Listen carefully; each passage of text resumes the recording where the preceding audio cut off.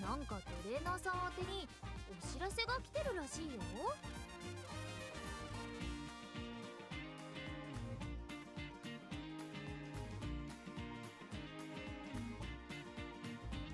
おや、せいちゃんの好感度がピロピロピッ、ブブー、残念。そんな簡単に上げ I should have probably written out the social media post. Not that anyone really reads that type of shit, but I, just want to make sure there and イベントってことは、みんなの実力を見るチャンスかもね。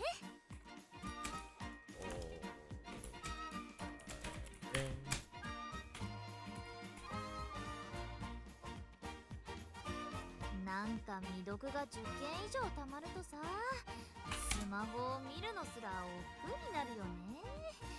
うわ、また増えた。 check real quick like. Yep. Twitch is working well. Test. Yep. どっかお出かけするのもいいな。なーに、 Kira-san. 悪いことは Right, しません Kira-san. って。悪いことはね。Probably her. Yeah.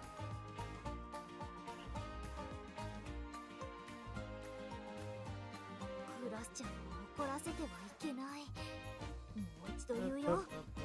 クラスちゃんを怒らせては。 How do I like make a post? Oh, there you go. It's like it's so unintuitive and fucking blue sky. Let's see. Kira-san. そうだ。もしキングに会ったらどういてくれる？ Okay, I can't. I can't. Okay, I can't find the same gift, so I'm just gonna pick this one. Yep. イベント It works. ってことは、 If it works, it works. みんなの実 Send 力 it. を見るチャンスかもね。Going to YouTube. Make sure YouTube is Oakley Doakley. なんて無駄じゃない？なんか変に閉鎖的でキュンと Entitled Umamusume. There we go.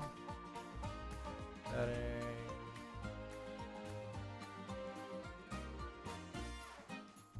どうせ釣るならさ、大物を狙っちゃおうよ。大物。 Go to my そっちの profile. 方が面白そうだしさ。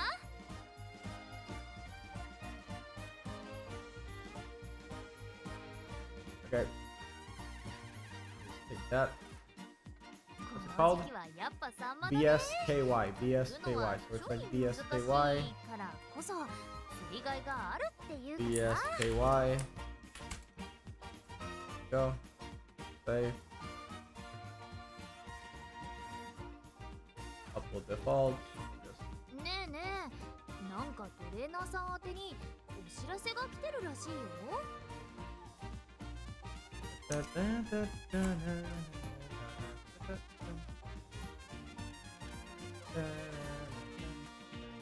く寝ないととか、フラワーみたいな小言は聞かないよ。私が寝る時間は私が決める。ドン。 Just there you go. Everything's all fine. Everything's all hunky dory. So time to head back into the game. Thank God I don't need to alt tab to game Tora anymore. Woo boy. That new update really comes in clutch. I don't have to alt tab to game Tora, look up what the answers all give me. I can just quickly do it. Like the only problem now is that on PC at least, when the when the answers come up, there's like a half-second delay before you can actually pick a choice because it's loading up the effects in tandem with the at the same time. You don't really have a choice to not see it. Anyway, I think the multis are ending tomorrow. Ooh, SSR. Okay, let's see. What do we got? No, that's not out. Oh, that's another all goodie. Oh, for real? Come on. I mean, it's okay to get the same thing multiple times. I mean, yeah, it really does seem like a lot of the cards in this game are just booty cheeks if they aren't actually maxed out. Oh shit, another sweep Tosho. Nice. All right. I know for sure, even though the SSR ticket, I might be crazy enough to use it before the final pulls. At the very least, I'm not gonna use the gold crystal until I do the last multi. All right.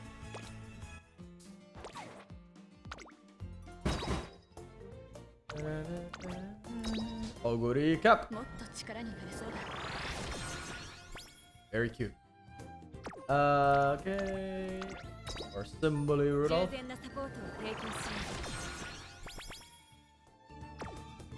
And Sweep Tosho. Thank God we got another copy of this. It's crazy that one of the best speed cards in the game is just this absolute goober that's a 4-star essentially. Alright. So before I do anything, let me just check real quick here. So you're not gonna see anything. I'm just checking here real quick. Where's the multiples? When is the multiple? When are the multiples ending specifically? Oh my god, this is so ass. Hold on. This is so bad, so bad. Let me check real quick. Umamusume. Is there like a search function here? View topic, view list, copy, turn off repost, mute, block, or no, I don't think. From Umamusume. What's it called specifically? 10 scout. Okay, scout. Okay, so I gotta look for scout.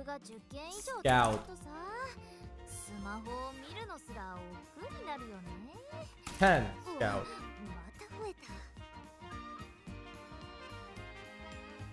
Up to every day until the 16th. Wait a minute. Oh, wait, okay. So I think 10 p.m. UTC. When is UTC now? UTC now. So, okay, so if it's 4 a.m., 4:15 a.m. in UTC, 6 hours from now is, let's see, 1, 2, 3, 4, 5, 6. That's 2 a.m. Wait a minute. Is that right? No, 2 a.m. 2 a.m.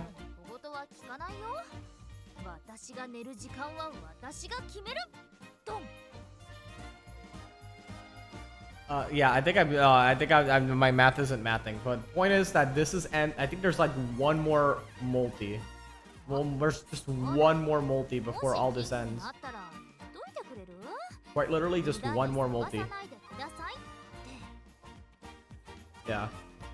So I should probably save that free SSR ticket because the odds of me getting Kita-san block on that last multi, well, it's not 0, but come on. Am I really gonna get Akita on the last multi, especially since I know I'm not gonna be pulling in another banner for a very long time? I know for a fact I'm not gonna be pulling in another card banner. I am so done with having to pull for weapons. I just want to pull for characters. I just want to pull for horses. I just don't want to deal with the weapon banner bullshit.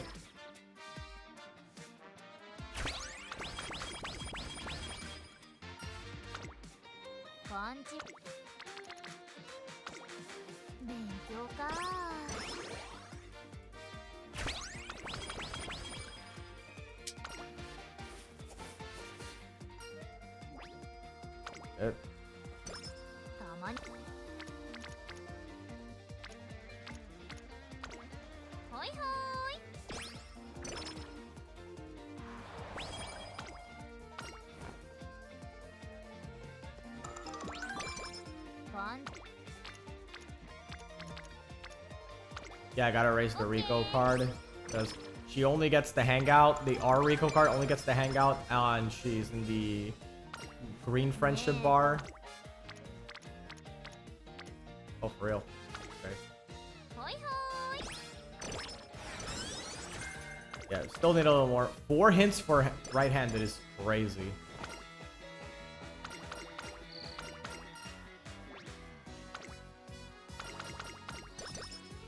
That is insane. Right, and yeah, it literally needs one more hint to get fully maxed out. I don't like this, but I have to because there's literally everything else sucks.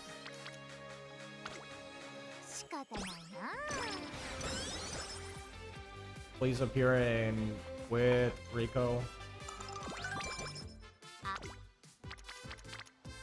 Okay. Stamina. Oh, she's not there yet. No, see, now this gives groundwork. This is so good. This card is now so good that it gives you guaranteed groundwork.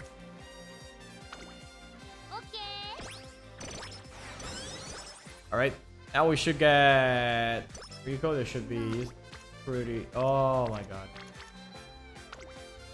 And I have to do this.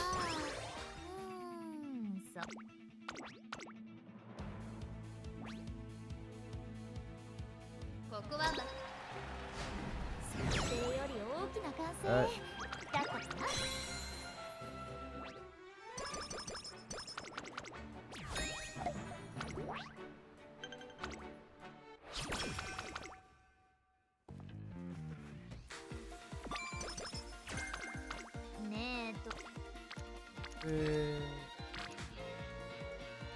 Do I still have the hangout event? No, because I would have gotten a mood up from her. It's random. Oh, it's random. Whoa. Okay, this is an energy up. At least.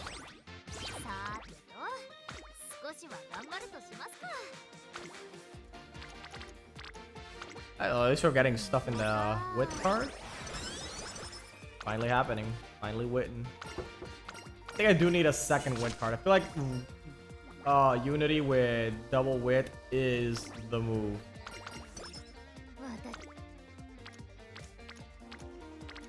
That is indeed the move. I just thought I'm just running into an issue where I just don't have enough card slots to justify, because I have to run the Rico card. I have to run 3 speed cards, so that just leaves one more card, which has to be wit.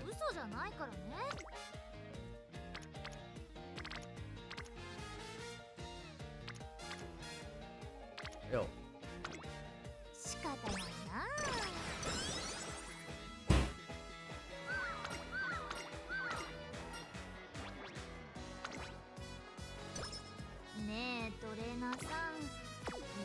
Okay, wit.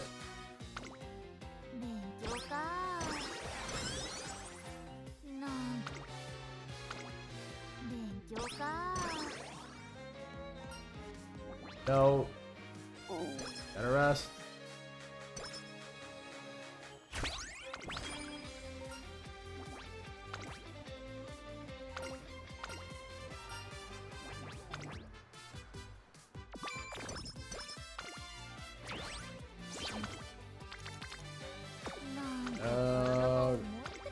Alright, hang out.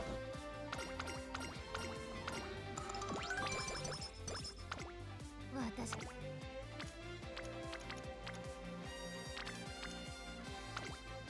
think wit is correct here. No, it's not actually going. It's the one with the least amount of members. I mean, I'm not gonna say no to that.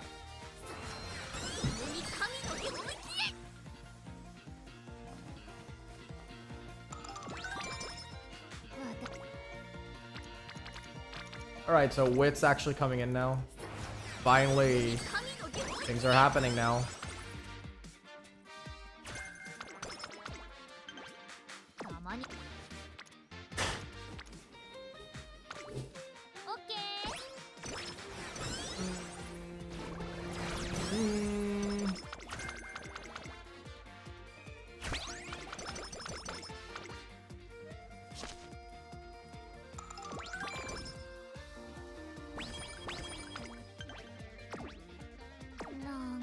Late December, yeah, okay. We have to race here.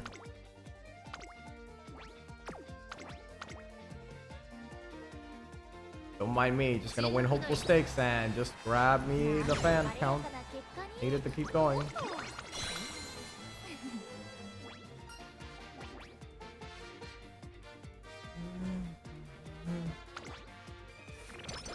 Oh, god damn it.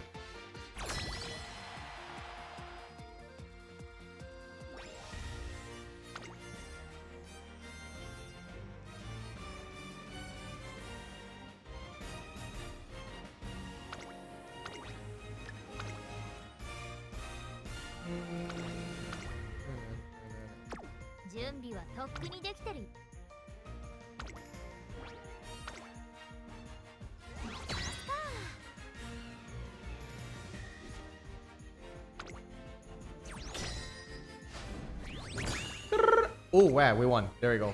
We won more times than they did, so that's what matters. It's pretty good because usually I end up losing this first race. Everything else is smooth sailing, although the finals ends up being kind of a crapshoot, but it's that first race that's usually the definite hardest one of the pre-finals races.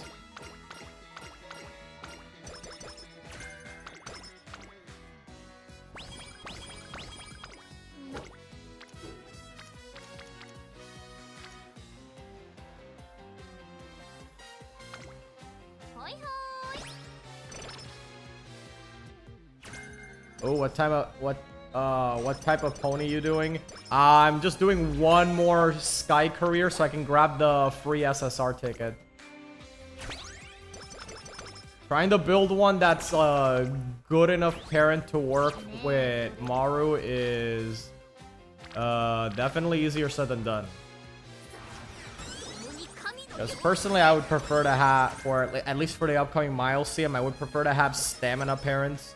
And while I do have like these, like 3 stamina, it's not exactly, the stamina sparks just aren't coming in. Half stamina, half power. Yeah, I mean, I'll take it. Sure, if I get a 1 or 2 star power, I'll take it too. Problem is that it usually lands in like guts.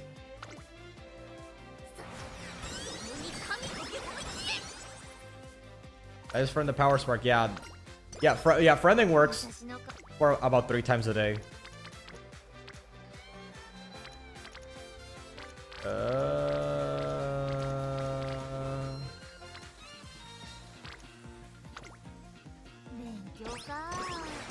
Only is those 3 runs. Yeah, true. Yeah, I don't really play more than the daily 3 runs first either. I did find myself playing a bit more though, usually, mostly because I am really enjoying the changes they made with the recent update a lot more than I thought I would.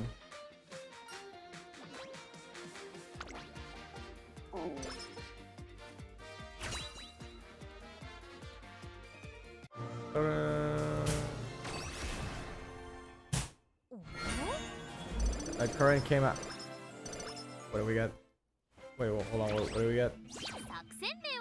Stamina. It's fine. Yeah. My current came out of the oven with 1990 enough stamina, 1k power, and about 300 guts and 500 saves. Needs improvement. Honestly, if that were me, I would have ran that. I mean, do you at least have the S in the? Does she at least have the S in the distance?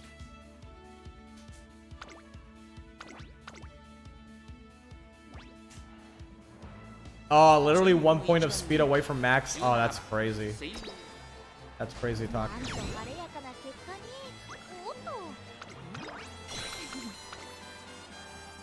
1900 from the JP server where that's possible.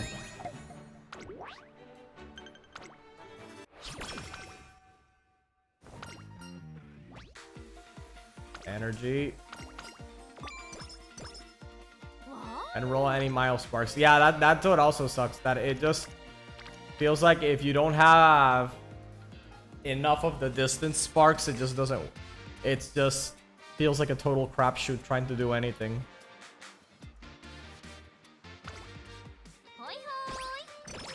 Yeah, that's what it feels like for me. Like, yeah, there are times earlier this week I was having some pretty good runs that were. It really does feel like they were just missing that. The ability to get groundwork or the S in mile But now after, you know, the Smart Falcon change, I all of a sudden all my runs became just not as great as they could be. I swear, man, Cygames poisoned the water with the update.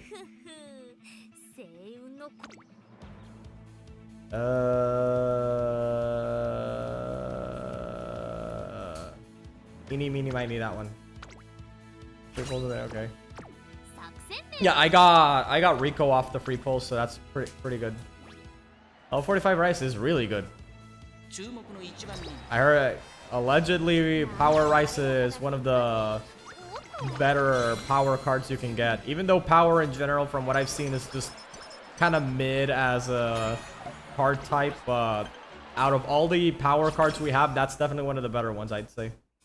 Tomorrow I hit the pity. I want to start Rico. Ooh, nice.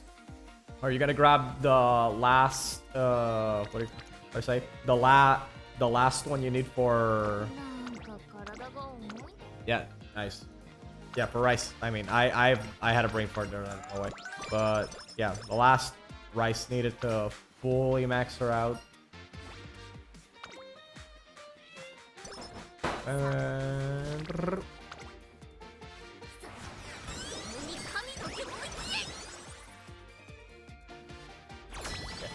ideally, I should just save the SSR ticket because I could end up getting Kira right then and there. I could end up getting the odds of me getting Kira, the last Kira I need off the free pull tomorrow. It's low, but it's not zero. So ideally, I should hold on to it. You ain't got max Kira? Nope. I'm just one away from maxing her out. Literally just one away from maxing her out.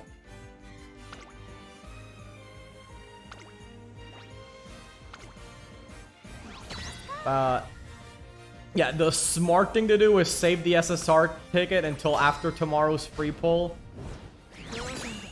But I'm gonna be honest. I'm tempted to just use it already so I can just finally have the SSR Rock. Yeah, no, the SSR Rock is the reason I have her at nearly maxed out, because I only got her a very small number of times when her banner was up. Yeah, my luck in the Kita banner was not good at all. It was not good at all. Shit, I think getting my luck with the speed cards in general is just really bad.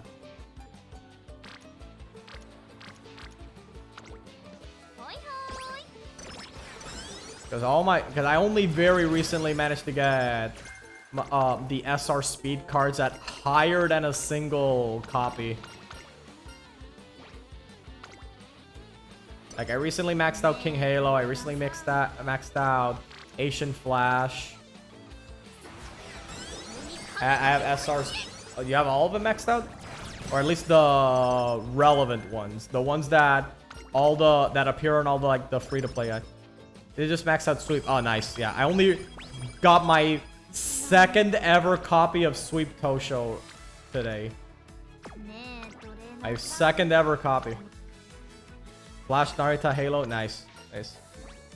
I think I'm one away off Narita. One off from maxing her out.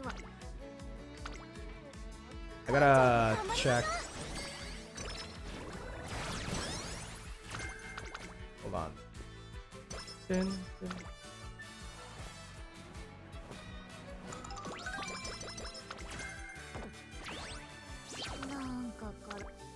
Wait, check real quick.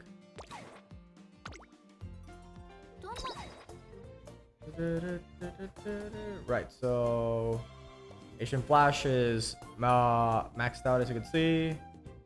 Sweep is just second ever copy I got today. There's King Halo, which is maxed out, and wait, where's Narita? Narita, yeah, Narita's one off from being maxed out. You ain't used the SR Rock? No, that one I know for sure I have to save it. No, that one for sure I will save it till after tomorrow. なんか未読が10件以上溜まるとさ。 Yeah, and I not sure who to use, what to use it on. I was thinking of just dropping it on sweep and calling it a day. Oh, fuck me.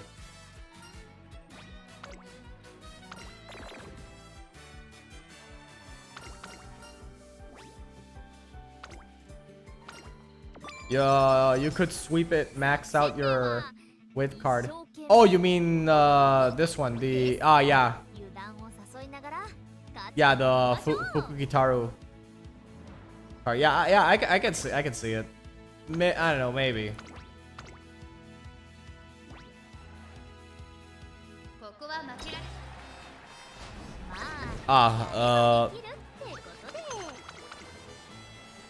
You use Rico for Miles? Am I not supposed to?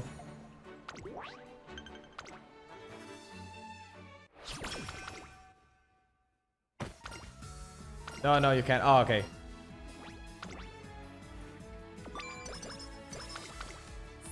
Yeah, cause your Rico card, I heard like this one maxed out's pretty good. Good. I feel like getting 2 with cards is the play for this whole scenario. I feel like that's the sweet spot. 1 feels like it's just barely not good enough. And then of course 3 speed cards, which honestly just feel mild stamina requirements easy to hit without her.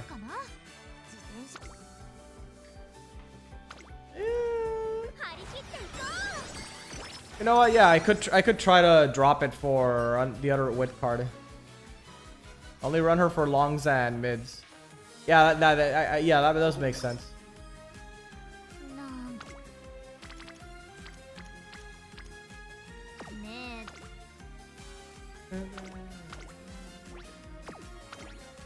So good old Japan Cup.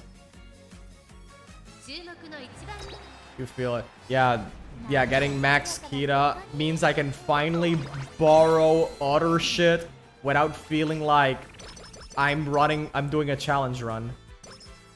And finally run other shit without feeling like I'm doing a challenge run. Yeah, freedom and like borrowing shit, it's so, yeah, it's so good.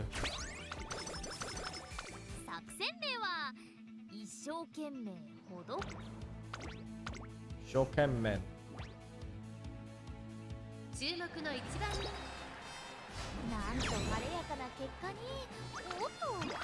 Right.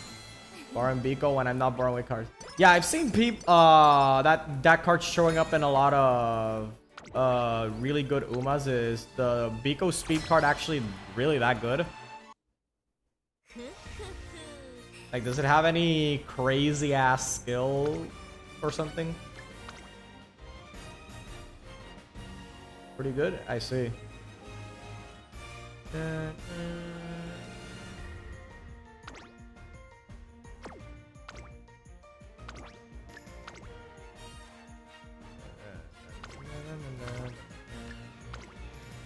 I gotta check out what skills are on that thing then.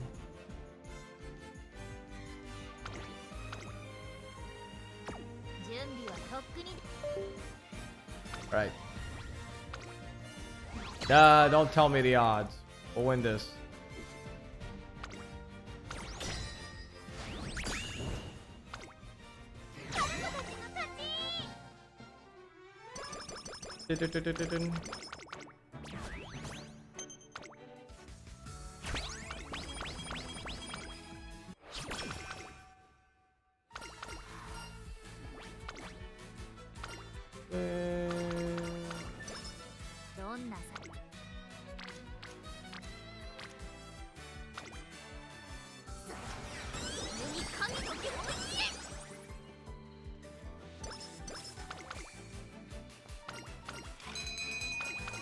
Alright, that's pretty good.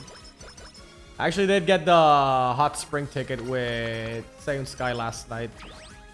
Just doing a quick run on my phone, and all of a sudden, like, boom! Like, I swear, it's honestly the most random ass runs where you get the hot spring ticket. It's always just the most whack-ass runs, like most random runs where you're not even really putting that much thought and are just running it for like the daily or something.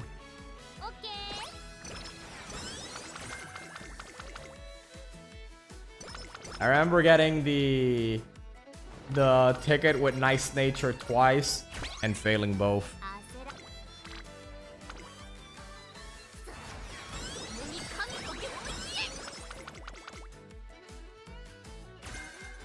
Miles, I believe 1 power, 3 width, 2 speed. Oh, sounds good. Speed depends on unit growth. Yeah, so if they have like a 20% speed growth, you can get away with 2, right?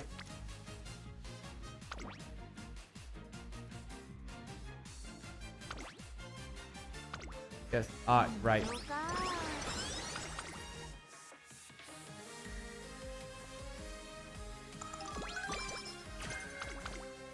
So, what's the other speed card you run aside from your go-to aside from Kira?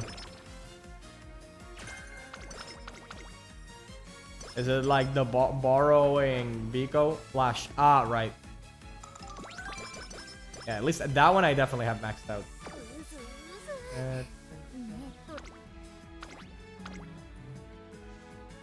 Pursuit depends on what I'm feeling. Okay.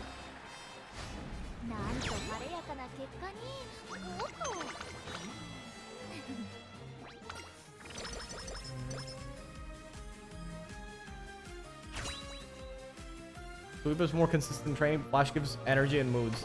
Well, that is pretty good. I think free energy is pretty good. Especially if you're not running Rico.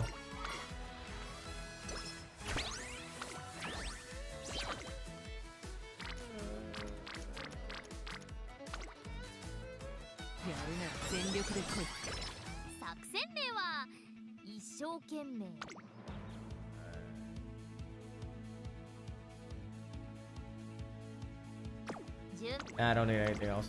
We can do it.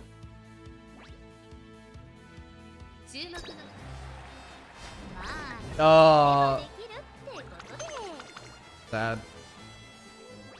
She probably exploded because the face went no gold recovery.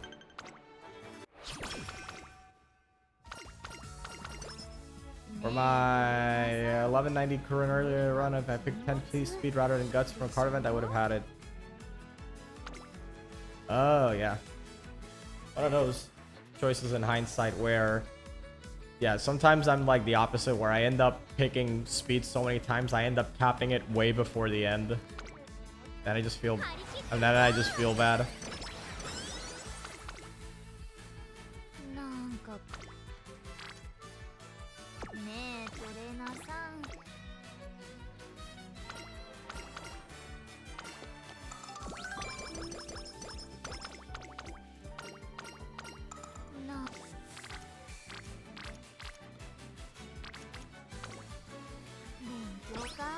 Oh wait, shit. I probably should have gone with the other Rico event. Well,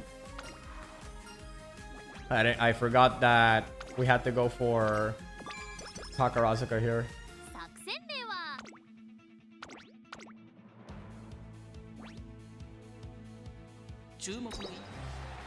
Is Rico still bugged? No.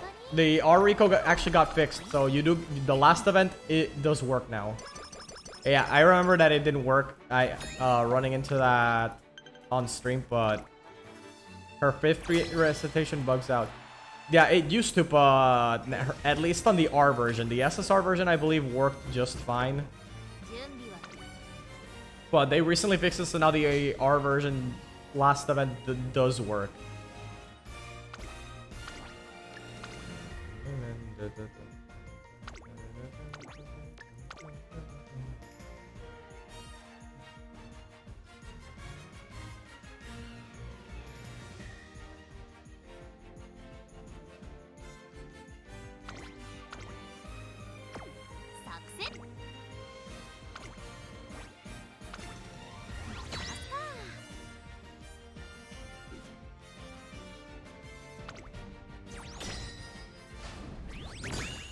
Oh, that's bad.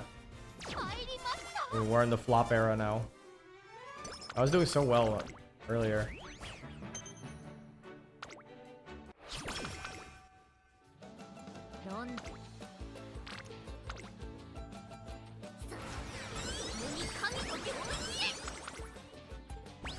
Okay, so we just wit, it should be fine.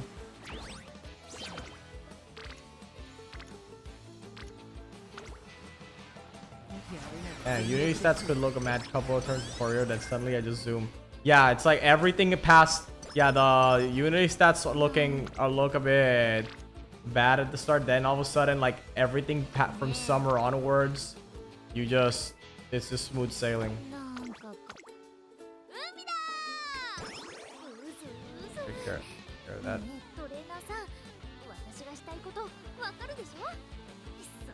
Okay. Oh, nice. Free.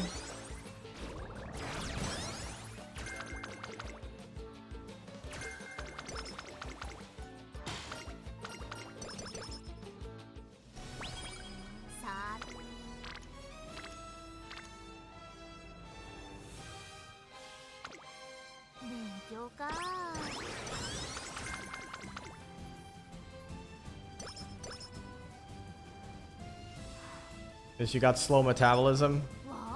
Fucked up over rerun. Was it the slow metabolism?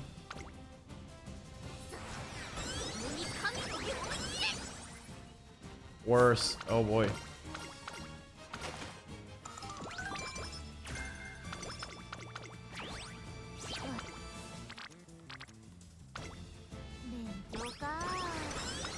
Did you fail the 1%?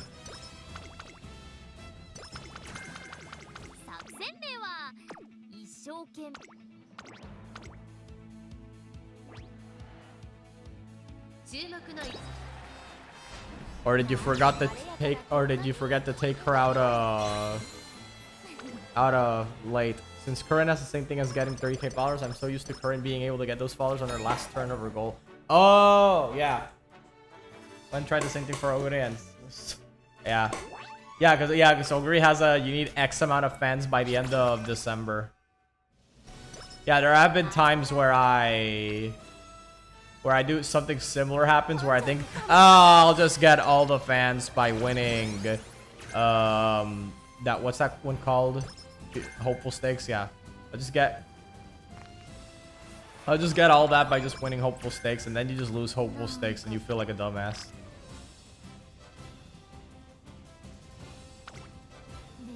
Yeah, it's happened to me.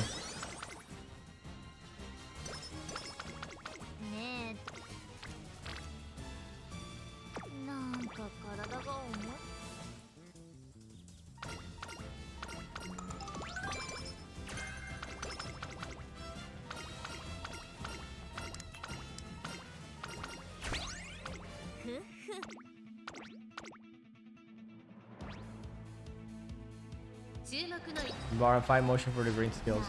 Oh yeah, because that's another one that I gotta borrow.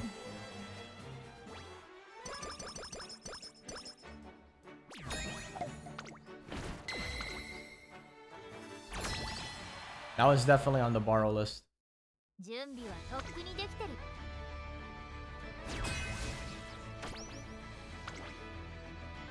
Oh wait, whoa, I almost did something very, very wrong.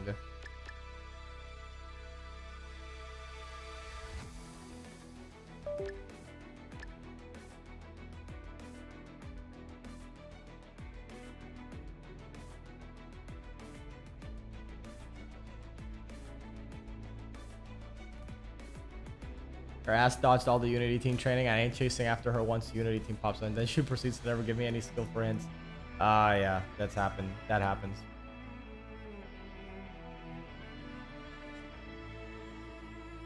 Yeah, card seems good on paper, and then it just refuses to cooperate all run long.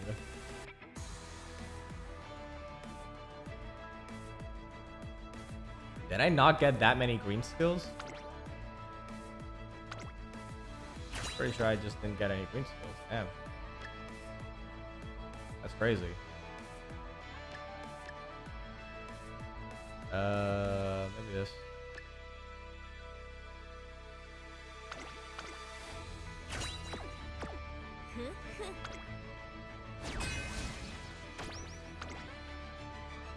Wait, whoa. Try edit this. Or front now.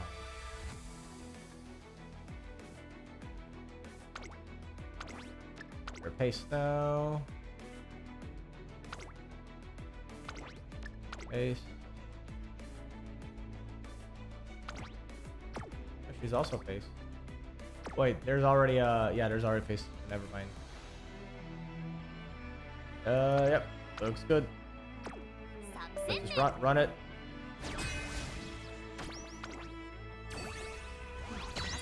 Surely, I'll do just fine. Yep, that's really good. I don't know what happened in the previous Unity race.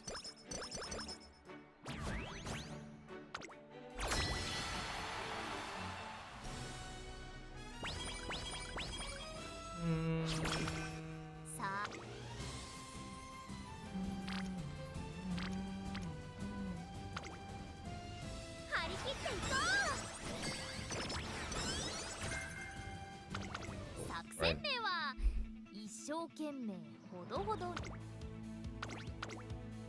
Let's hit max speed, yeah.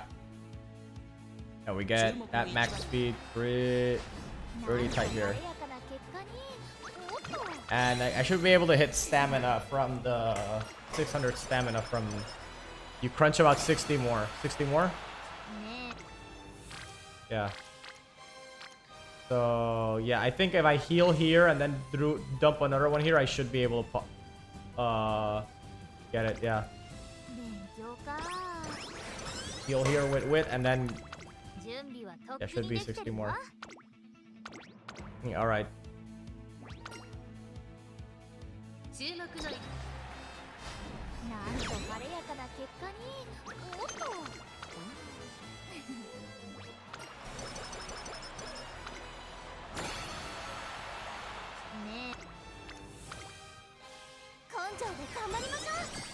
There we go. And that should be enough. That should be enough.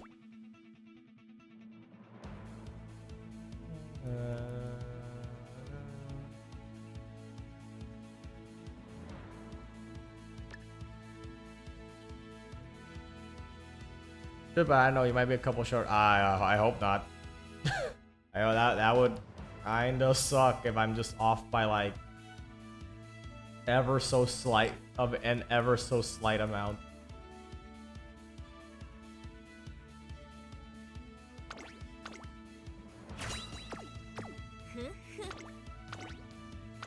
If I'm off by just an ever so slight amount.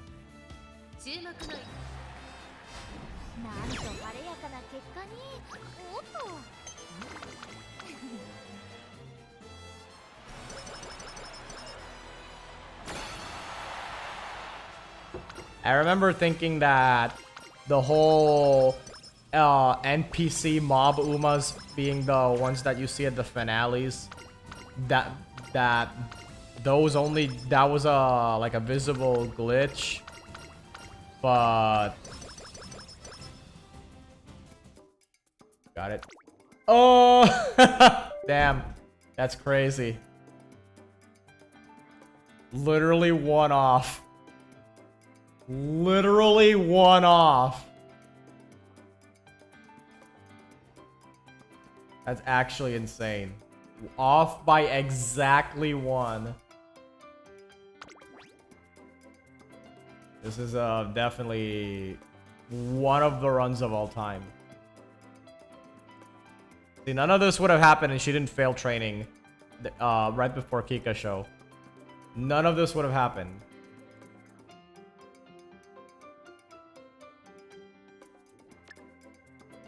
See, what do I want to pass on? Let's see. What do I want to pass on?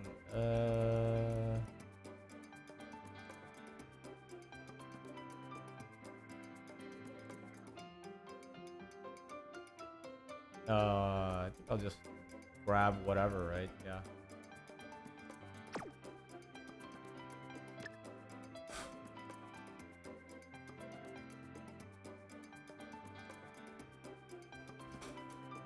Oh shit, I forgot what did I pick? What did I pick? That one. And then I'll just grab you. Yeah, there we go. Let's move it.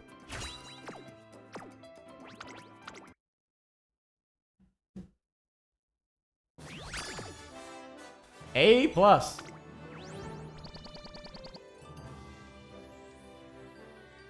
See that? That is this is what always ends up happening. And to make matters worse, this fuck ass run is what got me a groundwork spark. Of course.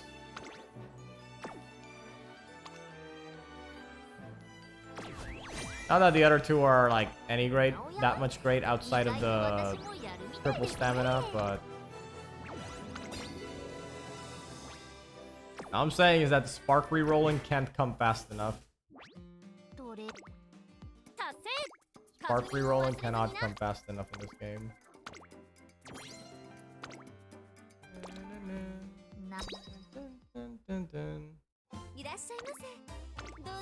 Let's see. We got special week. Nope. What's your calling? Let's see. Should be. Oh wow, they really have all of them up until the summer banner at least. Wow, yeah. This is like the wait for temple or max her out. I really do want to max her out now. I really do want to max her out. That is a very mighty need. Very cute artwork, but no. I just want to look at it. That one. There we go. This one. Harikite Iko.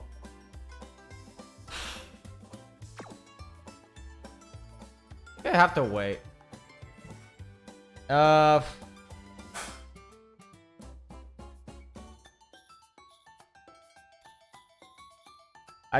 Yeah, I think I have to wait. I think I'll have to wait. I think I'll just wait till tomorrow. That little red dot is gonna annoy me, but in the meantime, that's gonna have to be something I just waited out for.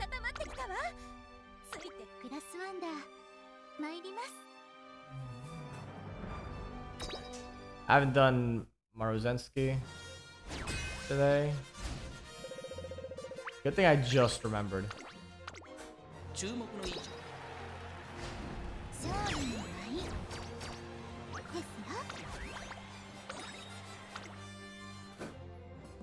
I heard you need like 1 trillion clocks, and even that's not enough for the next scenario. So I've been buying it out. I originally wasn't buying much of the clocks because I just felt like I wasn't ever going to play enough to actually waste them. But apparently in the next scenario, you'll need an infinite amount of clocks, because that is the bare minimum to survive in scenario 3.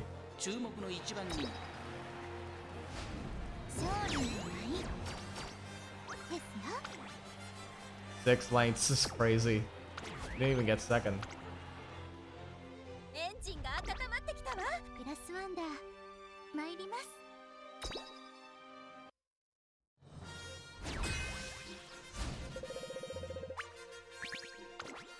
Have some ice cream. Cool.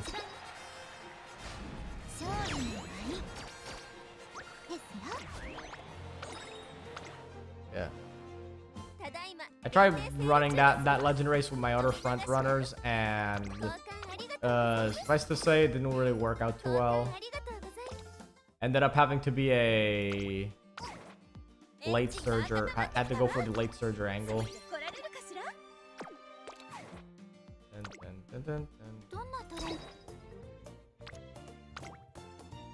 Yeah, I think I'm gonna fall short.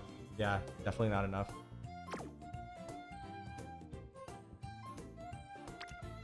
How much for you though?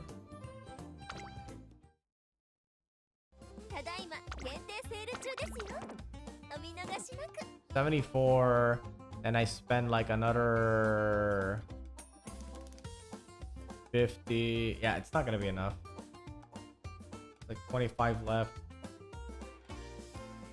It's definitely not gonna be enough. スちゃんを怒らせてはいけない。 Wait, the daily shut? Did I not shut it down? ただいま限定セール中ですよ。お見逃しなく。 Oh. Oh wait, maybe I should have bought the Suzuka to like try to unlock her. How many do I actually need though?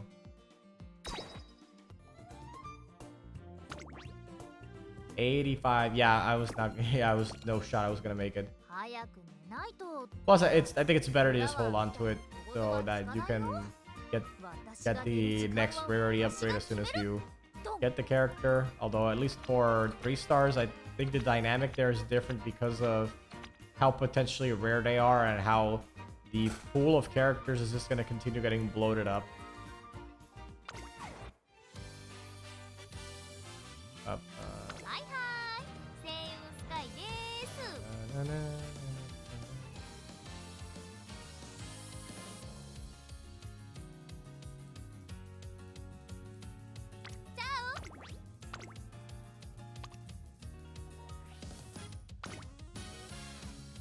We have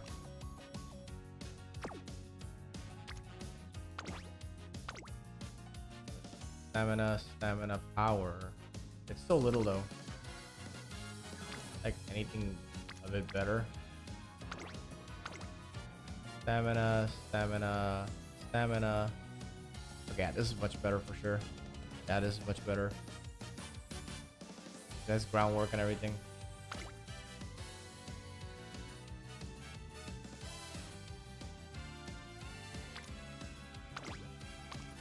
Mile, turf.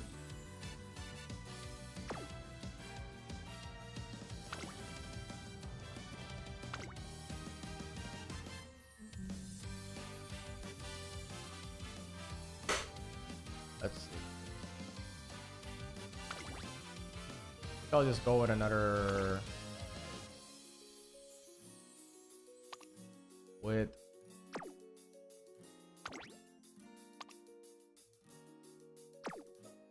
let me see here. With.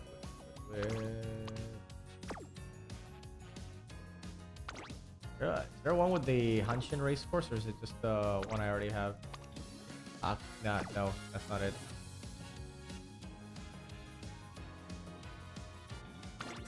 No, it's definitely not that one.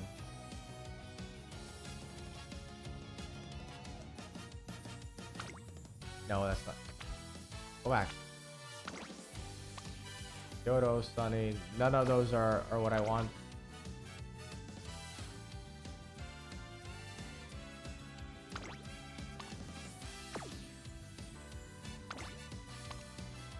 Not it.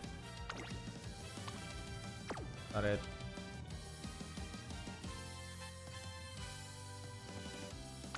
Is it really here? Nope.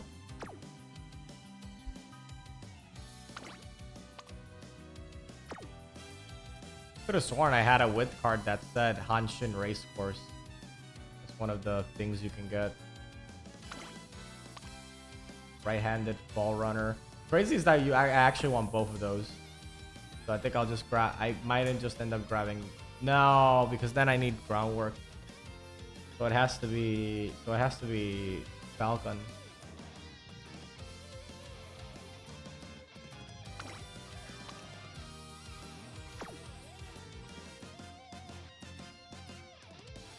Let me see. Yep, time to check game Tora. The good old game Tora.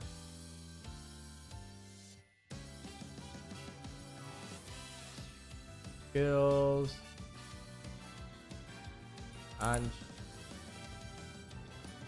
Hanshin race course. Let's see who has it. Oh wait. Oh yeah. So you have it. Hold on. Yeah, I was right. You had it, but it's through a career event. Okay. Who has Fall Runner then? Fall Runner is Fine Motion, which would be amazing to get, but we're not. But yeah, I think I'll just grab it for the non-front runner. front runner, I definitely need this.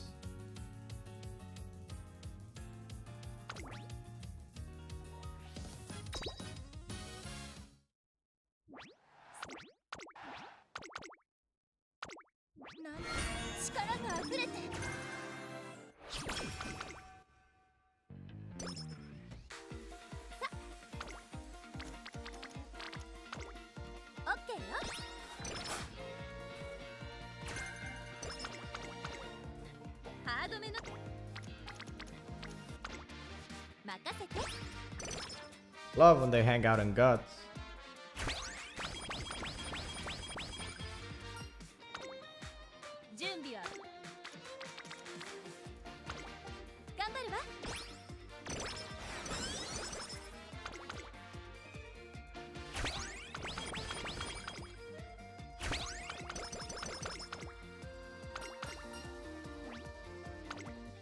His groundwork isn't necessary for the non-front runners, so I can definitely pick fine motion and just move on.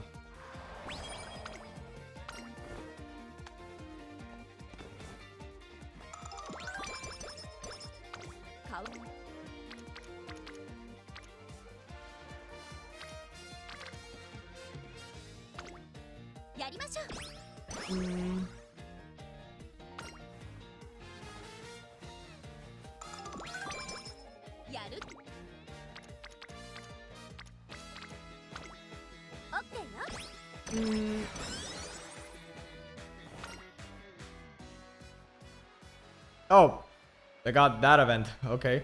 On a day when it's been raining cats and dogs since morning. Rainy again. I'm so sorry. This is all my fault. Wow. Well, Rice is getting all worked up because she thinks she's to blame for the cherry blossom picnic getting rained out.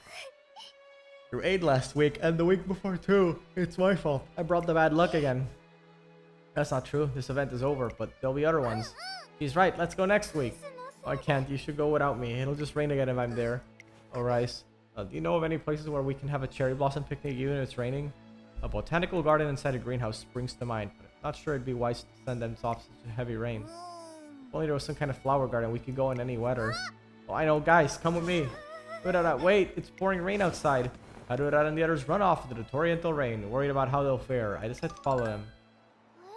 We're at an aquarium. Why? Look at there. Ta-da! A flower garden. Those are jellyfish. Oh, but look at the poster. The fantastical jellyfish exhibition. An underwater flower garden. I see. The selection of jellyfish here look like what flowers floating in the water. How dreamy. You're right. They do look like flowers in bloom. They're so beautiful.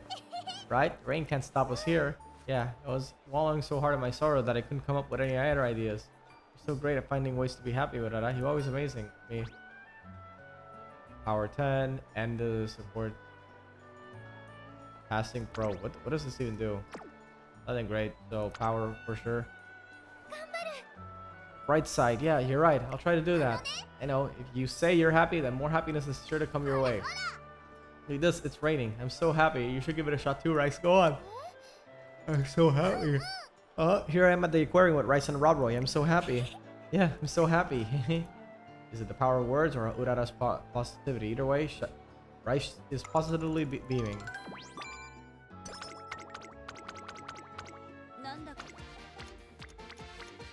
Oh, that's crazy. I really shouldn't stick my hand down there. Oh, God.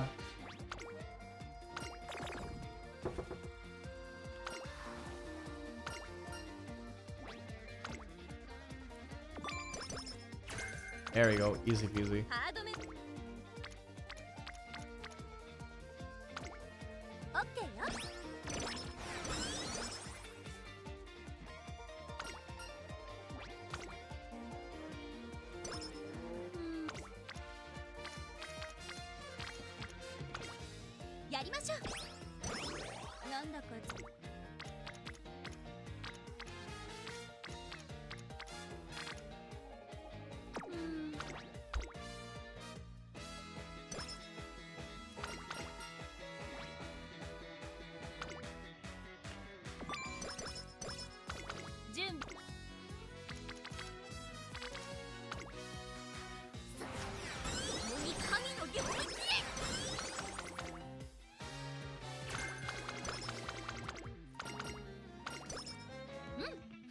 ンディションもここは負けられない位置。次も先頭で走ること。 By a head. The make debut was decided by a head.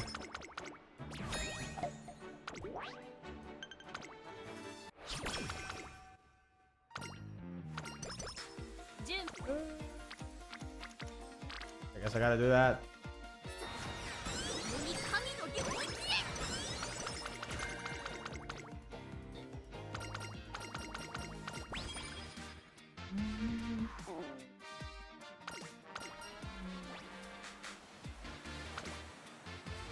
I was just about to pick the energy one, then I realized I don't actually, until I realized, wait a minute, I don't actually need it.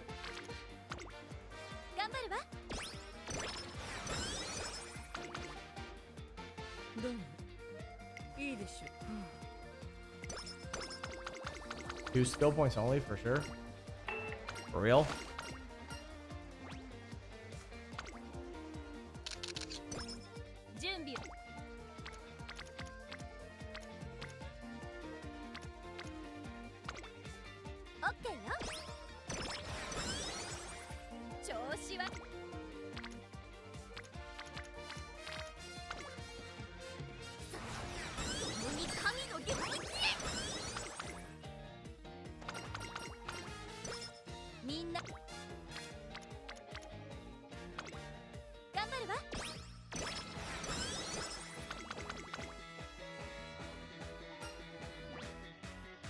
Groundwork.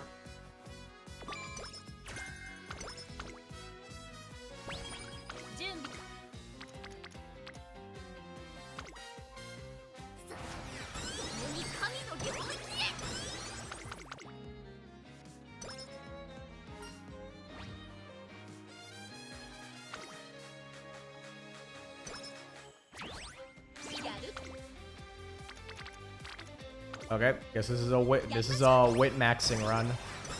Guess we're just wit maxing this run. Oh god.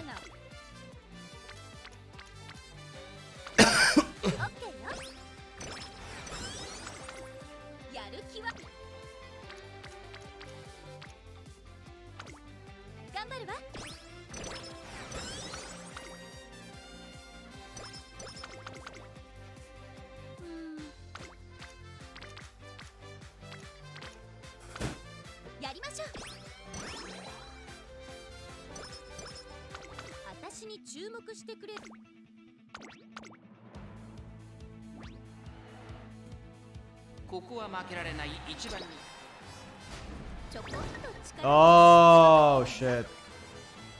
No fewer skills, fuck off, what do you know? You're not even an Uma.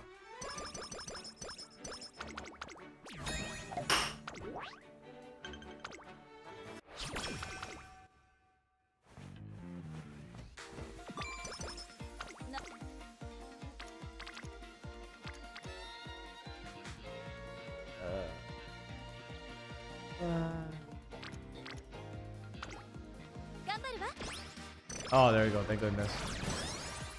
I was worried that was gonna fail.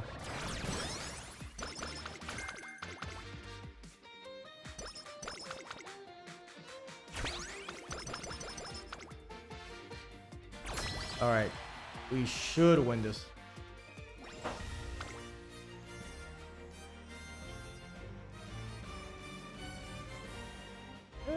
But hold on. Wait, hold on.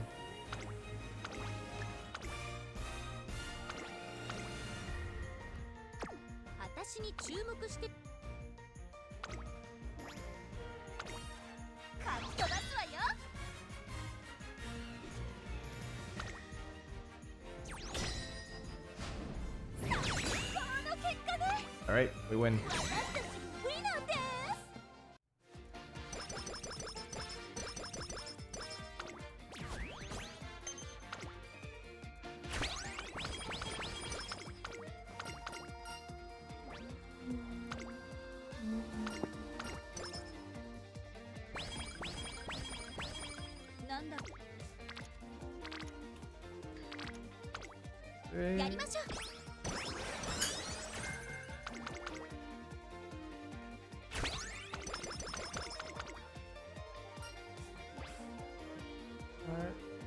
Yeah, no, the energy. Energy above all.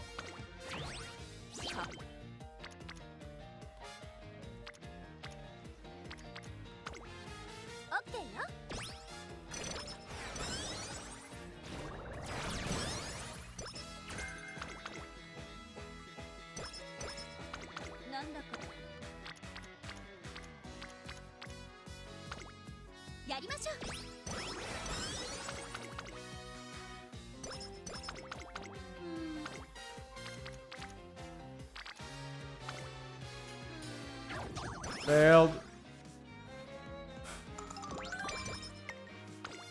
Oh, thank you, Yukino. Sure. Sure, I'll take it. ここは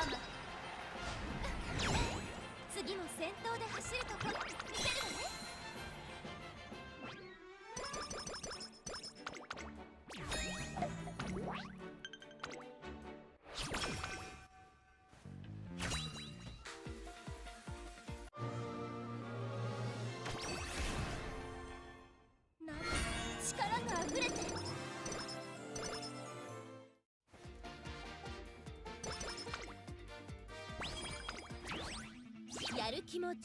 Alright, good old Satsuki show. And we win.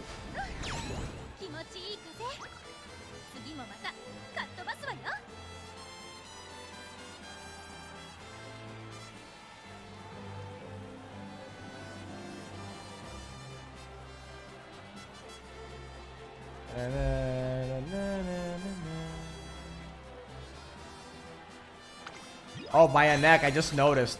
I won by a neck. The first leg of the Triple Crown was decided by just barely making it. Oh my god. I hate that. Basically, when Maru remembers that the 90s was 30 years ago.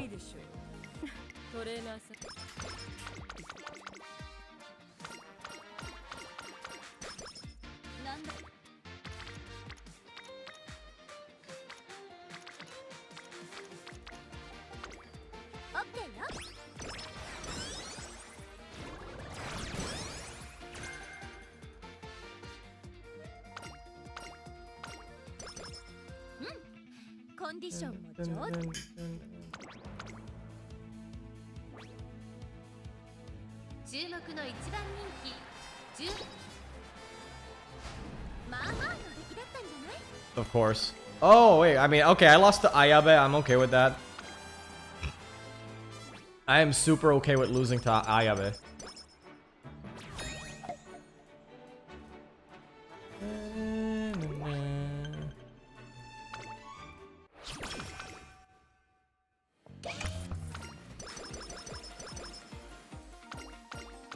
I mean, random great. I won't say no to that.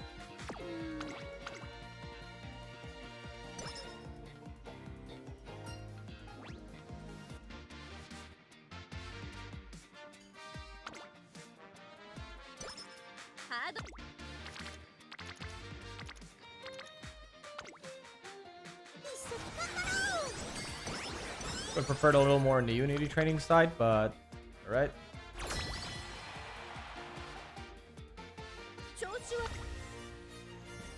I actually probably should build a Taiki pace because I know I have that one Grass Wonder for late, and I will have a Maru for front, but I don't think I have a pace chaser. I'll probably just build Taiki, which can't be bad. Can't be bad for this specific CM.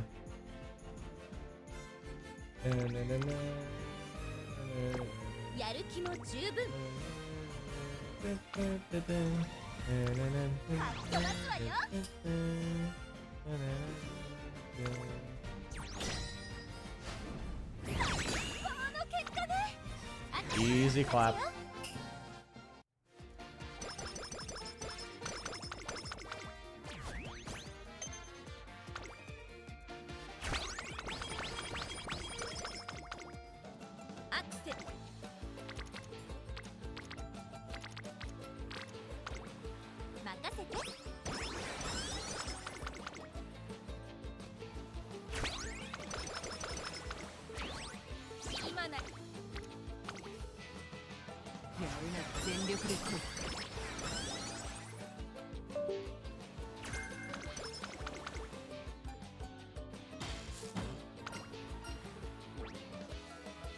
What's fast pace?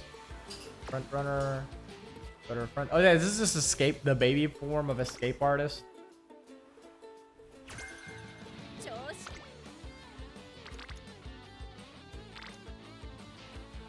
Nah, I can do better than that. Give me focus. Oh, okay.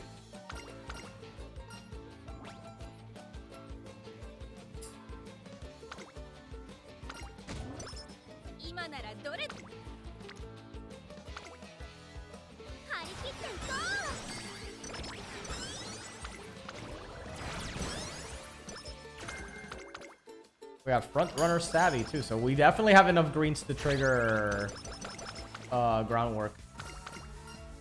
But I'll just buy that when after the second inspiration event. No, the third inspiration event, because technically the first inspiration is the very first turn of the game. We already have groundwork. Yep, we have groundwork. I'm okay with waiting. I am super Gucci with waiting.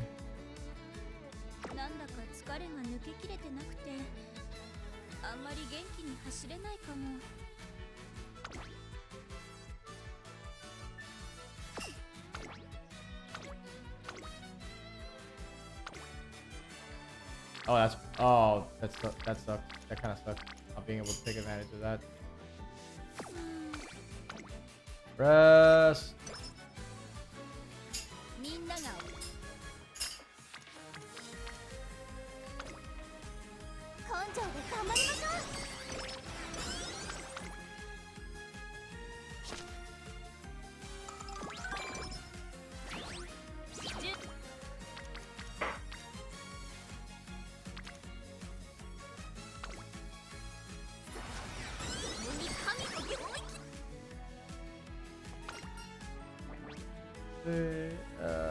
Nah, I don't need Lone Wolf.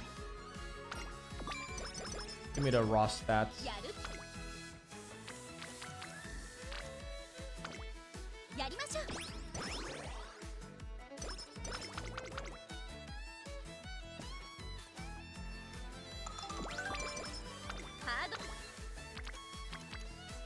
There we go.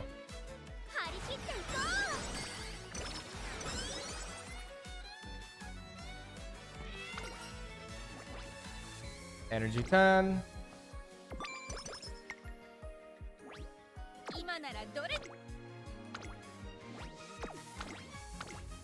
Go for the good old mile championship. Ah, what? Are you for real? Are you for fucking real?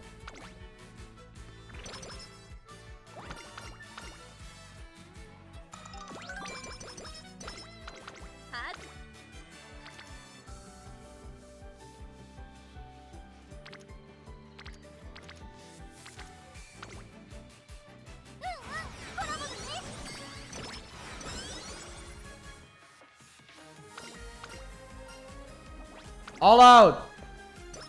There we go.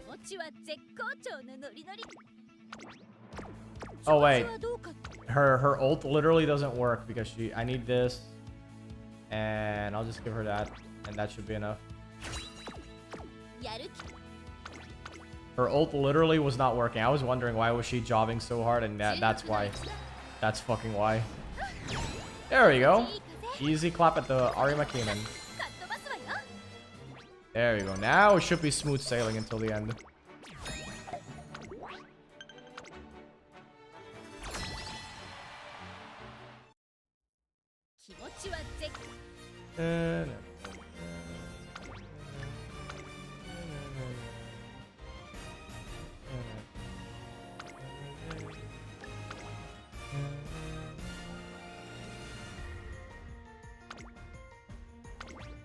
Front.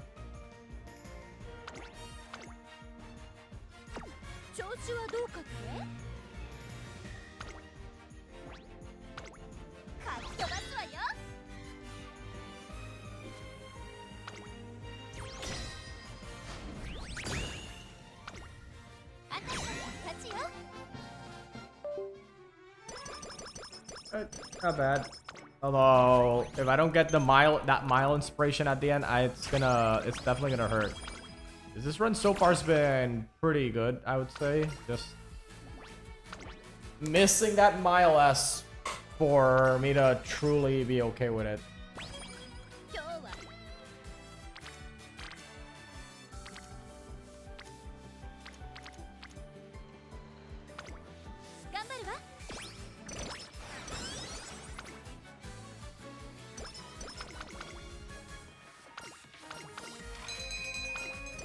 Single carrot.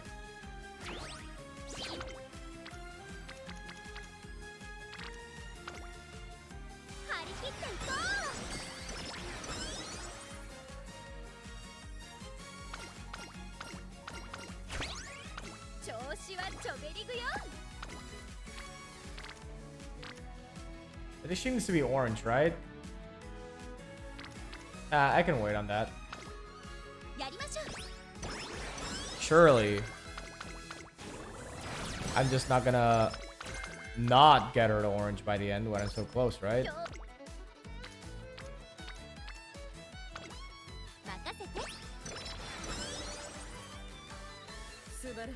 There you go. Should be enough. That should be enough, right? There we go. Yeah, it's enough.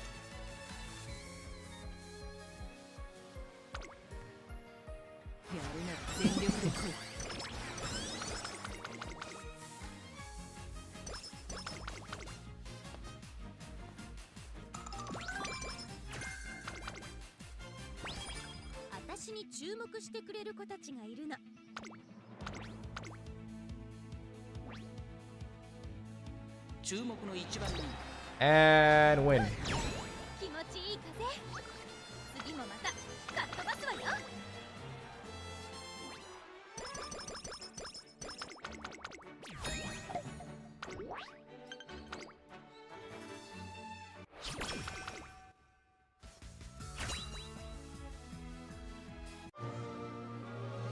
Mile.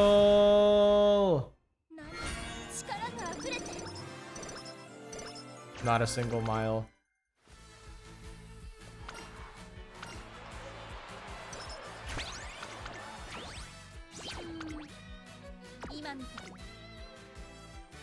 Okay, just check again. Mile, perf, mile. Yeah, I'll never understand that. 2, 1.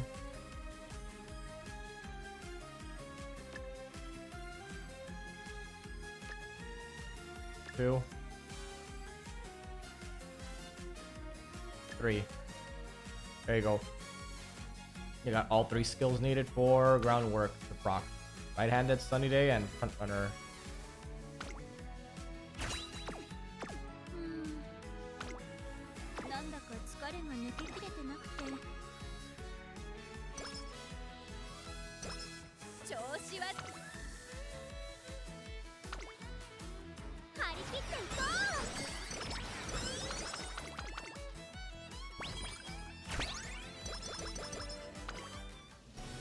Oh god, she realized again that the 90s were 30 years ago.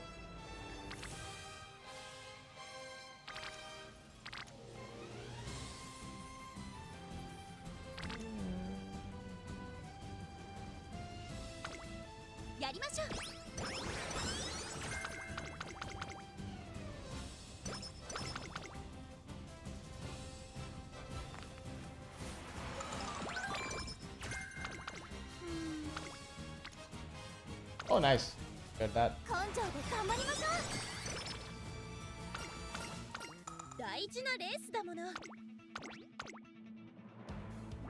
And we just simply win the Yasuda Kinen.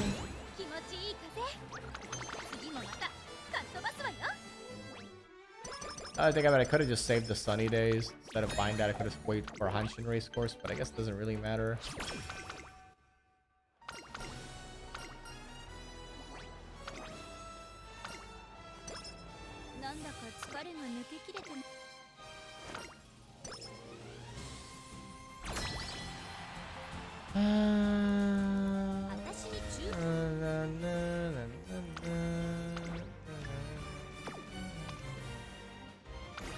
she has like pace chaser skills, so why the fuck does the game keep putting her in late?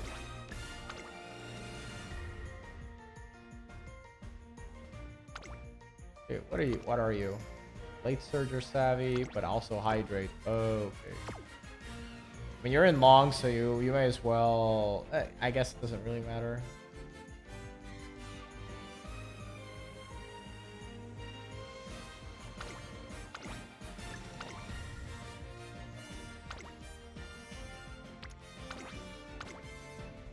Falco.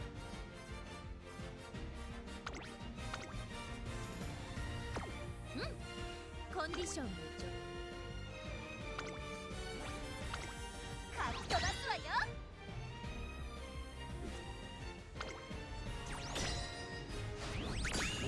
There you go.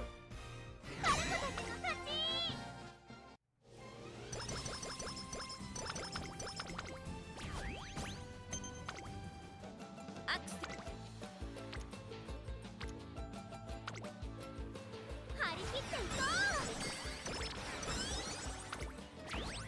今日は調子よく。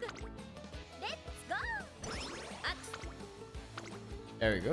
張り切っていこう。張り切っていこう。今なら。やるなら全力で来い。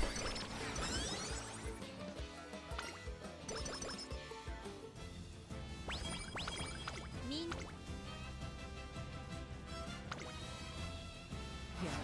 To explode.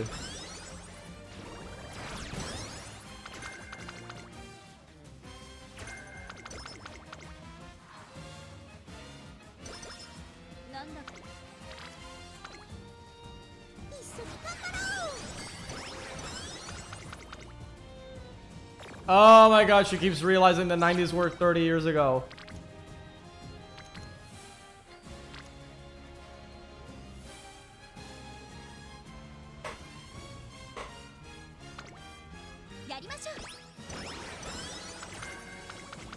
I actually probably fucked up. I should have gone to recreation there.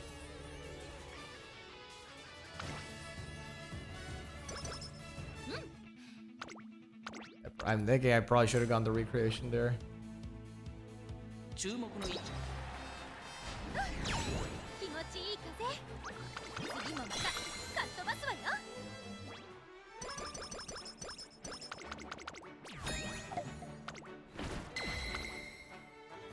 今日。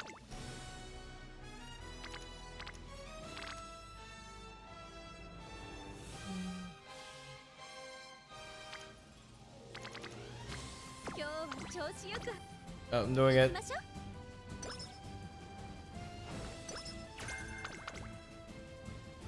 Just don't realize that the 90s were 30 years ago again. 根性で頑張りましょう。なんだか Alright, I should be able to cap speed now. Right? I think I should be okay with my speed now.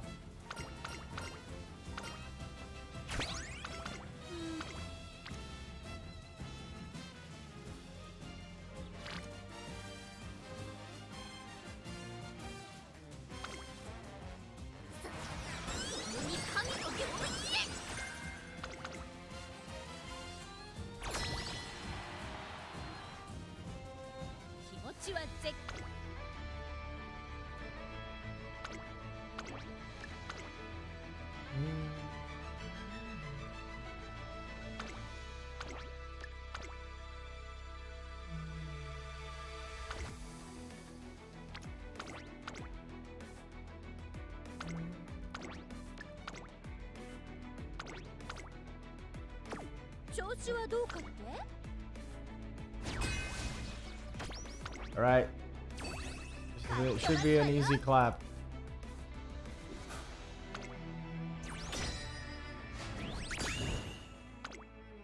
There you go. See? Easy clap.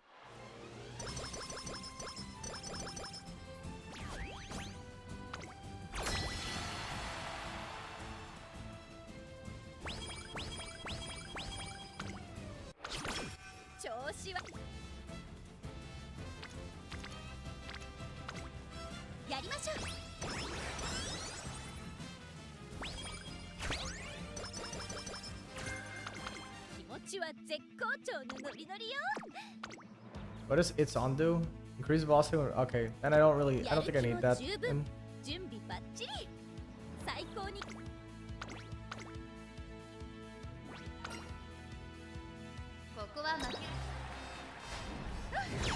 I think I ever got the event for Marvelous that gives me punch and race course, which is kind of weird to think about.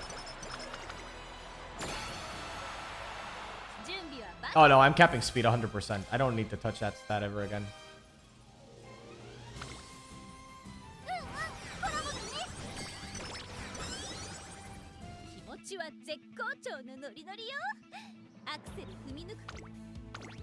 I think the real question is, can I get another rainbow power, and can I click on it without fucking up?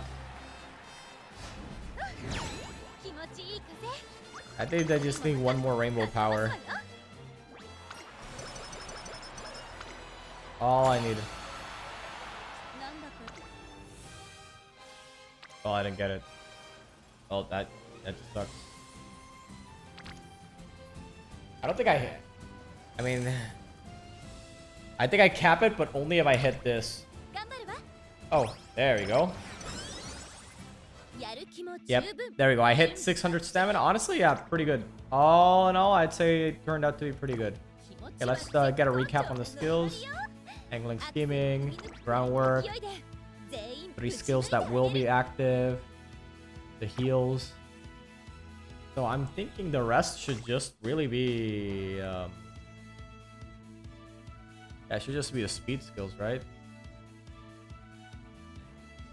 I'm thinking the rest is just speed skills. Okay, let's go at mid-race, front runner. We want that. Fast pace.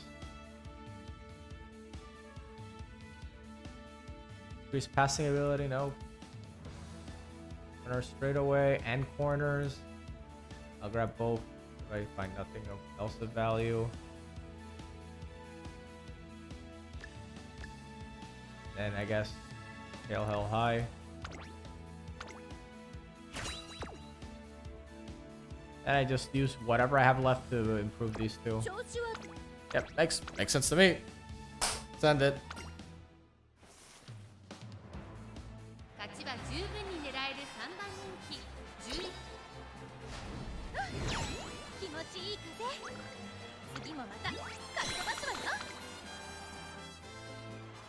Whip her.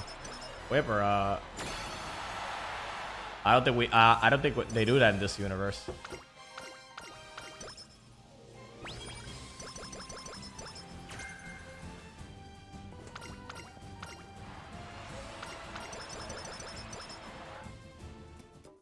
Yeah, only problem is no S and mile. If this had S and mile, it would have been really good.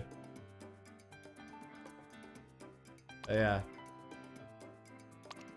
Honestly, I might just end up running this. If I can't make anything better than this, this might just end up being the one I run in the end. This might just end up being the one I end up running in the end. Because something tells me, I have a sinking feeling that I don't think I'll be hitting anything better than what I currently have here. I have a sinking feeling that it's not gonna get better than this.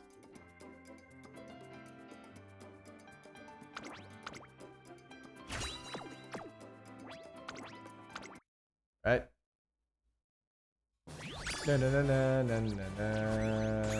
Not even A+, for real? Thought for sure that was an A+. Hey! 3-star mile, 2-star power is pretty good. Problem is that you're not really using her as a parent, but... Alright, sure. Sure.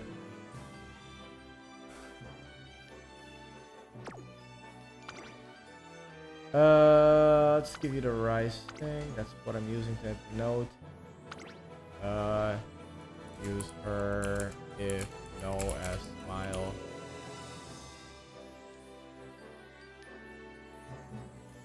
Use her. My best Maru run yet, according to the game. But no, yeah, I would say that's definitely my best summer Maru run.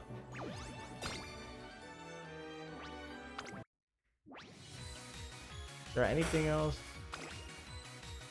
Turf S. Oh no, I think this is way better. Yeah, this is probably way better. Yeah, this is probably way better.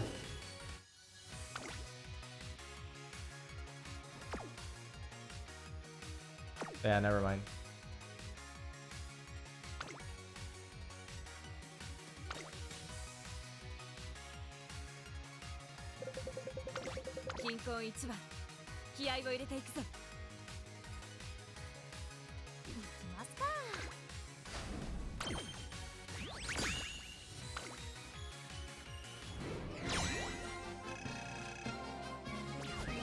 Ooh, high score. Am I in the retention range? Am I in the retention range? In the demotion range?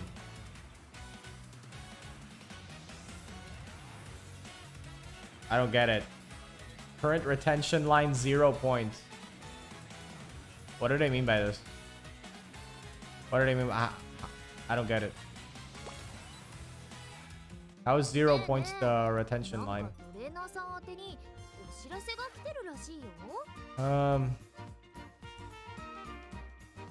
How is 0 points the retention line for real?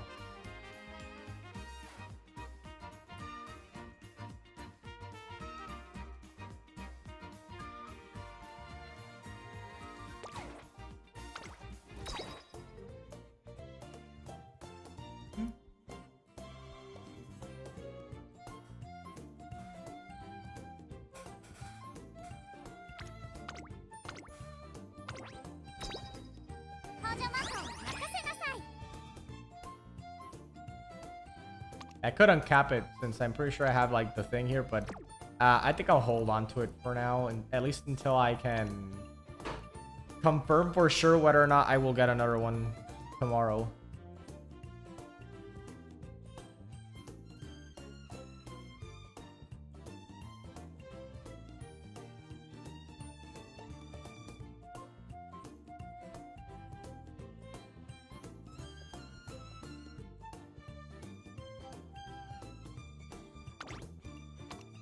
Standard distance. Yeah, the next one is a standard distance.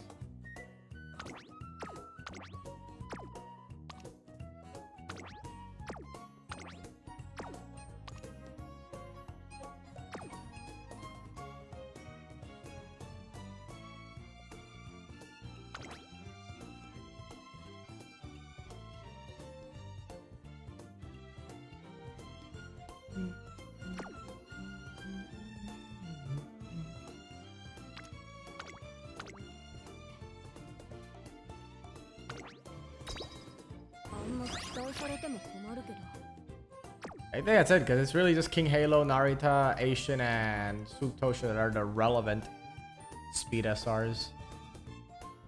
Or the relevant stamina SSR SRs is just her and Cafe, although I don't really need more than one, because I do have this. Even then I can just run one of this one, and then get a Creek off Friend Borrow.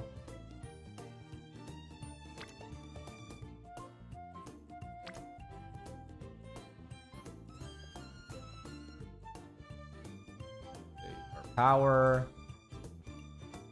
Yeah, there just isn't. Oh wait, I do have the Smart Falcon, but I only have 2 merge, very low merges. I guess I could run this, and then yeah, I guess I could run this. Let's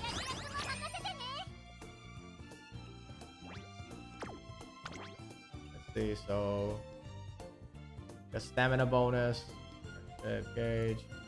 Special Prio 25. This is race and fan bonus. It's okay. Power bonus and initial power. I guess I could run that. I actually think I could. I think no. Oh, no joke. I might end up just running that and just pick Fine Motion for the better greens.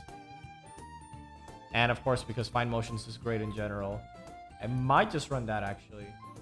And I don't really need any other power cards, so that's about it.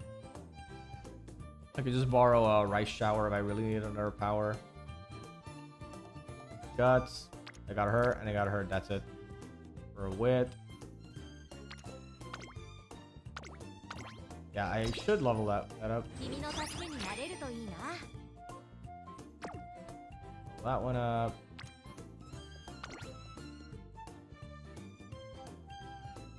I like anything that she has that I would want. Nah. Yeah, I think it's fine. Because it would affect the initial friendship gauge. I guess like it could be good, but there's like other ones I'd rather run for her.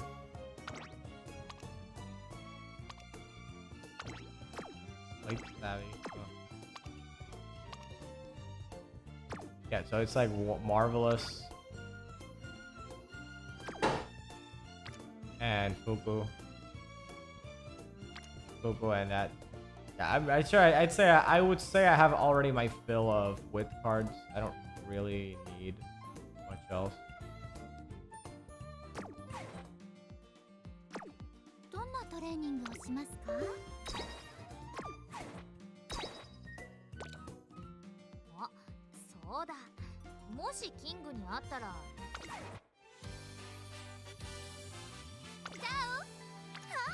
Yeah.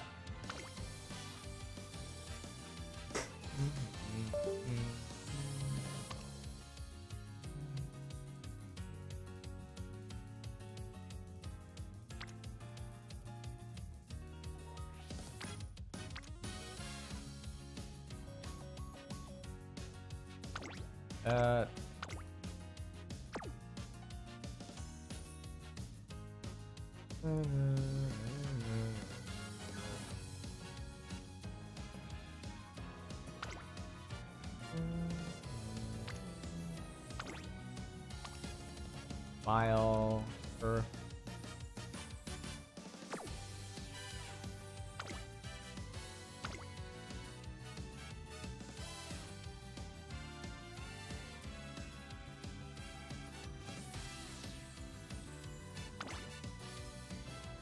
Special prio of 30. What are the other ones? What are the other speed ones? What do the other speed ones have? Oh, this one's automatically better.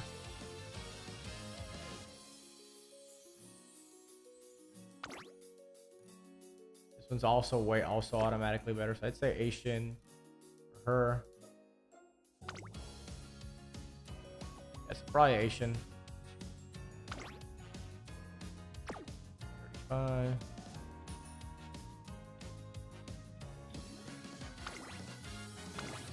Grab power card. Actually, wait.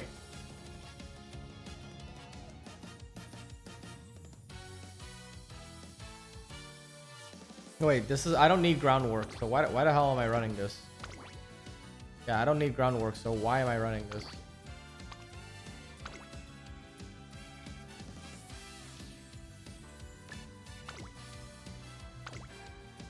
Grab you, and give me that maxed out fine motion. There you go.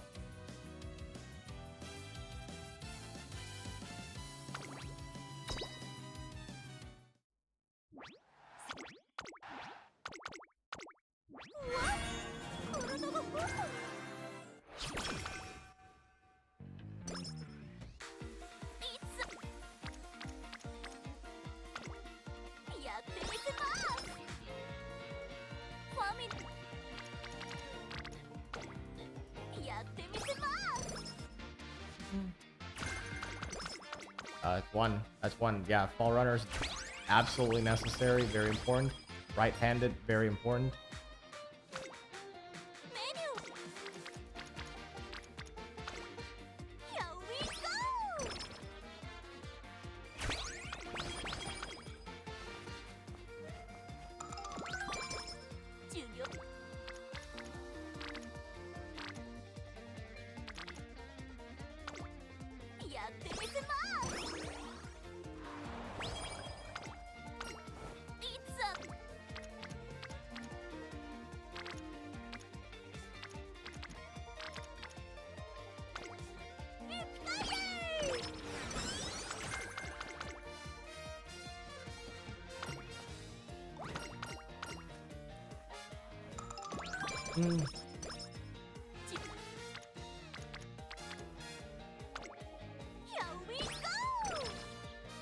Oh yeah, I should raise her because I forgot. Now I actually am bringing her.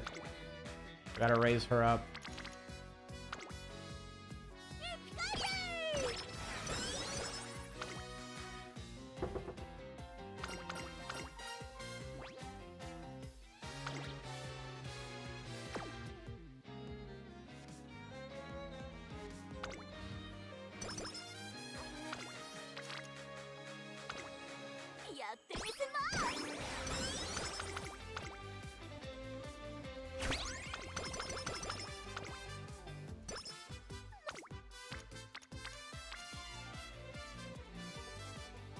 Go. I forgot. I'm still not enough for. Still not enough. The green.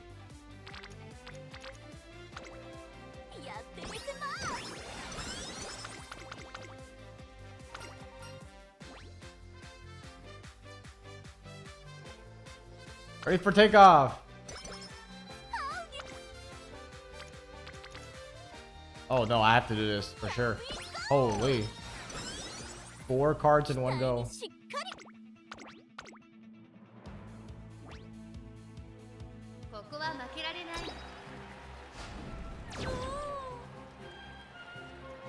I can already tell this is gonna be one of those runs. I can already tell this is gonna be one of those runs.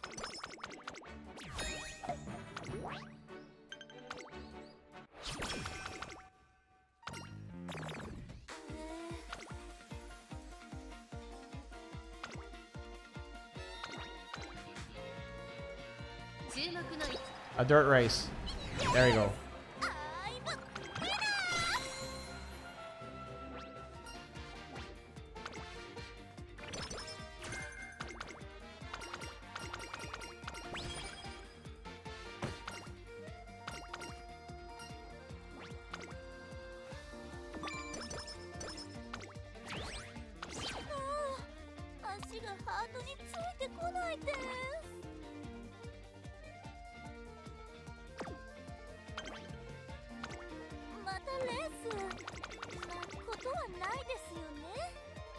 I literally can't enter without 1,000 fans. Oh my god. What an absolute fucking disaster.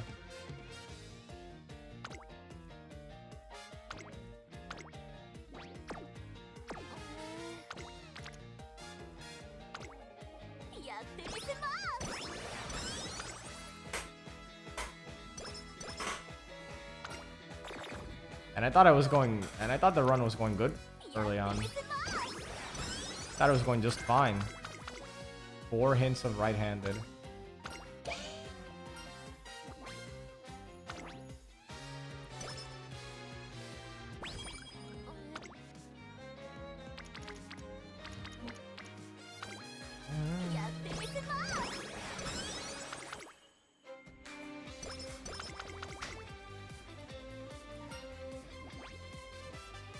Practice perfect.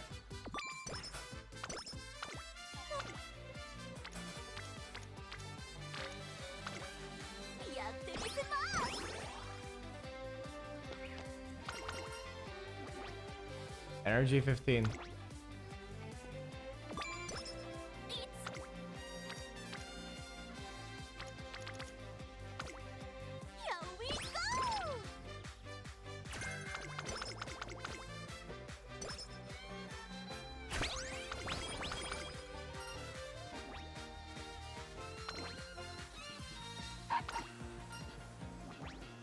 Energy.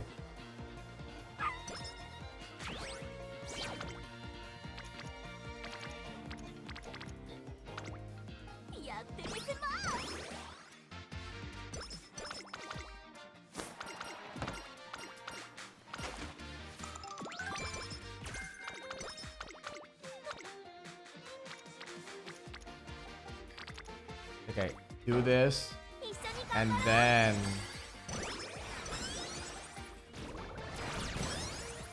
then we have to get Rico. Fish her out wherever she is.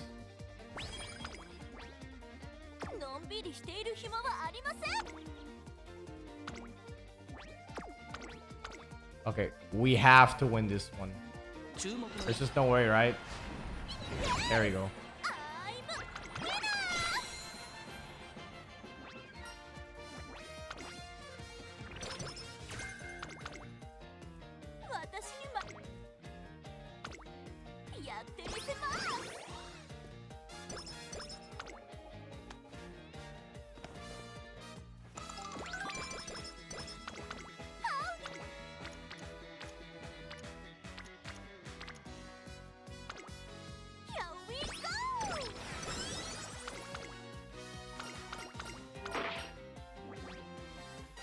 Energy and speed.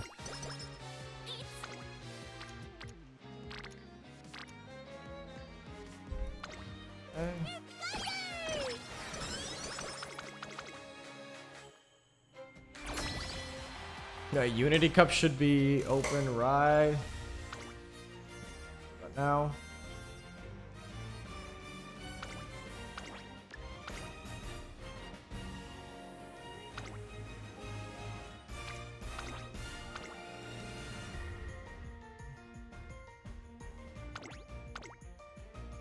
I like that they have fine motion with her unique outfit. Even though she's not gonna be out for actually she's gonna be out pretty soon. At least relatively soon, I mean. Oh,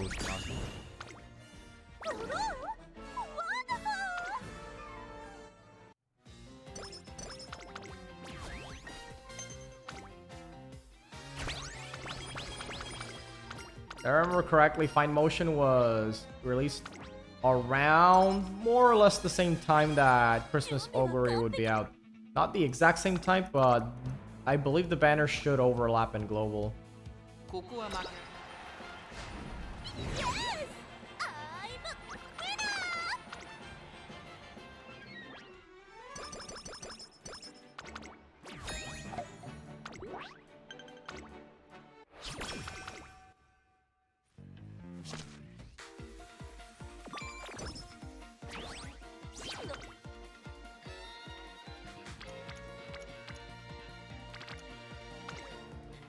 トレーニングの時間ですね。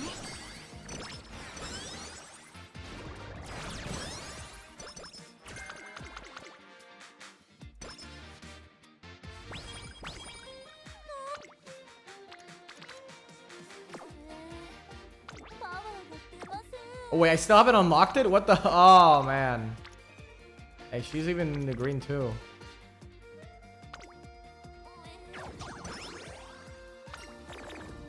But oh my brain, where would we be without you?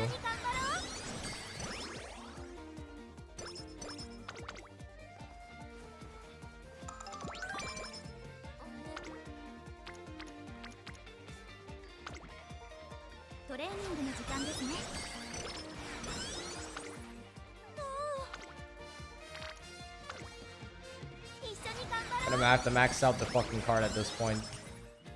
I think I'm gonna have to max out the fucking card at this point.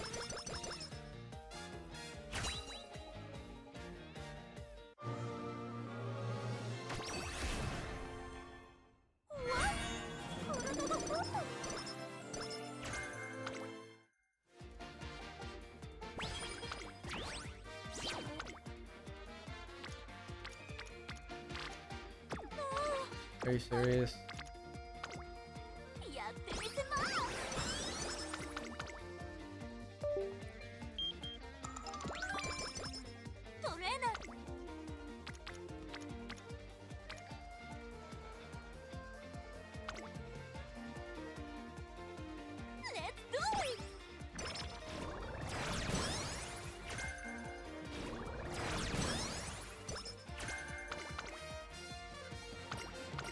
Finally.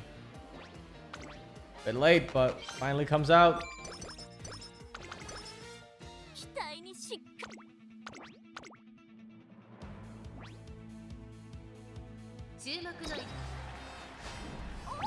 Oh man.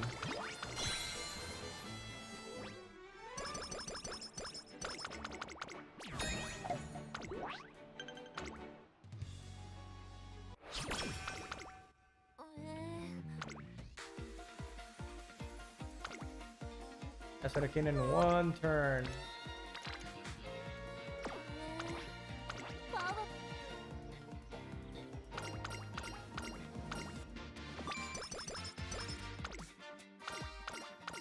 いつハウデ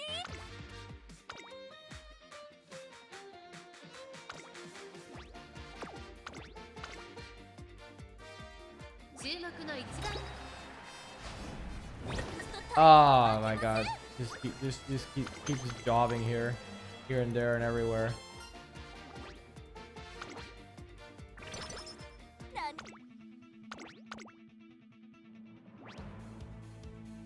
ここは負け Yes!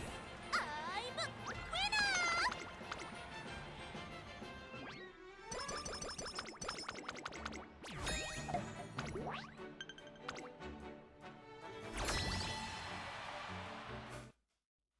準備は完璧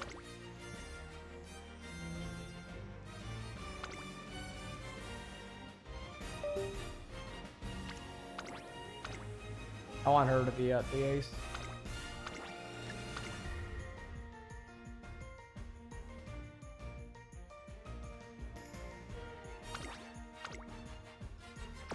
期待にしっかり応えてみせビクトリー目指します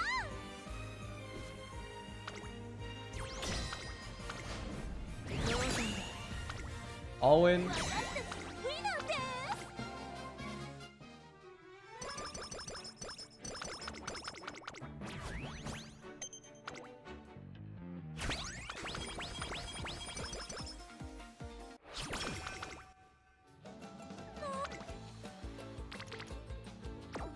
Give me a minute. パオミ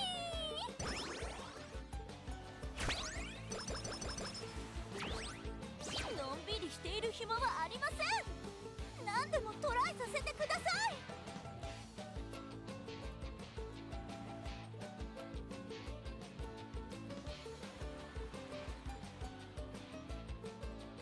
私もっともっとステップアップしたいです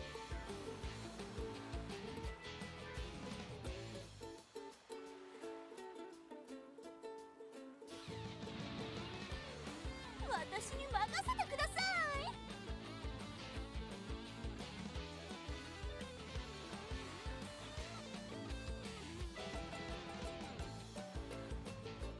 いのんびりしている暇はありません何でもトライさせてください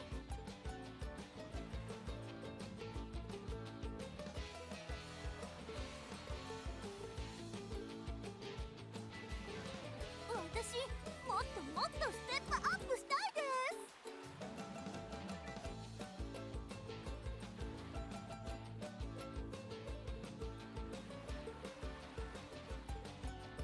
私に任せてください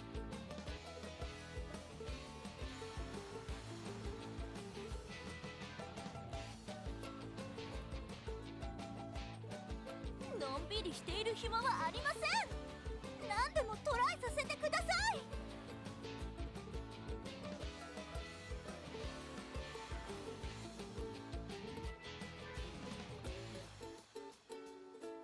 私もっともっとステップアップしたいです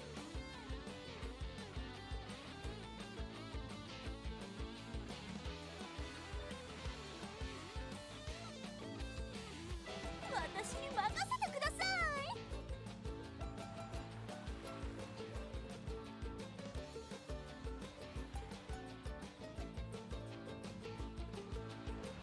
のんびりしている暇はありません何でもトライさせてください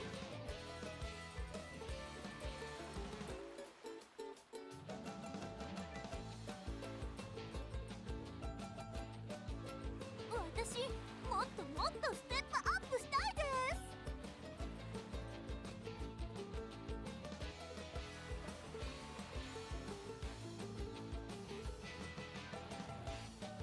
私に任せてください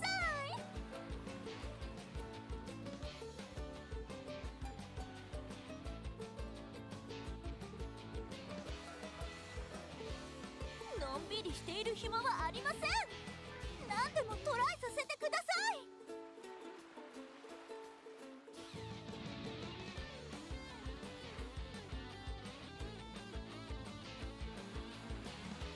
私もっともっとステップアップしたいです。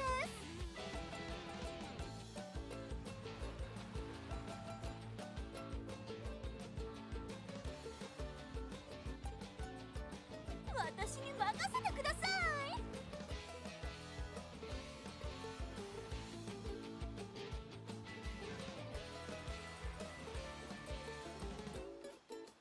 のんびりしている暇はありません。何でもトライさせてください。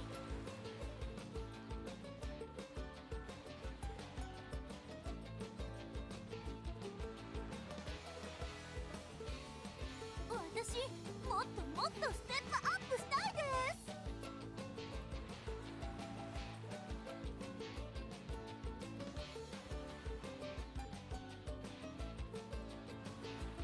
私に任せてください。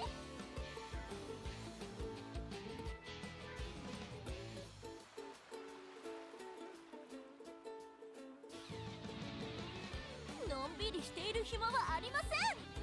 何でもトライさせてください。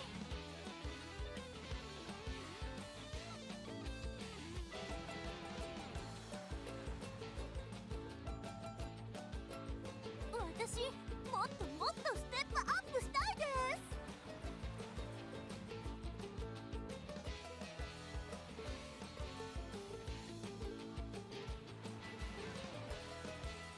私に任せてください。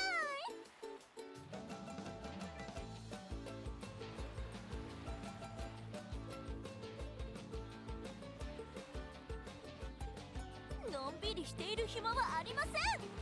何でもトライさせてください。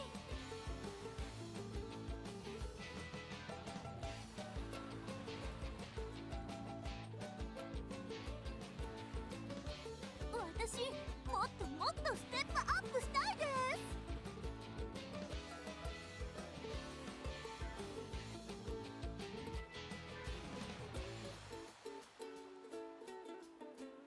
私に任せてください。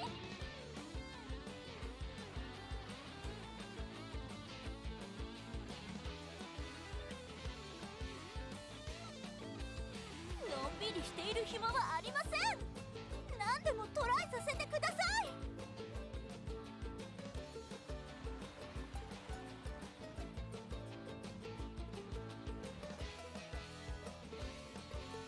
私もっともっとステップアップしたいです。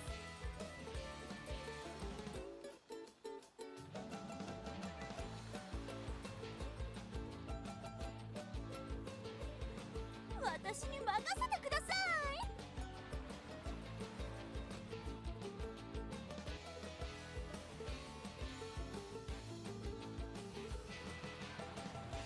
のんびりしている暇はありません。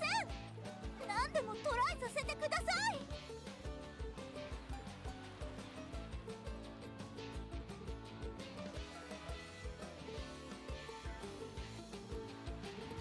私もっともっとステップアップしたいです。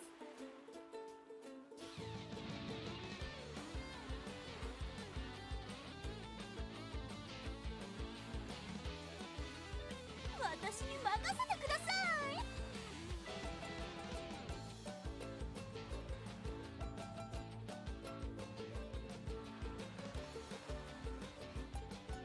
のんびりしている暇はありません。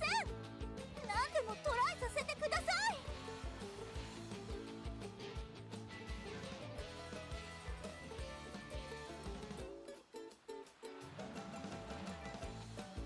私もっともっとステップアップしたいです。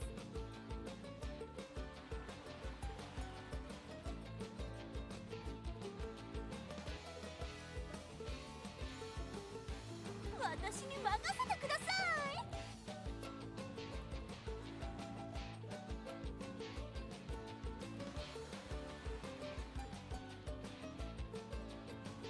のんびりしている暇はありません。何でもトライさせてください。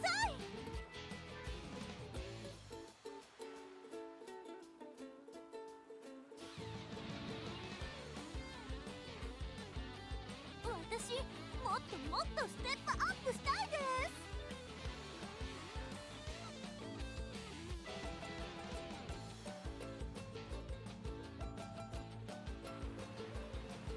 私に任せてください。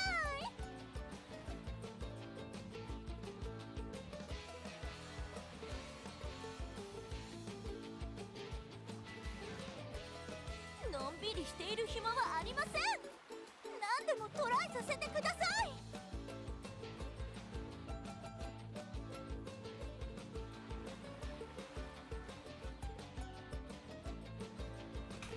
Alright, time to hop on Discord. Yeah, hello. Can you hear me? Yep. Let me just drop the volume of this game because I am playing Uma, but yeah, like we were talking about, the Chainsaw Man movie was really great and was actually, and like I said, it's basically the opposite of One Punch Man, where every season past the first one ends up being really good. Yeah, no, also another one that's similar was Seven Deadly Sins. It started so well and then just got fucked. Although, to be fair, I didn't notice how bad it was until I started seeing like everyone talk about it. Frankly, I was still like seeing it through the, like the rose color, like glasses. I'm like, oh, everything looks cool, the characters, blah blah. If anything, I was more focused on the story quality. I felt like at some point I was like, where is this going? You know, like as like the lo que me what really bothers me about Seven Deadly Sins was the fact that they made a sequel so fucking quickly, Yeah, they did the same thing with Jujutsu Kaisen, and they're gonna do I'm telling you, man, they're gonna do the same thing with One Piece. They're gonna do the Boruto effect. Yeah, they're gonna do a Boruto style sequel to all these things. And I remember talking. I don't think it works in One Piece though. Esa es la cosa. Like the One Piece is such a specific show. Okay, what the fuck would you continue it for? Like Luffy-san, Boofy. If anything, One Piece doesn't need a sequel. It would be nice to see a prequel series that takes place in the voice. Yeah. Personally, if One Piece had to continue, like let's say someone from Shonen Jump or Toei pointed a gun to my head and told me, think of a way to continue One Piece after it ends, or we shoot. I mean, for starters, I'd probably think, I don't know, I feel like taking the bullet for this one would be good. But okay, but assuming I'm not crazy enough to do that, I'll just think, honestly, a prequel that takes place during the Void Century would probably work. Yeah, definitely. Like you can cover all of that lore in like more detail. The only hard part is paying attention to the continuity, even though Oda's already done a pretty good job at that. So the problem is Oda's already getting like old, so like I'd rather they leave it to someone else that's like a not only is he getting not only is Oda getting old, he has the years of having a shit sleeping schedule, a horrible work schedule, and constantly drinking and smoking are finally catching up to him. Yeah, exactly. So like I feel like if he gets one of the like one of the people that work with his manga or whomever wants to take a chance on this and collabs with him in the sense that they polish the story as a whole together, like basically have the beginning and ending already planned, just like Oda did with One Piece, and then you flesh it out little by little. And how do you deal with the continuity issues, assuming Oda's no longer there at some point? Then you just look at the source material. Doesn't Oda have like literally a whole room full of notebooks with all of the shit he wrote about One Piece? Honestly, I would just be like, hey bro, can I borrow that? And he'd be like, sure buddy, here you go. And then that's boom. Exactly. Obviously he would have access to they would have access to all that. So I feel like that'd be awesome. The only thing here is that you in like this is going to be the controversial part. Do you want to keep it with the same exact vibe as like OG One Piece, or do you want to change the narrative and the vibe a little? Because technically speaking, the Void Century has a bunch of stuff that we don't know about, including how dark it gets near the end, obviously, because Yeah, So, I think making it a bit darker is fine, but I think keeping the vibe is No, no, yeah, important because regardless, One Piece still has like very silly vibe to it, especially with stuff like fucking Nika and Joy Boy, everything. Clearly, it's still even it's not supposed to get like completely dark. You know what I mean? It's still supposed to have no, yeah. That part, like, I get it. Like, it's supposed to stay like still like lively, comedic, adventurous, and all that. But I mean, like, other themes that maybe weren't explored as much or something. I don't know. Todo depende. You can go a little crazy, but like not too much, because otherwise it wouldn't be One Piece. You know, like Yeah. even though it's. But yeah, all in all, what would be ideal for that prequel is not to overextend its welcome. Just keep it short to maybe 2 to 3 seasons of, I don't know, 20, 26 episodes. But if it's a And manga, you got let's say yourself a whole if it's a manga, how many chapters would you say would be enough to cover?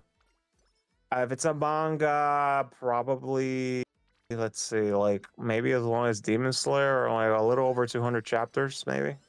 Like maybe Yeah, 250. I feel like about 100, 200 chapters is like the sweet spot. Because I feel anything longer that would overstay its welcome, and anything shorter than that, it's not that it's impossible, but it would make you wonder what would you even do with a prequel that's only like that's that short. Wouldn't really. So, the thing is that, know what like, I mean? and doesn't, at least they're finally fixing the whole pacing issues by making only 26 episodes a year, so that's good. And they can just stick to that Oh yeah, thing with the speaking of prequel. Toei, did you heard there's a nuclear controversy involving Toei What that happened? might affect even One Piece. Okay, so I'm gonna give you the bare butt cheeks basics, the quick and dirty of it. Long story short, the recent Sentai show, number one Sentai Goes User. So that show has an actress that plays the Black Ranger. That actress got caught in some controversy, and I'm gonna be honest, the story keeps changing. One of them said she was like caught underage drinking. Others said that she was caught like working at a bar that served drinks. Point is, she got caught in a huge controversy, which especially in a country like Japan is a huge no-no, and especially since she's an actress in a kids show. So apparently, so she got fired, and the company that's like the management company of that actress demanded that all of her scenes get scrubbed. But you see, here's the thing: she's the Black Ranger. She's one of the main characters of the show. She appears in like almost every episode, if not every episode. I haven't watched Gozuger myself, but like that's pretty hard. Like I heard that when the recent episode came out, episode 37, they had to very quickly edit out any mention or scene that included her very quickly, and it apparently looked awful because they apparently when they didn't show the actress at all outside the suit, and when the character in the suit appeared, they dubbed over her voice with another actress, and apparently the episode 38 was supposed to be focused on that same character. But we don't know what so we don't know what the fuck's gonna happen there, because obviously they're gonna have to recast her quickly, and it gets worse, right? It gets worse. Apparently, there's been a recall of all merchandise involving that actress's likeliness. Damn, how bad was that controversy? My God, like el scandal de ella. Like, the hell? Yeah, and a total recall. Apparently, only the first. Wait a minute. Did you say what the scandal was, or? Okay. One of two things happened. Okay, technically a lot of things were accused. She was accused of a lot of things, but the major ones I've seen are one, that she was caught underage drinking, or two, she was caught working at a bar that serves alcohol when she was only 19 years old. Okay, yeah.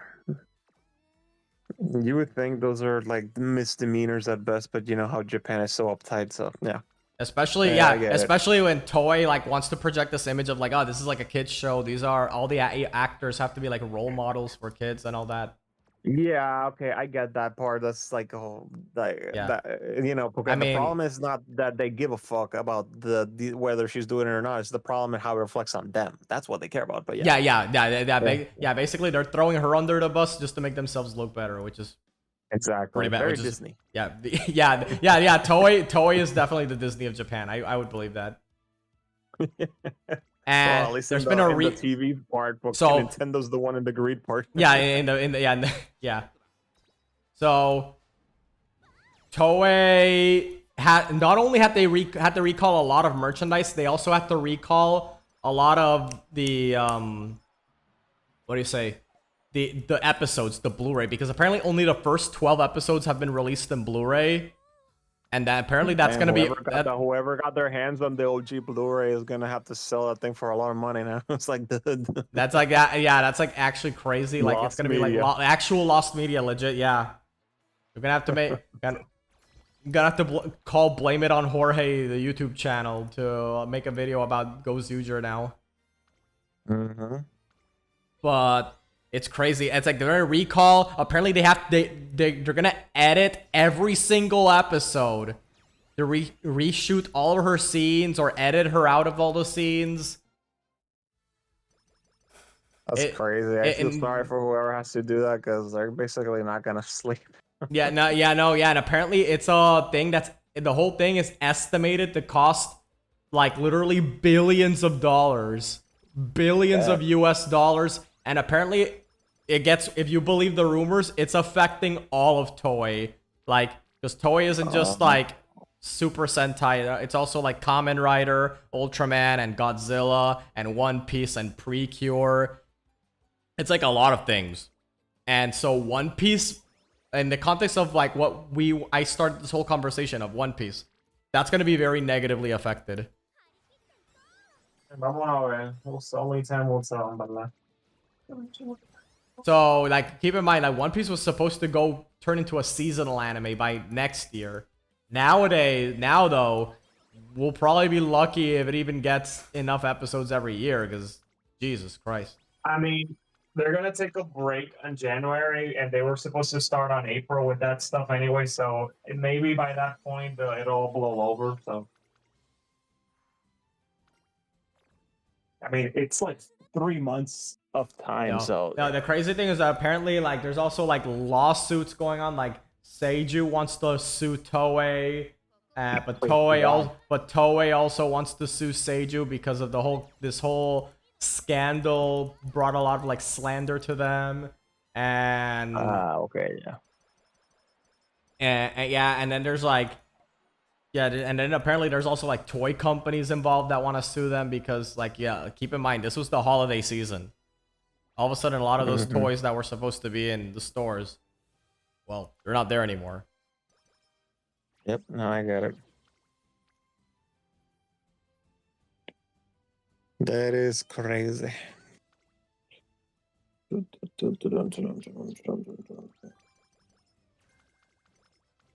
on the other news, we finally got a cool Gilgamesh. Yeah, but they clickbaited. They said he was completely naked, but he's not completely naked. He's still wearing pants.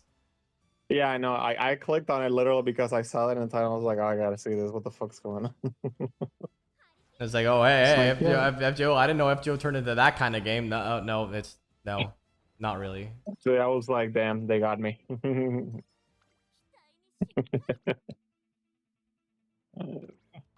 Oh yeah, so medio curiosidad, and I did the whole like unlocking little interludes eso through the rare prisms.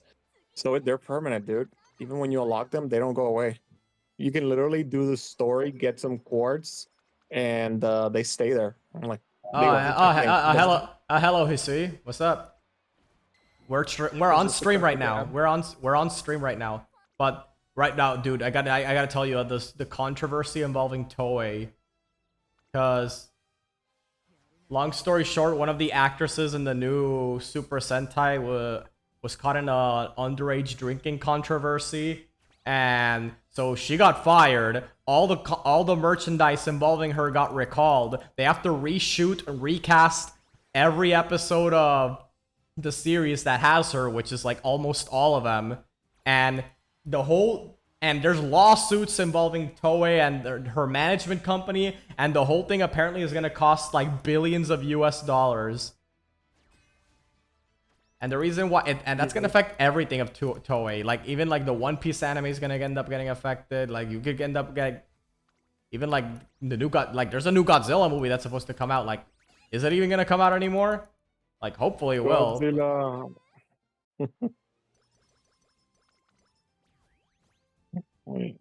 It'd be fucked up if all this shit. Like, you see, the thing is that Super Sentai was supposed to end because apparently next year they're gonna do something else.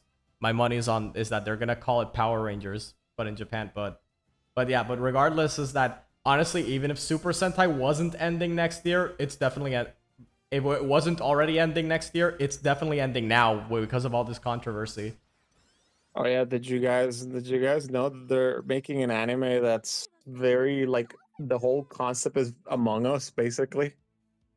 You have to be more specific because there's actually more of those than you think that you realize. Well, I mean, I would have to look for the name because I literally like so according to the description is very pretty much Among Us. Like they're deliberately trying to make it exactly like it, minus a few obviously core details and everything. But yeah, Is it but gonna I'll have look to? at the, Is it I'll gonna look have up the to? name Is it later. gonna have the song? Maybe I don't know. I never actually played Among Us though. But yeah. Stop. Or no, they have to make the guy. like silent just because of that. They have to make the guy. You know, the guy from the meme up here. The guy from the meme. You know. Stop posting about Among Us. Stop playing Among Us. Stop talking about Among Us. My friends on TikTok send me memes on Discord. It's fucking memes. I was in a server, right, and all the channels are just Among Us stuff. Yeah, just stuff like that. Oh my god.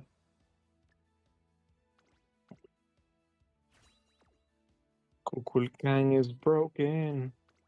Yeah. Yeah, these. Oh, by the way, hey, so you saw like there's a naked Gilgamesh that said, "Psych, just kidding. He's not actually naked. He's still wearing pants."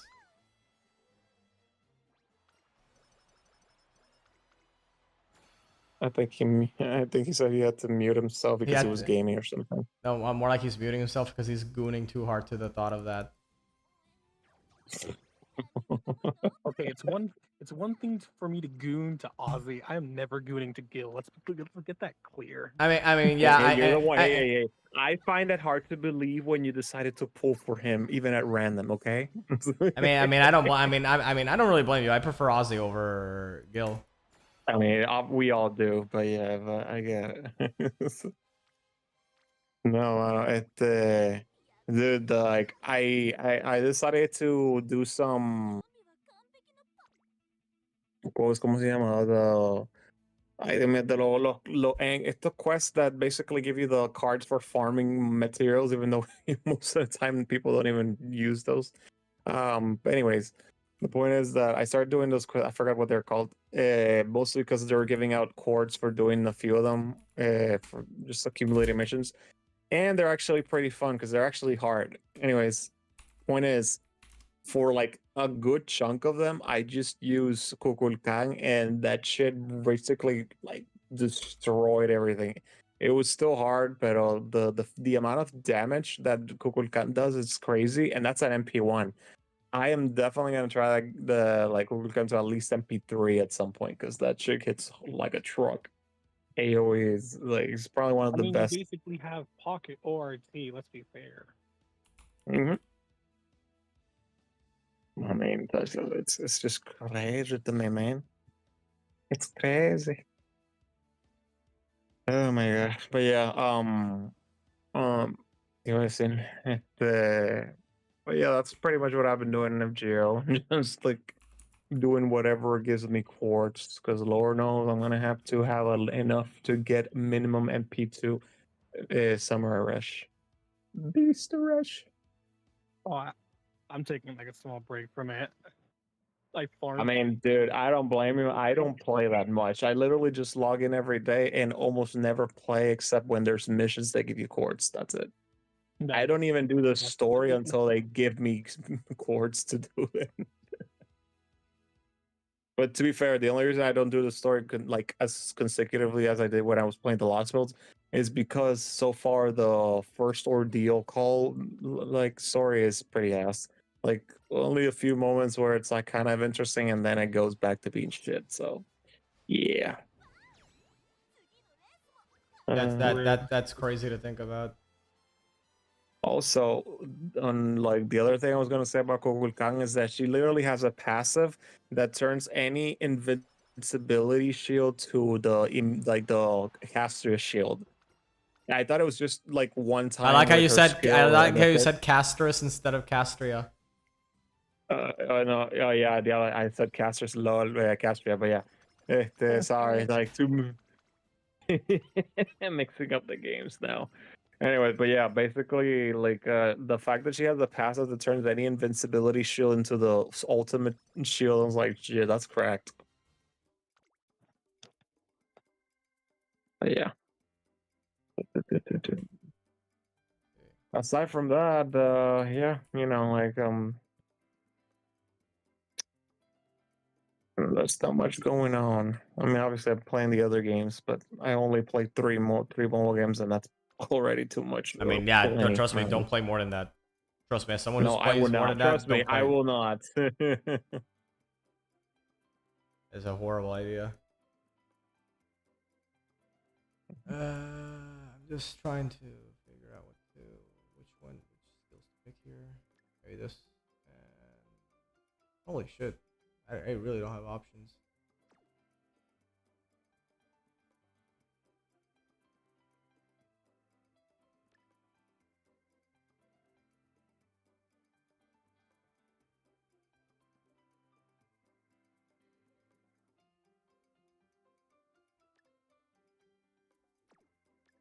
Maybe I just pick that and then pick that. Cool. Send it.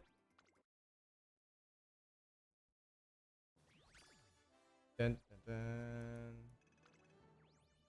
Oh, okay. That's actually not bad. Oh, I didn't save it. Shit. But yeah, there's like there's the whole controversy with that. Yeah, Hisui, we were talking about the Chainsaw Man movie earlier also. Yeah, is he still there? I think he muted. Probably but mute. Yeah. Yeah, I'm yeah. still here. I'm currently focusing on a Unite game. Pokemon Unite. Yeah. Wait, Unite? What was that one again? Is that the MMO? No, that there is no No, MMO that's the Pokemon. Sorry, not MMO, League of Legends the one. League Sorry, I meant the Yeah. League of Legends one. Yeah, there you go. Yeah, Yeah. there you go. Yeah, it's a League of Legends one. I can't just. Yeah, I get those mixed up, even though they're very different types of games. But yeah. It happens. Don't worry.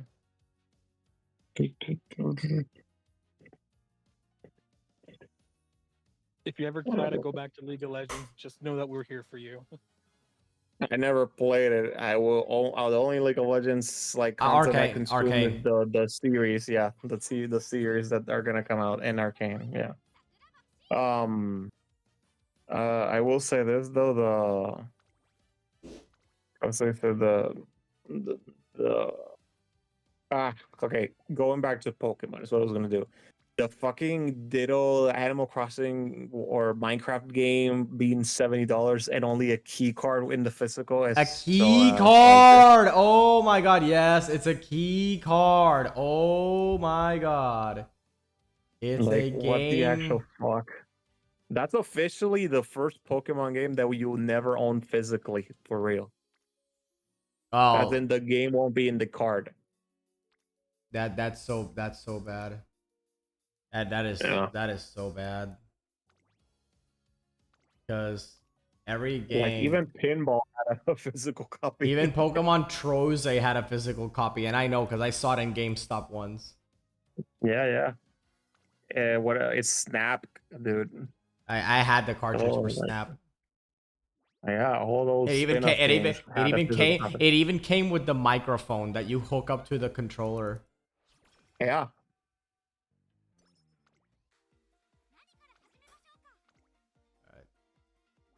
Let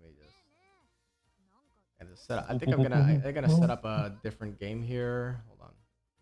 Yeah, because I think I'm gonna stop with Uma for now and go for some wuwa. There actually was a new trailer for wuwa that they announced. The new shit. I know Chisa, they showed the new trailer for a new character there, which I want to check out. Just a bit later. Just a bit later. By the way, there's also another controversy, and that's apparently Call of Duty Black Ops 7. Did you see like the story scenes for that shit? I have not. Let me just share my It's screen. like what's Let me just like share. what's bad about it? Like, let me just share my screen right now, cause it has to be seen to be Just to let you believed. guys know, this is where I must call it. It's been fun. See you All later, right, Mr. see you Stone. later. See you later, guys. Yeah. Okay, hold on. It's like one. Yeah. Okay, one on. What's setting up? Okay, so, dude, are you in? Yeah, I On can see. you can see now. This is an actual part of the story of Call of Duty, by the way. Look. Dog shit. Absolute dog No, shit. no, no, no, no. Let me just. Okay, hold on. Let me just lower. Alright, I'm not gonna show it on stream. I'm just showing it to you. Like, it's gonna be very quick. Yeah. This is an actual part of the story of Call of Duty, by the way. How the hell is this Call of Duty anymore? Yeah. It's like a giant boss fight, and look at the end, like you kill it. It's like with a. This is like with an HP bar, and then at the end you kill it like this, and it has like blood spewing out of its mouth. Like gas. Yeah, it's like a Call of Duty, and then they're like, look at this. This is also Call of Duty, by the way.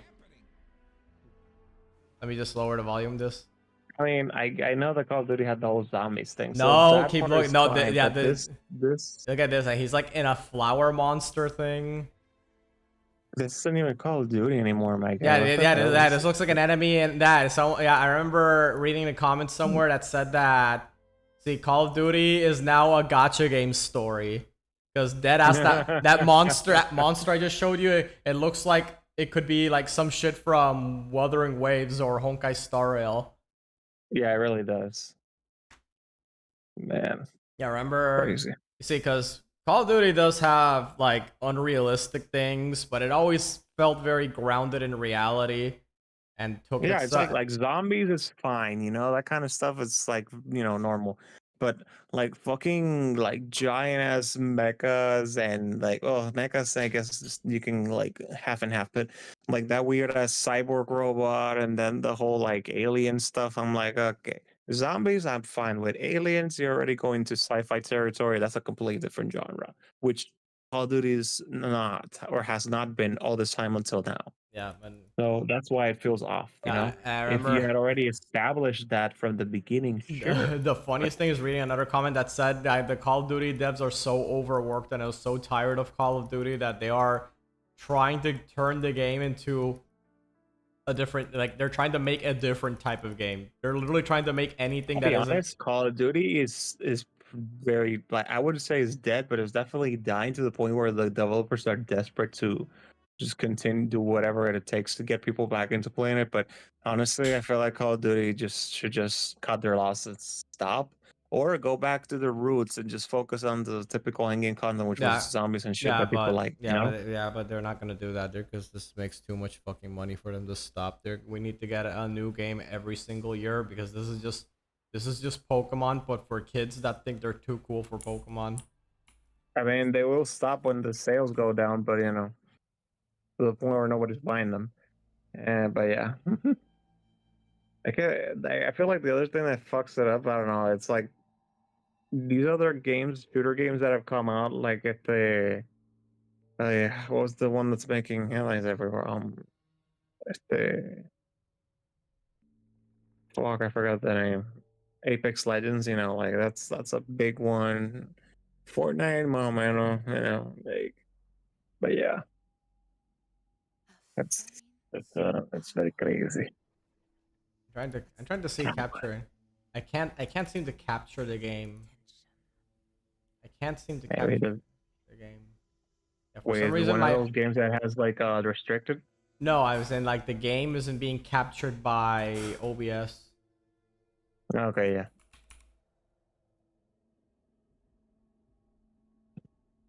And I don't know why. I'm trying to see. I'm like I have the anti-cheat compatibility hook. You know what? Fuck it. I think ultimately I may have to do this. Hold on. There you go. I have to do this. Probably shouldn't do that, but there you go. There we go. Now we're actually streaming. Now it's hard. There you go. Now it's visible on OBS. It's like usually I don't really like streaming like the whole monitor because you know you never know what you might see, right? As all of a sudden like the 3 digits behind your credit card flash on screen. Yeah. You know, some crazy shit like that. Mm-hmm.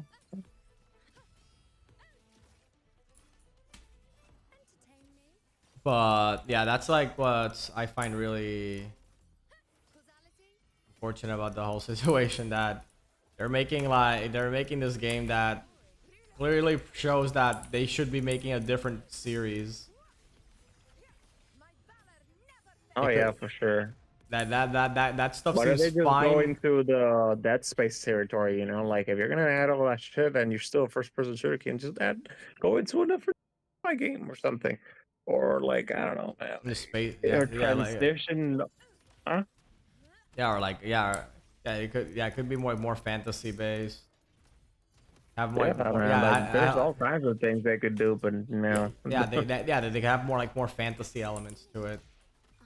Yeah, it's like I get the whole concept of Call of Duty association with military and all that stuff, but you can still do like wars and military concepts in a first-person type of game in different eras, you know. But since they've been And in a more fantasy setting where like what you said. Ironically, I think what fucked them up is the fact that they've actually tried to maintain a linear story through the game. No, they get this. Apparently, the story is 4 hours and 4.5 hours long. That's so short. Yeah. 4 hours Maybe long. I mean it, Brother, the average gacha game story patch is longer than that. Emphorius be like. A single patch of Emphorius is longer than. although that's not really a good thing.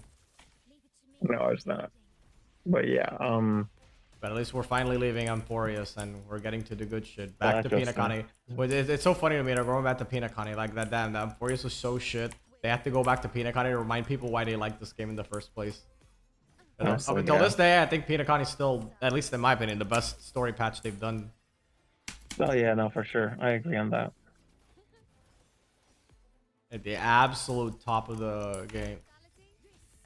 Like to be fair, the first few chapters, which was the Herd of Space Station and Bellabog and Sinja weren't that good, and like they were fine as the beginner worlds, but as far as world breaking, no. Minus the Cocolia fight, that was good. I would say that the beginning chapters, like the Herd of Space Station, it was fine. It wasn't like they're wasn't like what they're supposed to be, beginners. Like worlds, you know? Yeah, it was just a tutorial fight. It wasn't clearly meant to be anything more than that. Exactly. The Sinja is just like the first big world, as opposed to Belobog, which is more like it's literally two parts. The mines and the underground and the upper world. That's it. Obviously, you can go to different sectors and all that, but it's still the same concept. But and then you go to Painacon, and Painacon is like completely new world. And all that stuff, and that's what and the story really amps up, and like the stakes are high, blah blah blah, and all that shit. But yeah, definitely, I feel like that's when they reached their height, and then they just dropped the ball big time with the Forest. Like, don't get me wrong, Forest is not horrible. What fucked it up was the overextended dialogue. Oh yeah, that was for sure, in my opinion, unnecessary. No. I agree. It's completely unnecessary. There is literally a scene where I vividly remember where they're talking about with the whole scene with Triby and they're talking about the whole meaning of life and how see you tomorrow is like a hope for a better day, even though for everyone, even if you might not literally see each other tomorrow. And then literally the next cutscene, Triby and Castris talk to each other and just say the same fucking thing about the concept of like see you tomorrow and what it means. Yep. It's the Yeah, they same. do that a It's lot. the Like, they literally same. repeat. They literally just repeat the same fucking conversation that we already understood. Dude, that's like fucking One Piece right now. Like the way they Yeah. literally show a flashback and then they go to like another area, but like another fight, and then when they come back to the first fight, they literally repeat the same scene all over again. I'm like, are you fucking kidding me?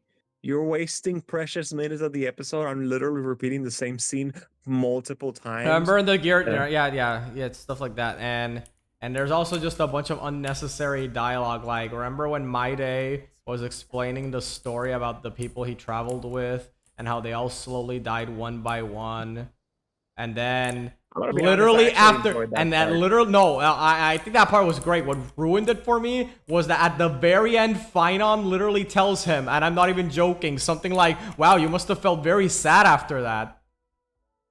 Yo estaba a punto de decirle, no joda. Like, no shit, bro. Like, well, what, how do you think he's gonna feel? Yeah, no, honestly, it was like, it is what it is. But hopefully they learn from this and don't fuck up again. Because I'm actually looking forward to Edo Star or whatever the next world they're going to. I hope it's Edo Star. I have a strong reason to believe it is Edo Star because they want to really help this game, the hype of this game come back. And the easiest way is really one feudal Japan aesthetic because that's always going to be popular. Plus, it has some of that Genshin vibe that that. I think the most popular patch, at least the patch I remember really liking the most, was the ones of Inazuma. So they want to. I imagine they want to recapture some of that magic of when Inazuma first came out in Genshin, and that was like the first big expansion. And also the fact that, at least according to like what we know of the leaks, is that they're supposed to be this huge comeback of a lot of characters, like pretty much all of the Stellaron hunters are getting new alternate forms, like new Blade, the new Silver Wolf. Plus, I would pull for a new Kafka. I just hope only if her kid is like interesting, because if it's just like a whole you have to pull for 4 new characters that like aren't even that's gonna happen. You know that's gonna happen. No, I know it's gonna happen, but if it's like, if I would prefer a team that Stellar Hunters alone actually work in synergy well. Now that would be fucking awesome. Yeah, actually, well, there's literally 4 of them, so that actually would work. That actually would work. Exactly. The problem is that, okay, let's say the new Blade is Abundance. After that, you would have to and I think the new Silver Wolf, let's say she's Harmony. That leaves 2 slots, like for Firefly and Kafka. I'm not sure what they can do with those.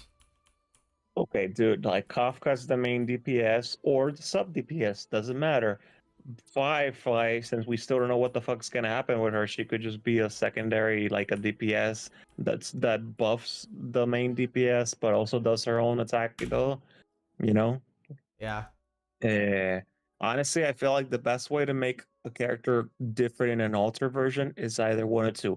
Either you completely change him to the complete opposite of what their original kid was, by which I mean, if it was a main DPS, you can switch her into a complete sustain or support, or you just make her another DPS, but in a completely different way that it changes the whole dynamic of the character. Like, it takes advantage of the lore of the character and what other things maybe they could do, but also like, do it fresh. But like, I don't know, man. Like, I'll have a problem if the new dot support is gonna be Kafka herself. This is an FGO code. Like, having the same character multiple times in the team kind of ass. Yeah, a lot of gacha games. There are some gacha games that don't let you do that. Have the same character multiple times in the same team. They'll let you do that.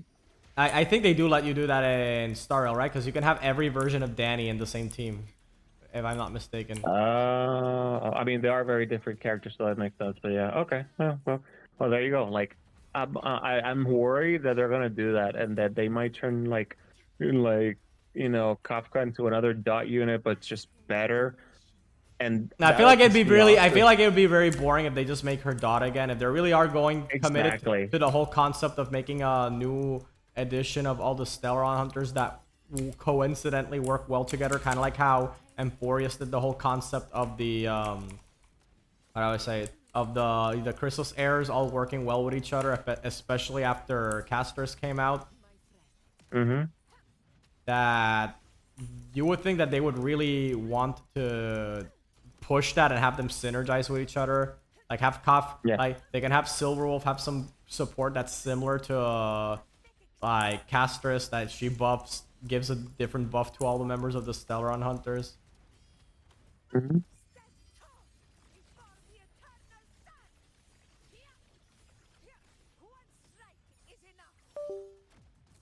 And from there, you would definitely want Kafka, because like if she's like the only dot unit in a non-dot team, like what are you? Come on, what are you doing with that? Plus, she would she would just be Nihility again, which again I don't think that's the right way to go about it. I agree. But the real question, what the fuck do you even do with Firefly?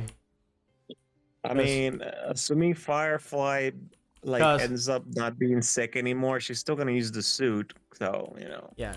She still has to use the suit, and I really hope that it's a classic mecha anime trope where the robot gets a huge upgrade in the middle, halfway into the series, and gets like new abilities and new weapons. And and it gets So that's like they could do that. They could do that, but I don't know what exactly how they could reflect how different it is in terms of gameplay. Oh, I see you pulled for Mabuika. What? I see you pulled for Mabuika. Oh yeah. Wait, do you have Ishtar too? Yeah. See? Look at her. Oh, nice. Like, look. And the other one's the black swan of the. Yeah, see. The short shopkeeper, whatever her name is. The shorekeeper, pretty sure. No, but a lot of people do call her shopkeeper. That's pretty funny. Yeah. He studied. No, actually, Nice. the thing is, I think she's supposed to be a reference to. So Augusta's supposed to be a reference to this one character from Elden Ring. I never played Elden Ring, but there's this like secret boss fight that also has like red hair and uses a sword, kind of like she does in her ultimate, like this long sword. So I think that is what she's supposed to be, an Elden Ring reference. It just so happens that Mabuika also has red hair, so now it's also a reference to Genshin. I will say this though, the map in the game looks kind of dull. Yeah, because it's the end of the world. The end of the world took away colors, even though let's ignore the fact that Genshin also takes place after the apocalypse. The thing is that Genshin's map is actually pretty detailed. The more you zoom in, the more you can actually see how detailed it is. It even shows you like the entries and ruins that are there in that game. And like, oh, that's crazy. But yeah. I'm talking about the really small ones, but yeah. Huh? It goes. Oh my god. Oh, fuck.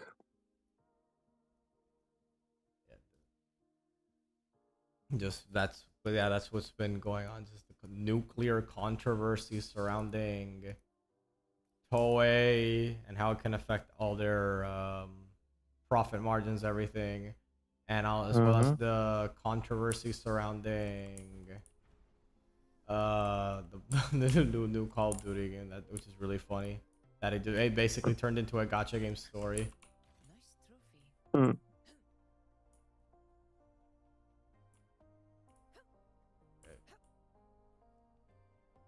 There's no real controversy at WoW other than that the new patch is looking very dry apparently, but that's mostly because the next patch is 3.0, and you know that the big You know, we already know that we've played. This isn't the first gacha game, Chinese gacha game we've played. We know that they always do dry patches before the really big ones. Mm-hmm. It's all the same thing.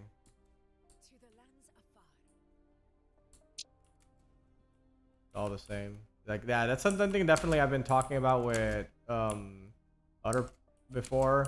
I don't know if I mentioned it to you specifically, but that a lot of the I'm gonna be honest, I'm finding the formula for a lot of these Chinese gacha games, it's starting to get very stale because a lot of them are following the exact same formula popularized by Genshin. And hey, if it works, it works. And hey, it obviously does work. There's clearly an audience for this, but after 5 years of the same shit of every game copying it, it really is getting boring. And like, yeah, I would consider wuwa to be like, you know how people said that Ghost of Tsushima is a good game, but it's still just like very similar to like the typical open world Ubisoft game, even though it's not made by Ubisoft, but it has like, you know, that vibe. Yeah. That by that point, by the time Ghost of Tsushima came out, the open world formula done by Ubisoft was already getting stale. And Tsushima did get away with it because it's a very good version of that formula, but it's still very much not doing anything like too brand new or interesting, you know what I mean? Mm-hmm. That's kind of how I feel about wuwa, the same way that it probably is the best version of the open world gacha game formula, but it's still following that formula, so which in my opinion in general is just getting very stale. So I'm definitely looking forward to seeing like this game, for example, do something new, or fuck it, have a gacha game that actually has the balls to do something completely different. I know that for the upcoming gacha games, like Ananta, for example, isn't actually a gacha game. Ananta, you know, the GTA anime style game. yeah. Yeah. So Ananta's it looks pretty good, and it has a lot of these mix of gameplay style. Like it's kind of like GTA, but it also has the gameplay is very similar to the Yakuza games, but it also has like elements of Watch Dogs and the Spider-Man PS4 games. So it has like a mix of all these other genres, but it makes me wonder that eventually, like, what is the game's identity gonna be? Because you know what I mean? Because it's really cool that to get all those like different gameplay elements in a free-to-play anime style game, but at the end of the day, what is Ananta's gimmick? What identity? What is Ananta's identity really gonna be? Because if it only relies on just the whole gimmick of, oh, it's all these different gameplays combined, that's also gonna get stale. Mm-hmm. The other games I can think of, I know that I believe it was Do It Night Abyss isn't a gacha game anymore. They removed the gacha aspect, so it's just it's just like a normal game, essentially. Kind of like where you I know that there is a game that they took out the gacha recently. Well, is that the one you're talking about? Do It Night Abyss, yeah. I didn't try it myself because it's still gonna take time to actually sit down and play that game. But yeah, and I've already said that I have such a huge backlog of games I'm playing, plus gacha games I'm actively playing, that I prefer not to add anything new.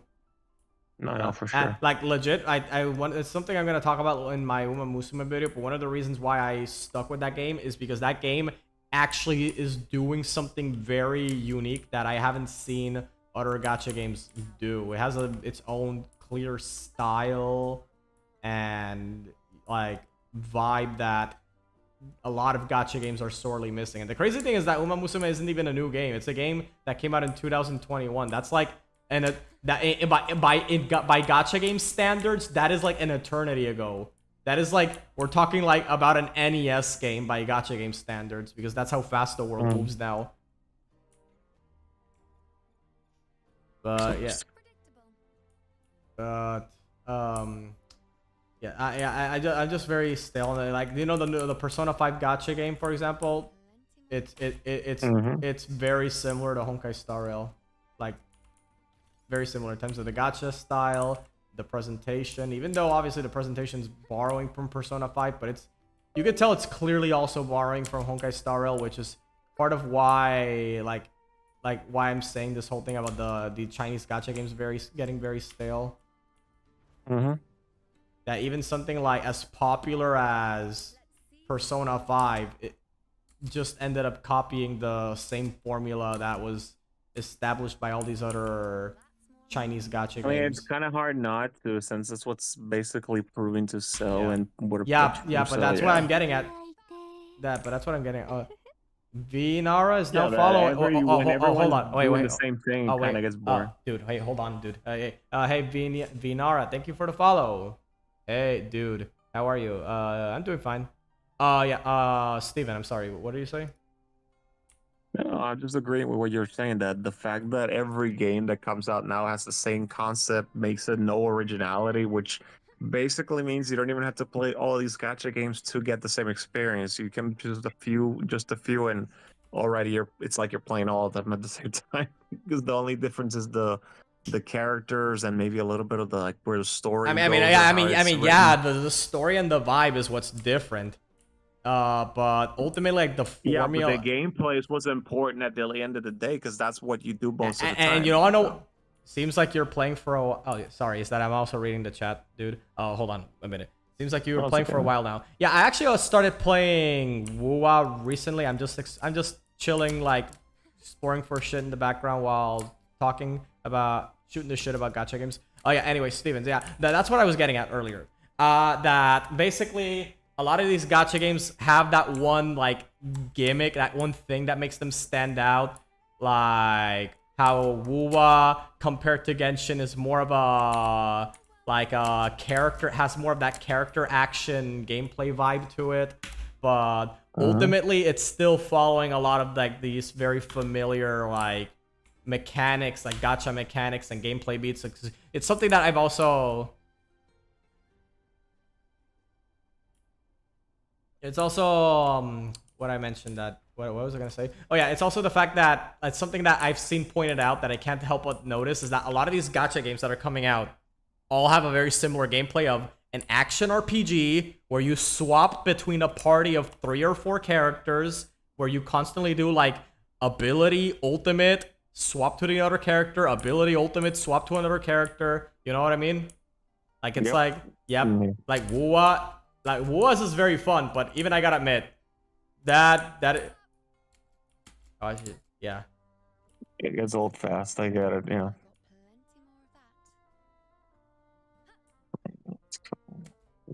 Yeah, and then guess what? There's like a new game coming out called Silver Palace. That I think I've showed you. It's the one with the British voice acting that takes place in like London and everything.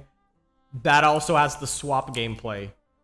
I mean, that game looks... Oh my god. Like, that game's like, the graphics look amazing. Like, the character designs look incredible. But it's still using that same gameplay style that wuwa, Genshin, all these other games are already using. Mm-hmm. And it makes me wonder, okay, this game's gonna really need to have something to it. Yeah. I have some aesthetically pleasing ideas for the channel. What you got in mind? Yeah, this is someone's mentioning the art stuff. All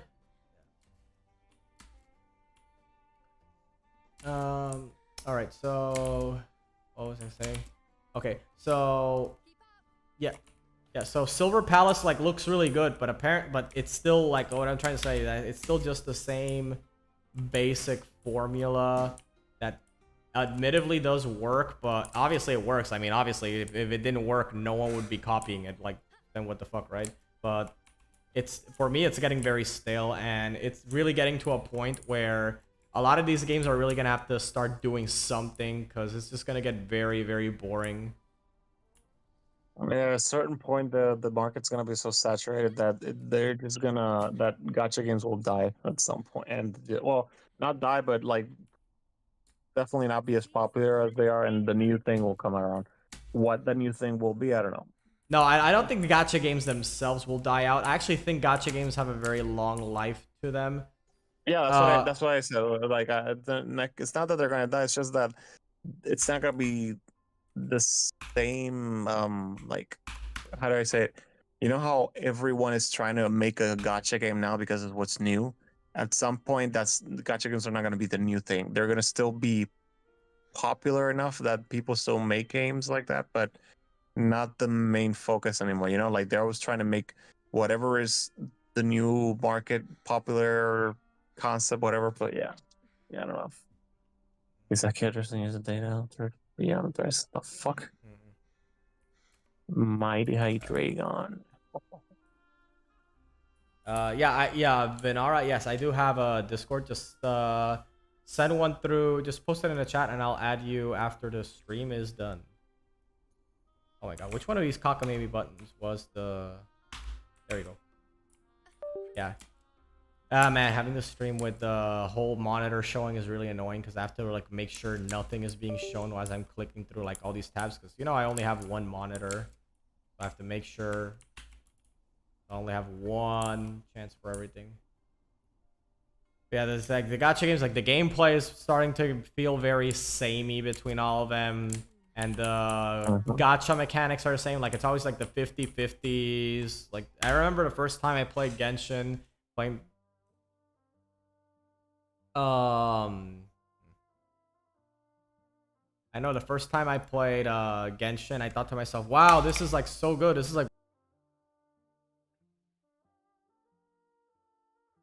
oh my god, this is so good. This is like way better than FGO. And well, yeah, it is. Yeah, it is. But in all honesty, I feel like the gacha mechanics of... Yeah, the gacha mechanics now are just have gotten so stale that it's just really hard to like take this shit seriously anymore. Yeah, I agree. Yeah, I just don't like... Yeah, the 50-50 system, really. That's something that definitely deserves a closer look. Because the whole 50-50 system, in theory, it's a good idea. In practice, there are very few ways to protect yourself from the 50-50. Meaning that a lot of times, you're going to end up in a situation where you constantly lose the 50-50 over and over. And at that point, the character's cost... the actual 50-50, like let's say for example Genshin is like 90, right?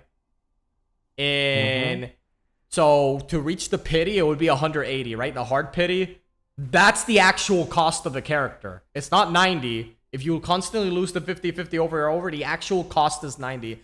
Now, I mean 180, I mean. Now I know obviously, like what you mentioned before, that Genshin actually has a protection against 50-50s, that if you lose a set amount of 50-50s over and over, eventually the game gives you one for free, right? Yeah, well, not for free. You just basically... they basically stop you from losing a 50-50 and gives you the guaranteed character. Yeah. Instead of losing it. Yeah, so yeah, that is good. That is actually really good. I actually really like that Genshin's doing that, and honestly, I wish wuwa did that, because having to lose the 50-50 multiple times is so terrible. And then there's the fucking weapon banner. Oh my god, whoever created the whole concept of the weapon banner needs to be shot from a cannon. Yeah, I mean, at least the weapons are guaranteed in wuwa, but wuwa has guaranteed weapons, but you see, wuwa has a huge problem that I don't think enough people talk about, or maybe they do, and I don't look up in the internet enough. Thank god I don't do that anymore, and it's the fact that a lot of the 4-star weapons, the majority of them suck dick. The majority of the 4-star weapons in Genshin suck dick. In Genshin, I think it's the same thing, except the difference is that you just give a Favonius weapon to the character, and they're doomed. You don't have to think about shit anymore. Yeah. Like you just do a Favonius weapon. In this game doesn't even have that. Like it has maybe like one weapon for a specific class of characters. That would be el equivalente de Favonius, you know what I mean? But even then, it's just not... It's just one class of characters and just one type, the healers that want that. So if you really want to play a character to like their best of their abilities and they're not a sword or a Beyblade user, well, sucks to be you. Get the 5-star weapon or sincerely go fuck yourself. Hmm. Yeah, and that's like applies to a lot of these gacha games with a weapon banner. If you don't have the rate up weapon in a lot of these games, like the weapon that came out with the characters you're playing with that character is gonna feel like trying to run a marathon with both hands tied behind your hand, but hand behind your head, and both your legs cut off. Accept my request. I accept my request, dude. Yeah, don't worry. I'll accept the request after I'm done with the stream. Yeah, don't worry. Yeah, I'll get to it. Yeah, I'll get to it after stream. Yeah. Yeah, I said the guy sent me a friend request and he's been waiting for me to accept it, but yeah. I just told them yeah, I'll get to it just after the stream. Mm-hmm. Yeah. But yeah, that's the weapon banner, and then there's the and then there's the artifact system. Oh no, that is ass. Every single game has an artifact system. Every single game now. That is the way. That is. Thankfully, FGO doesn't have that. And no, FGO doesn't have that, but FGO has nothing. It literally has no content. And then it has, yeah, it has like the artifacts, which are just the forever grind. Because look, I get it.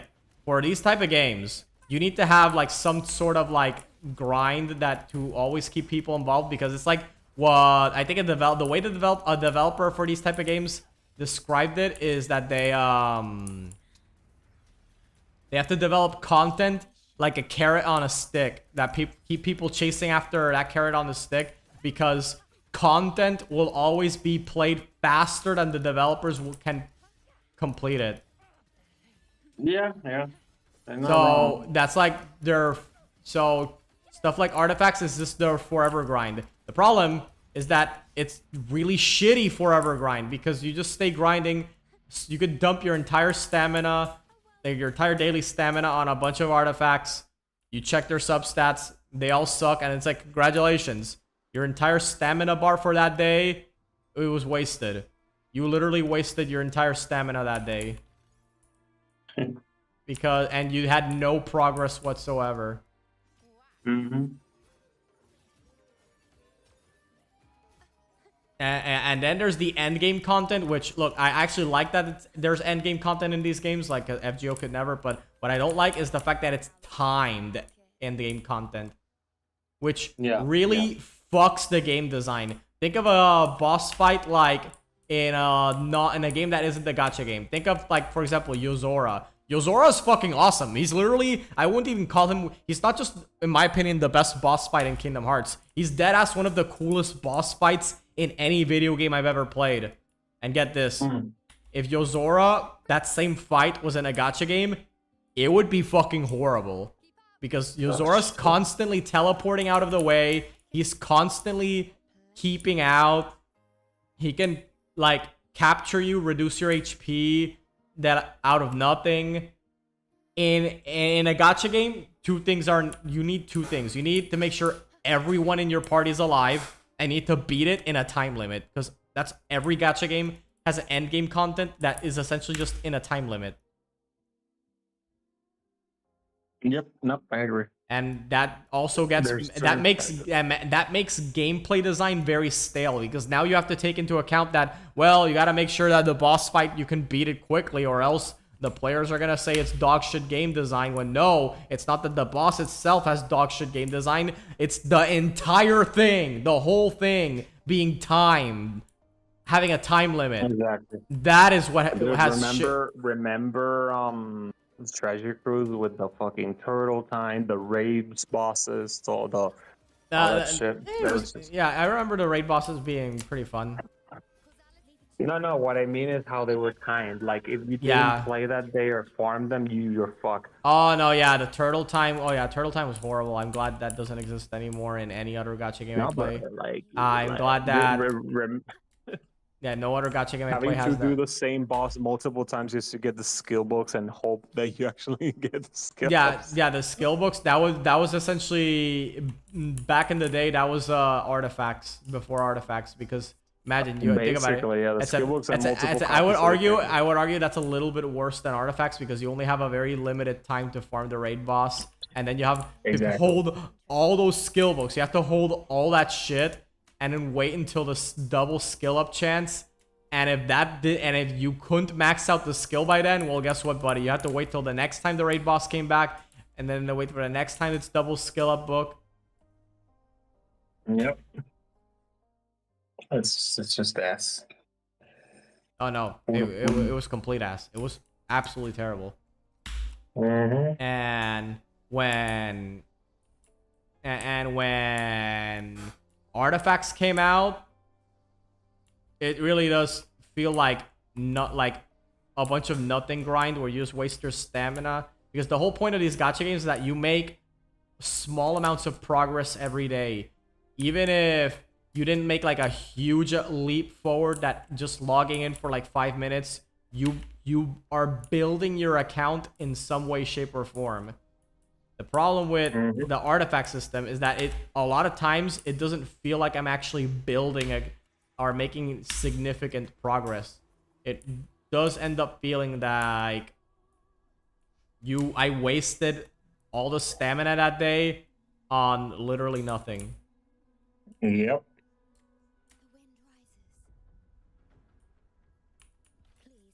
And it happens too much.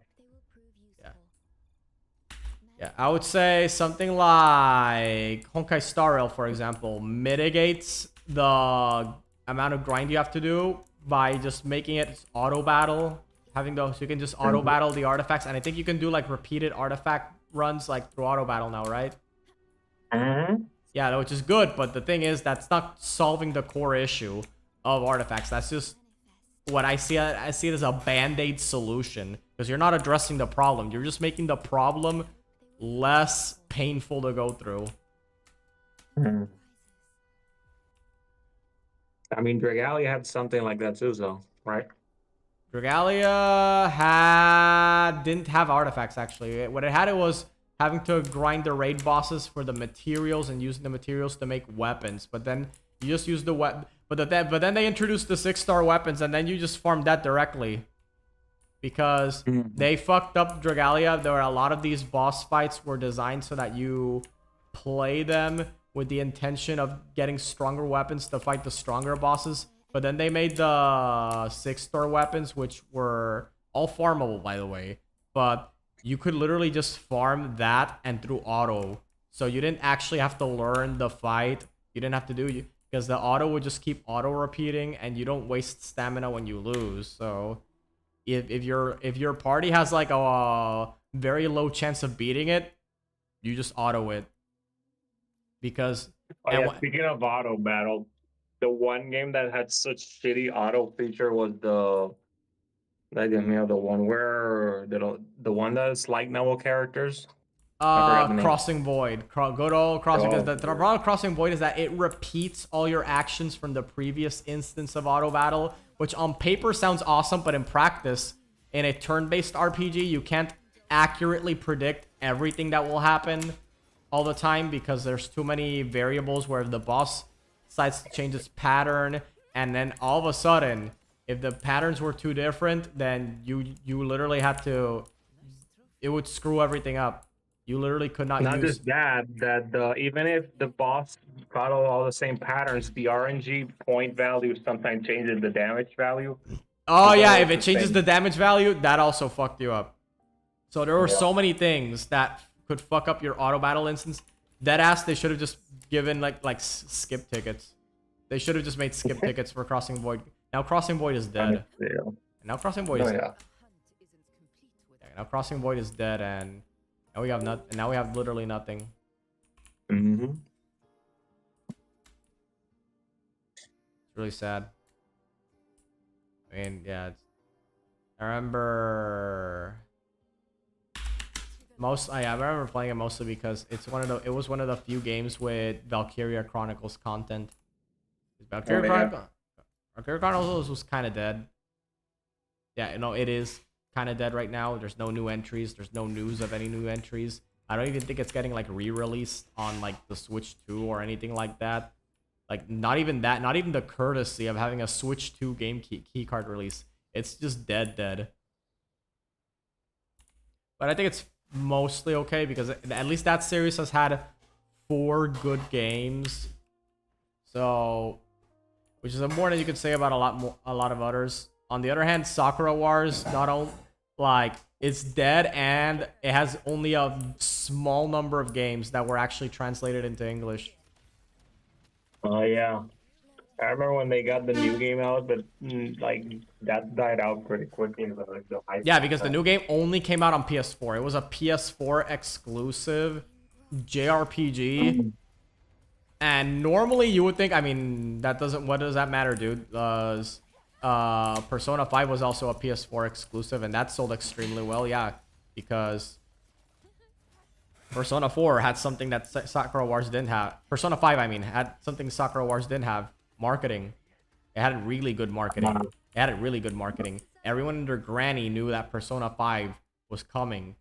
And it had the backing of being a successful entry, because before Persona 5, we had 4 and 3 on PS2, and even to this day, those two are considered some of the best PS2 games.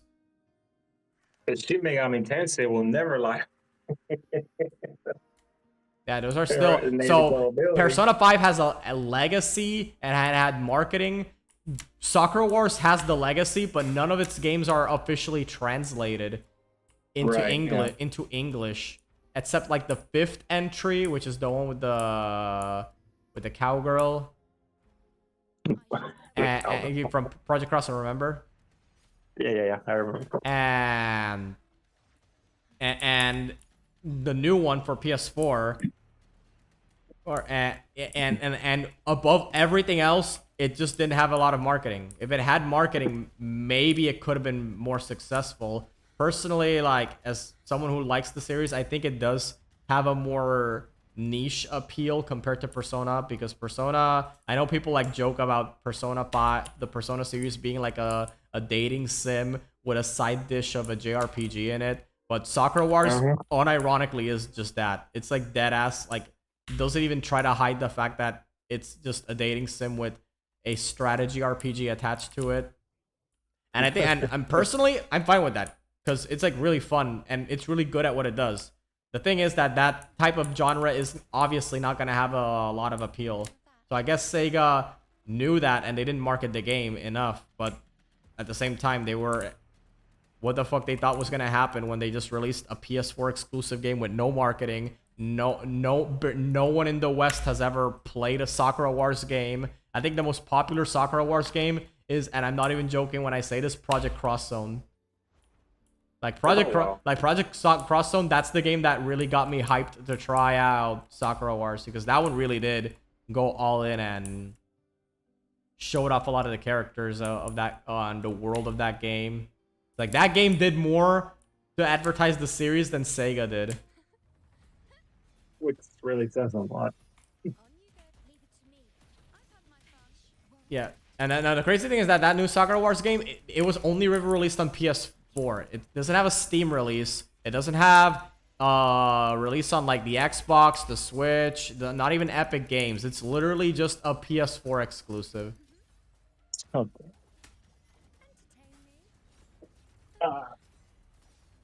And I remember hearing a rumor, I think it was that Sega, at least that some insider reports that Sega was looking into bringing back the Sakura Wars series, but, and all I'm saying is that, in all honesty, if they're not even going to advertise it, don't bother.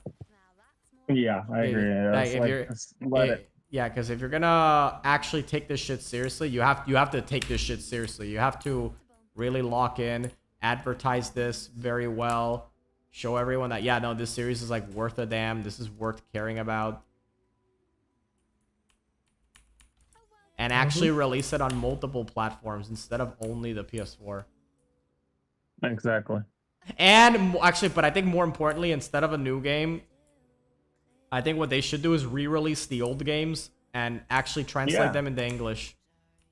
Exactly. Yeah, that way you get people into the franchise first Yeah. through the original games, and then Yeah, because I think the problem is that, and here's like, I think the reason why that might not happen is that the first two games, I would argue, the first two games were on the Sega Saturn, right? That's already pretty bad because I think the Sega Saturn doesn't really have a lot of like emulation. Like, at the very least, no official emulation is what I'm trying to say. Because there are like emulators that work for the Sega Saturn games, but they are not in an official capacity. And trust me when I say that emulating a Sega Saturn game is way harder than emulating almost any other console, at least by comparison. It's, in my opinion, it's really not that hard. It's just a bit tedious. But, and the other issue is the fact that even if you ignore, like, you're probably gonna be like, but dude, Dice, don't say, did you know Sakura Wars 1 and 2 also got re-released on the PlayStation 2 and on PSP? You can just re-release those versions. I'm like, okay. The third game is on the Dreamcast. Same with the fourth game. Can they... And from what I heard, emulating the Dreamcast is also not easy. yeah. And unlike the first two games, I don't think Sakura Wars 3 and 4 ever got re-released. It was literally, so they don't even have the excuse of just use the PS2 version or just use the PSP version. It's literally the Dreamcast version or nothing. Mm-hmm. And the thing is that all these games need to be released on the same console because did you know that Sakura Wars 4, if you have save data from all the three games, that game actually references every ending you got. Oh, that's actually pretty cool. Yeah, like I don't know if like the exact details of it, but I thought, dude, like a dating sim type of game that references every single ending you got in this every previous entry, that sounds amazing. Mm-hmm. That sounds like It has actually so gives more weight to the choice and the yeah, the like path there's to like the- there's like the final boss, for example. I heard it plays out completely different if you pick the same girl for like almost all the games. Nice. Yeah, that sounds incredible. But so you would need, so you have to include like save data bonus too. True. Yeah. Yeah. Yeah. Huh. Yeah, but the thing is that these are all games that Sega likely is never gonna translate officially because they just don't care about anything that isn't a Sonic or a Yakuza or a Persona. And the way she just travels on the chakram is so funny. It's like just circling around the chakra.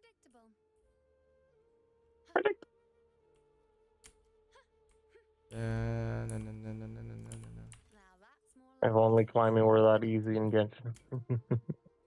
No, when I saw this shit, I thought of, you wanna know what I immediately thought of? I thought Kingdom Hearts 3. I was like, Oh yeah. I was like, dude, they literally took the wall running from Kingdom Hearts 3. Now I know that Kingdom Hearts 3 didn't invent wall running, but that's like the first thing I thought of. And then when I saw other stuff like the final boss of version 1.0, it just made me think, dude, why can't they just make a Kingdom Hearts the gacha? If Square Enix wants to do really want to do a mobile game like Kingdom Hearts, why don't you just do it like this, like styled like wuwa? For Kingdom Hearts, that would have been so good, but then they wanted a fucking Pokemon Go for some reason. That was just stupid. Yeah, no, yeah, that was, I think, the biggest mistake. If Missing Link wasn't a Pokemon Go clone, if they stopped fucking around and it was an actual like style like wuwa entry, we would be playing that right now. It would be way more popular because I think that's the problem with Square Enix is that Square Enix wants to get into the gacha game market because they understand that gacha games make money. Here's the problem. They don't understand why gacha games make money. Just knowing something, how that something works, and understanding why it works are two very different things. I don't know if you saw the footage of Dissidia Duelum, and yeah, that game just looks like straight ass. That game looks like it would have looked impressive like 6 years ago, but nowadays it just looks bad. And the worst part is that Dissidia Duelum doesn't even have the decency of having a PC port like every other mobile game that every other big mobile game that's come out recently. It literally is just a mobile game only and no PC audience, nothing. By comparison, all these other mobile games that are coming out, like Ananta, Silver Palace, Wuwa, even Wuwa now, Genshin, Star Rail, Z3, all that shit, and all of that has a PC port. Yeah. So that's already bad. That's already really fucking bad. Yeah, The other bad, exactly. the other You bad, gotta get with times. the other bad thing is that the game, just like I said, it looks like ass cheeks. It looks bad. Even fucking Wuwa. Even look at how Wuwa right now. Even with me turning the graphic settings on Wuwa down because my PC literally cannot handle Wuwa at max settings, it still looks better than the new Dissidia. I would even dare say Genshin looks better than the new Dissidia. Because I know I like to shit on Genshin a lot, but I gotta say, like, visually Genshin looks way better than the new Dissidia. By far. And that's something that Square Enix, like I said, they don't understand. They're still treating gacha games like they're this weird shit from 2015 that make money off the cheapest budget possible. And that's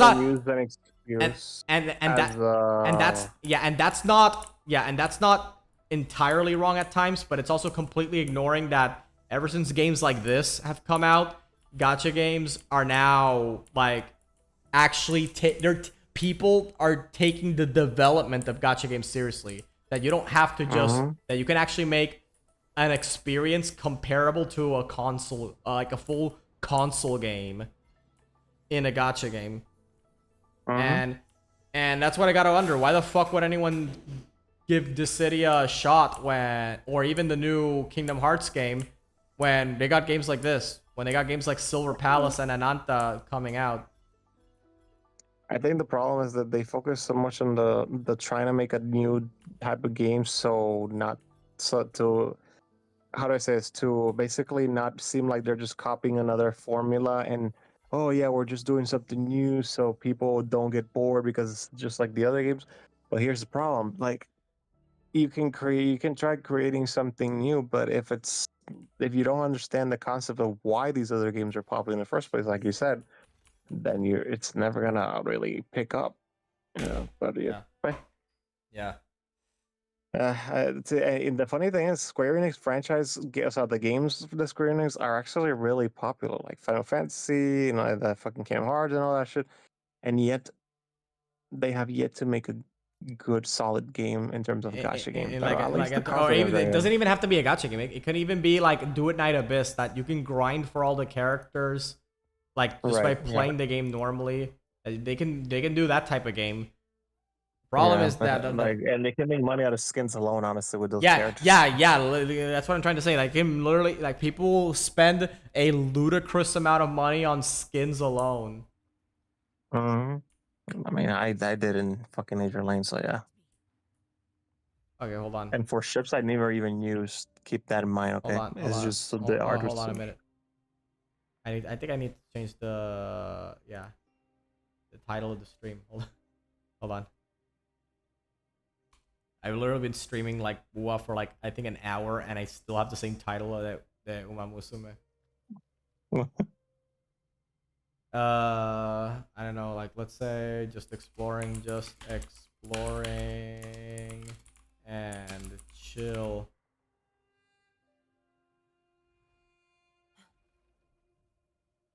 Yeah.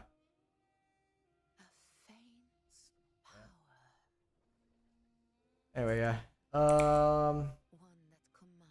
Yeah, that's what I'm trying to say. That if they plan on taking mobile games seriously, like if Square Enix really wants to take mobile games seriously, they have to actually learn that mobile games aren't just like a weird thing that no one that are making money off, like games that look like they're from Newgrounds. That gacha games are actually a very competitive market, and if they want to compete on this market, they have to match or exceed the quality people are expecting. match or exceed. So games like Genshin Impact, like I would say, I'm gonna be like honest, like just to keep it very simple, even though it really isn't that simple. Genshin Impact, that's the standard you have to meet. Bare minimum. If you cannot reach the standard of Genshin Impact, don't even fucking try. That's a fair assessment, honestly. Yeah. Because every other game, like Wuwa for example, all try to do their own little spin on this formula that gives them like something different about them.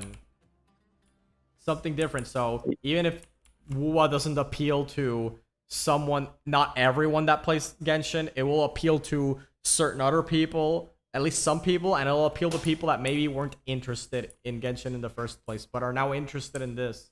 Same with like Silver Palace. Silver Palace has a very unique look and style that makes it, already gives it a completely different vibe from all these other games. Mm-hmm. Anyways, man, I'm gonna head out. Talk to you later. All right, good night. Night.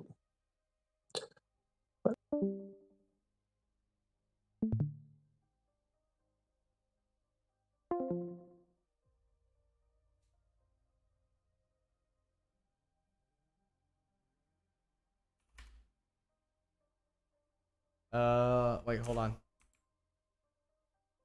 Oh my god. I just raised the volume for Wuwa.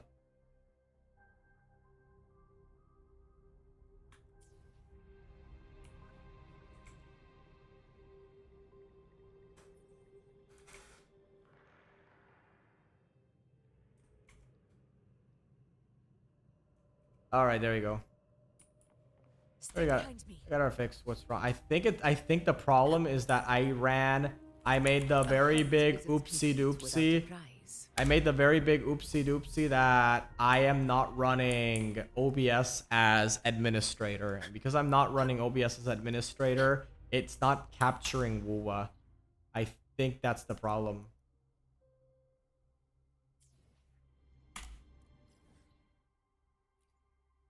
But I'll just fix that next time. What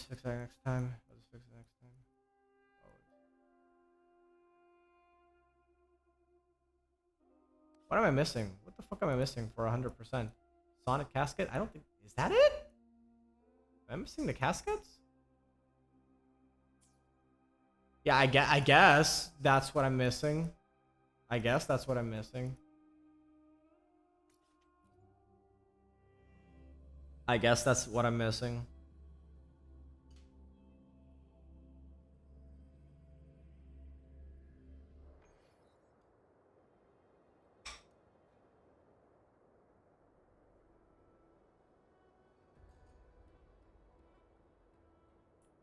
Stay behind me. Yeah.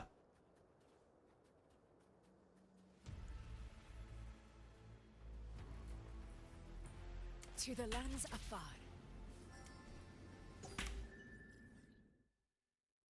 71%.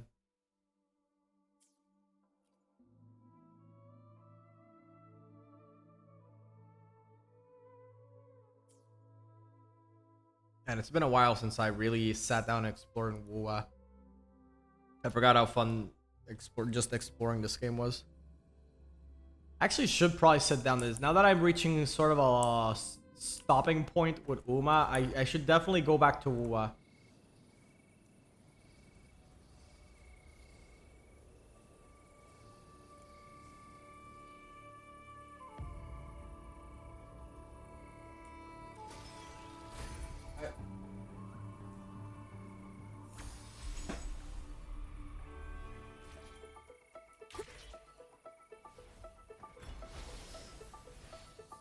It's already getting late here, so I think I'm just gonna react to the Chisa trailer, and then I'm gonna hit the oh my god, just hit the sack.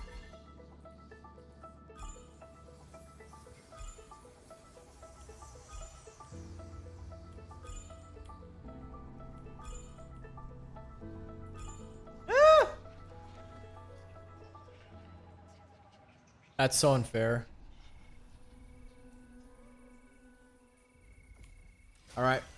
try again.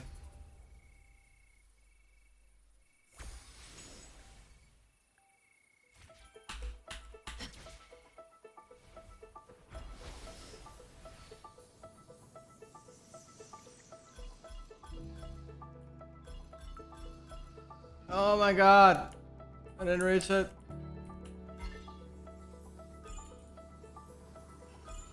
Ugh.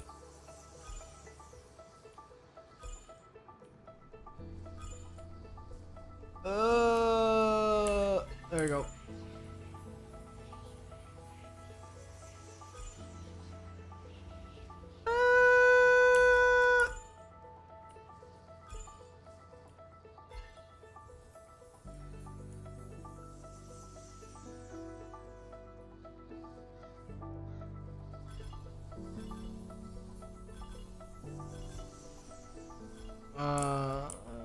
Alright. It's just smooth sailing.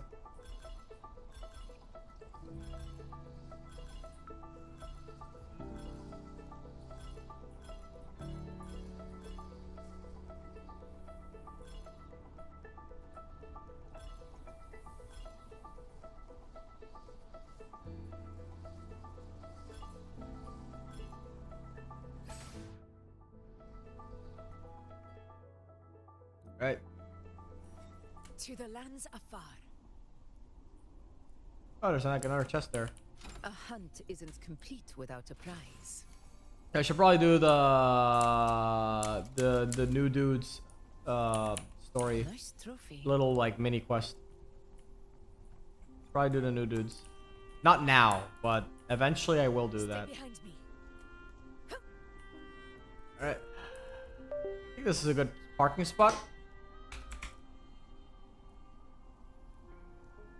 Yeah, this is a good parking spot while I set up the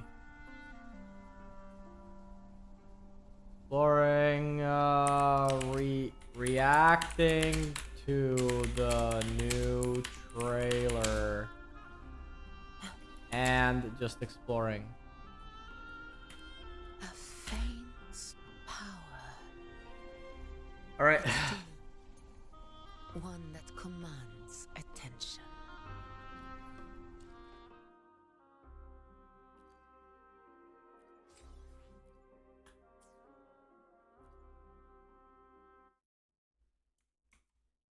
All right. I'm gonna bring back the thingy just a bit. Just take out all these like tabs that are probably eating up a whole lot of shit.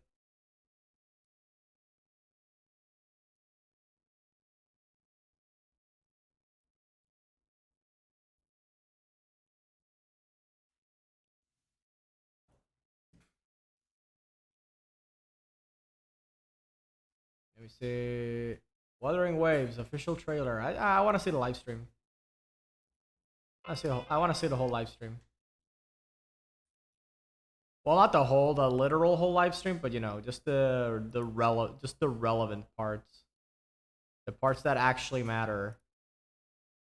Boom. There we go.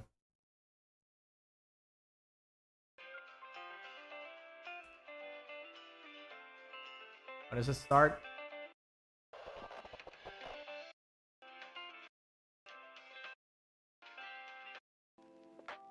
All right. Yeah, there we go. It started.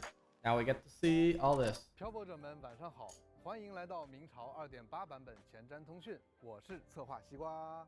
大家好呀，好久不见，我是驼策划，很高兴再次来到这里，和大家一起聊一聊明朝2.8版本的最新动态。不知道大家有没有发现，今天我们所处的环境有一些特别。是的，氛围和以往完全不同，空气中还飘着咖啡的香气，感觉是一个可以让人放松的地方。说起来啊，选择在这样的环境里开启节目，是有什么特别的原因吗？不仅仅是为了让漂泊者们放松，决战结束紧绷的神经，在2.8版本中，漂泊者们也会遇见一个与这里氛围有些相似的地方。我们希望今天可以和大家一起，伴随着咖啡漫溢的香气，细细品酌即将展开的2.8版本。听你这么一说呀，我倒真等不及了，快给大家讲讲。在我们离开尼纳西塔之后啊，最近黑海岸通过对明氏宝石的研究，扩充了泰迪斯系统的频率特征库，竟意外捕捉到了一段前所未见的频率。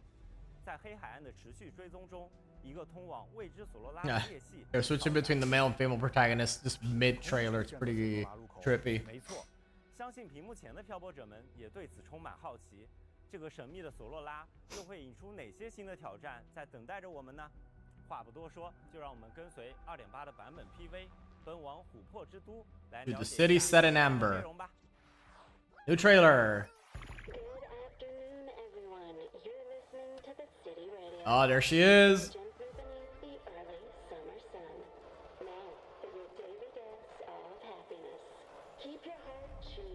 Everyone's glowing.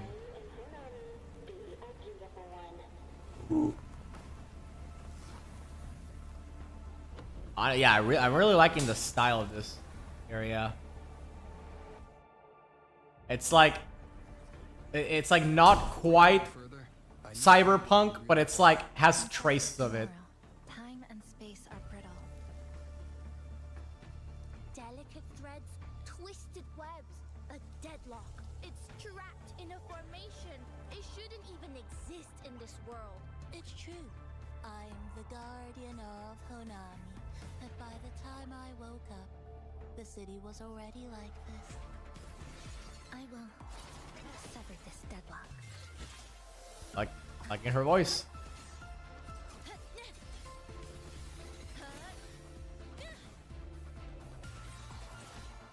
She's a new resonator.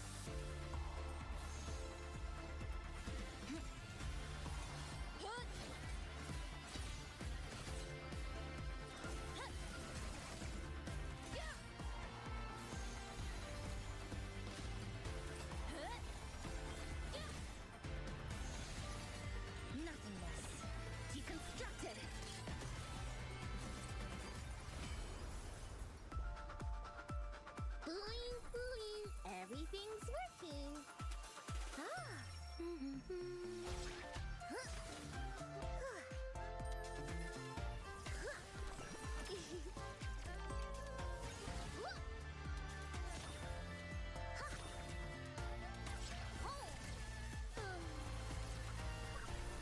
Bowling, new resonator. I think she's gonna be in the.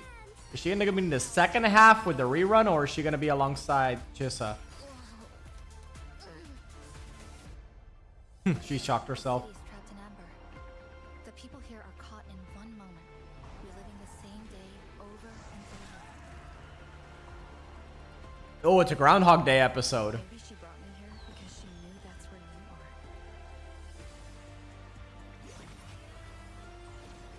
I don't care how impenetrable the tower is.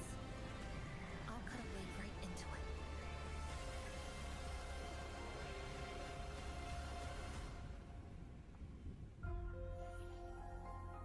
To the city set in amber 2.8。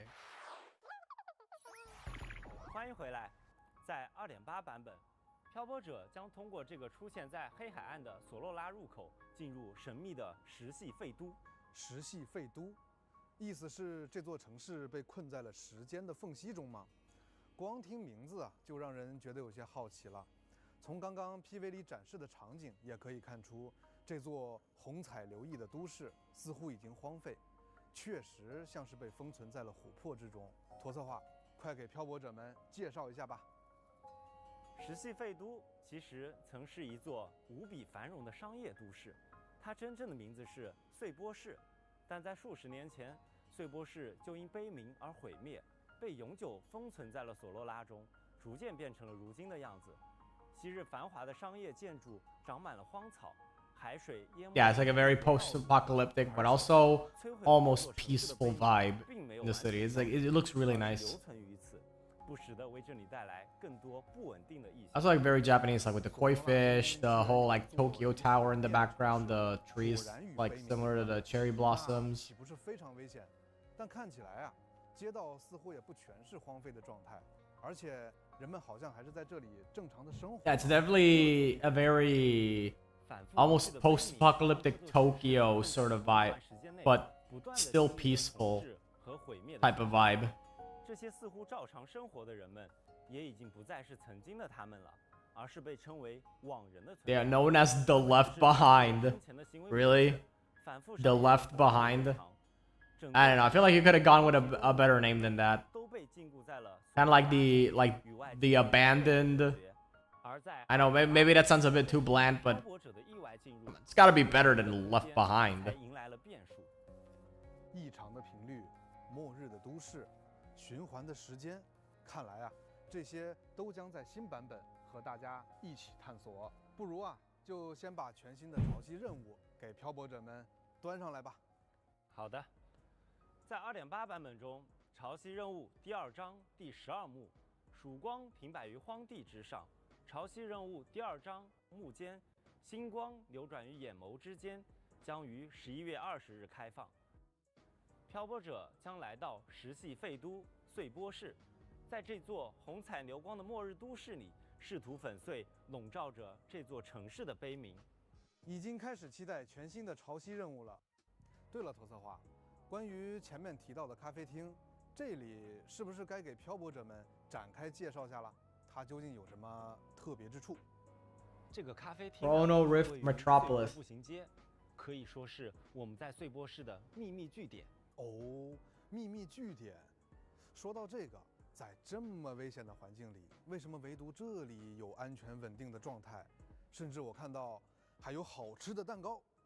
这就不得不提这次冒险中的一位关键人物了，正是他用自己的共鸣能力裁剪出了这个安全空间，完全隔绝了悲鸣的影响，所以我们现在很安全。Oh, so Chisa can create a pocket dimension. 黑色长发、身穿制服的少女，千笑吧？居然能够裁剪空间。Yeah, she could like create a pocket dimension and protect the little restaurant like that where they're in is themed after. 城市灾后的废墟，但位置合适，环境也相对安定。也正是多亏了这个空间，我们才能在这里安心地制定计划与休息。这座咖啡厅不仅是漂泊者和千校休憩的安全据点，还是通向城市其他区域的枢纽。在2.8版本，漂泊者会和千校从这里出发，前往更多值得探索的角落，去亲自经历这座城市的故事。至于咖啡和蛋糕，是另一位重要的新朋友制作的。其实我们在这座城市里到处可以看到他的身影，随处可见。哎，让我想想，哦，是那个长得像水豚、圆润可爱的小家伙吗？观察力不错哦，没错，他就是碎波市的守护神波仔。虽然这只是他自称的。居然是守护神，确实让人非常好奇他的能力呢。 It's a mascot character. 我发现他 What could it do? 不一样的造型。哎，说到我们这位性格友好又慵懒可爱的守护 Well, the answer is everything. 其实他承载着 The answer is everything. 城市记忆。作为碎波市繁荣时期的城市吉祥物，它每日为市民的生活交通保驾护航。说到这个呀，感觉那些散落在城市各处的波仔画像，就像是市民们与他相处的印记一样，大家肯定非常喜欢他。是的，而当悲鸣来到之后，化为实体的波仔不仅承载着往人们的美好愿望，还拥有着一些特别的能力。首先，它比任何人都熟悉碎波市的城市地形与交通，为我们这次探索提供了不可缺少的助力呢。不仅如此啊，它还拥有能够调动碎波市中离散频率的能力，制作出一些食物、武器等道具。当然，食物的味道也是非常不错的。至于不一样的造型，那些都是波仔代表不同职业的分身，比如头戴交通帽的月台守护者，侦探造型的调查异常事件的福尔波斯，以及穿着小围裙的蝴蝶结管家等等。本体和分身都十分可爱，看来啊，波仔正以不同的身份守护着碎波市，不愧是。All right. 又为什么能在碎 Okay, yeah. There we go. Yeah, I just want to see the scenes with Chisa and them and any of the new information. 大家同行，这些谜题就留给漂泊者们亲自探寻啦。已经开始期待遇到波仔了，相信各位漂泊者会发现更多关于波仔的故事。最后，值得一提的是，在这座城市，大家能够看到的不仅仅是泛着红彩的湛蓝天空、背离重力的高楼大厦，以及那座在城市光影中矗立的神秘高塔红鹰塔。伴随着漂泊者和千笑的脚步，微风流动间，粉鹰如云霞般重现天际，也会邂逅一些带来治愈与希望的美丽景象。感兴趣的漂泊者，请多多探索。好的，介绍了这么多，先给大家送上本次前瞻通讯的第一个兑换码吧，请漂泊者们在游戏内设置界面领取。稍后回来，我们将会为大家带来全新共鸣者的情报，同时也请漂泊者们跟随镜头，品尝一杯浓醇美味的波仔特调吧。Redemption code. Dad, right? I have to do the redemption codes. I'll do that afterwards.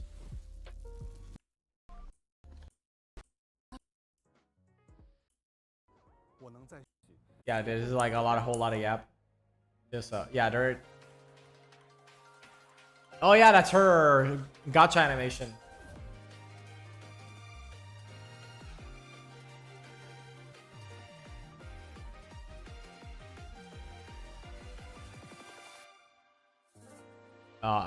That's amazing. That already looks 黑 amazing. 色的长发，独特的红色眼眸，简洁利落的制服，给人一种优等生的感觉，看起来是一位有些神秘的少女。作为善于思考的理科优等生，虽说千笑也是意外来到穗波市的，但他凭借自己冷静认真的性格和出色的学习能力，很快适应了这里的环境，用共鸣力在这座末日都市里开辟了安全据点。不过，拥有这样奇特能力的他，自我介绍时只是自称普通学生。普通学生，或许在他的认知里，这座动荡的城市生存与解算公式难题一样，已经成为了日常吧。看来这位新伙伴不仅 Yeah, I like that animation with the 意 Pocky. 外的可爱，很期待与他一起探索这个城市。不过呀，既然提到了他裁剪的共鸣力，那就不得不提他手持的这把巨型剪刀了。这把剪刀虽然看起来沉重，但在他手中却轻巧的令人惊讶。是的，千笑出身于裁缝之家，剪刀在他手中的用途远比我们想象的更多。他不仅能用剪刀剪出一些自己喜欢形状的剪纸，必要时他也可以充当各种实用的工具。千笑经常灵活地改变着剪刀的形态，为自己所用。看来啊，剪刀在他手中可以说是万能工具了，简直像是百宝箱一样的存在。对他来说，剪刀不仅仅是能斩断困难的利刃，而且也寄托着温暖的记忆。这也恰恰反映了他在看似冷淡的外表下柔软细腻的内心。可能很多时候他只是不太擅长表达，并且千笑的洞察力也十分惊人。他往往能注意到常人极易忽略的细微之处，配合共鸣力带来的独特视野，千笑能解析物体的脆弱点，并施以精准干涉。那么，就让我们一起来看看千笑在战斗时候的表现吧。千笑是一名湮灭属性的5星共鸣者。Yeah, Abyssals. Yeah, so I do have to farm the new weekly boss. 能力的完美融合。作为一名擅长理工科的优等生，千笑也将数理及工学知识运用到了自己的武器改装与实战中。在战斗时，千笑会以精准的几何轨迹挥动巨剪，伴随着刀刃划出的猩红色流光轨迹，灵活穿梭，捕捉敌人破绽。在特定条件下，他还可以将剪刀切换为高杀伤力的电锯形态，对目标施以迅捷而强力的终结。Yeah, very nice animations. Really cool looking animations. 红色剪刀还会幻化出半透明的巨影，千笑会短暂后撤，并向前出击。 I still don't really get her gameplay. From what I heard, it's sort of just the support character for a DPS that doesn't exist. So there's no guarantee that the intended main DPS will be someone I want or I'm interested in. But hey, I'm still willing to pull for her. I'm still willing to give her a shot. 千笑可以施展透明技能，使武器变形，果断踩下武器的绞盘。伴随着暗红色粒子从机关中迸发，剪刀切换为更有威胁的电锯形态。此时，千笑会使用这柄利刃，对敌人展开更强力、更密集的斩切。当他施展共鸣解放时，眼眸将染上明亮的紫光。此时，他会手持张开的巨剑，对敌人施以切裂的一击，并为队友回复生命值。在绝对的理性中蕴含着力量。千笑的每一个动作，既是对万物构造的解构，也是对战场节奏的绝对掌控。希望漂泊者们喜欢千笑完整而又独特的每一面。在2.8版本中，全新5星长刃弹切也将同步上线。不得不说呀， Yeah, very cool weapon, but again, weapon banner, and I'm really gonna have to play the game a lot. Really gonna have to squeeze out every last drop of free-to-play currency, because I don't think I have the gems for both her and the weapon, even though I really want to get both. 特殊的脚踏结构，可以用来控制武器的状态。设计的非常精妙啊！我看到 绞盘还链接着一些渐变发光丝线，这些也会随着武器的状态而改变吗？是的，这是牵引着万物结构的弦线。当弹切处于打开状态或者是千笑战斗时，弦线会在绞盘旋转间迸射出绯红光芒。弹切关闭或是千笑攻势落幕，绞盘将会旋转收束，弦线则会转变为紫蓝色幽光，仿佛将真理悄然收束于寂静之中。 看来啊，这把武器不仅视觉冲击力十足，更巧妙呼应了千笑冷静细腻的性格。十分期待弹切随着千笑的操控，绽放出更多惊艳的光彩，伴他奔向远方。哎，驼色话，刚刚在 PV 里还看到那位曾与我们有过多次交集的黄龙方士古灵精怪的卜灵也会在2.8版本登场。那么关于卜灵， 我们也来给漂泊者们分享一下情报吧。Yeah, 4-star animations are pretty simple. I get why, but I wish they were a bit more elaborate. At least give them a non-generic background. I think a non-generic background for all of them would definitely help. You don't even need to change anything about the actual animation itself. 这样的他在游历索拉里斯时一定很受欢迎吧？没错，作为踏足四海的云游客，他豁达开朗的性格总让他能在每个城市都交到朋友。积攒至今，我根本无法想象他的信息网得有多庞大。同时，他本人也是个不折不扣的论坛冲浪高手。Forum poster, damn old school. 大家分享一些 Because forums don't really exist anymore, unless you count Reddit as a forum. Personally, I don't. I get the concept is similar, but yeah, I don't. It just does. Reddit just does not have the same vibe as a good old cozy forum from the mid 2000s. 异常敏感，经常能听到常人听不到的特殊声音。这个特制的耳机型感知屏蔽仪会帮他过滤掉一部分杂音，而他也能通过这个共鸣能力预判环境里是否存在危险。比如这次。 他就在碎波室的入口处感知到了裂隙内部极其不祥的气息。看来他的卜算真的还蛮灵的。这座城市啊，的确蕴含着极大的凶险与挑战。漂泊者还记得吗？在之前的冒险中，卜灵曾用他的法宝来给漂泊者提供帮助。那除了卜算之外，卜灵在战斗时是不是也会用到他那些玄妙有趣的法宝呢？当然了。 看他手里拿着的玄机匣就知道了，你一定想不到，这是他用泡泡。Yeah, she's the first 4-star we've had in an extremely long time too. All I'm saying is that she better be good, because one thing to have a new 4-star, it's another to have a 4-star that's actually good. Because they need to have at least some niche application.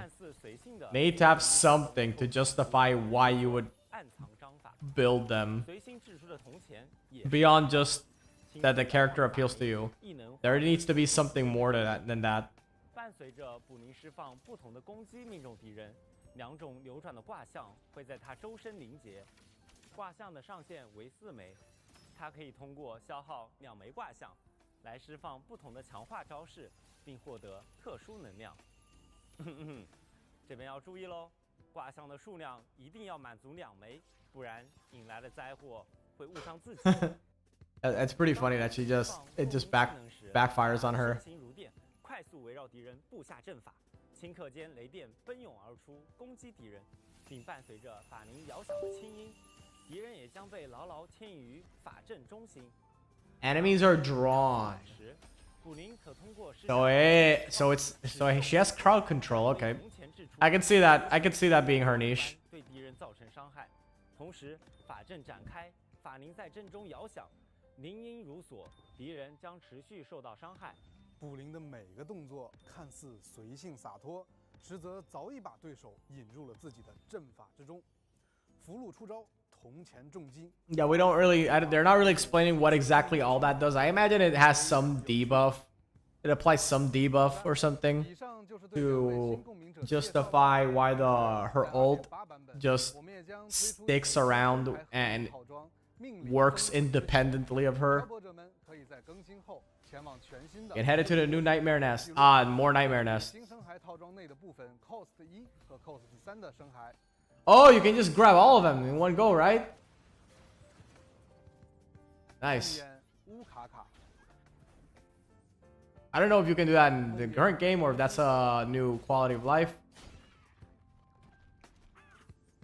那么现在给大家送上本次前瞻通讯的第2个兑换码吧。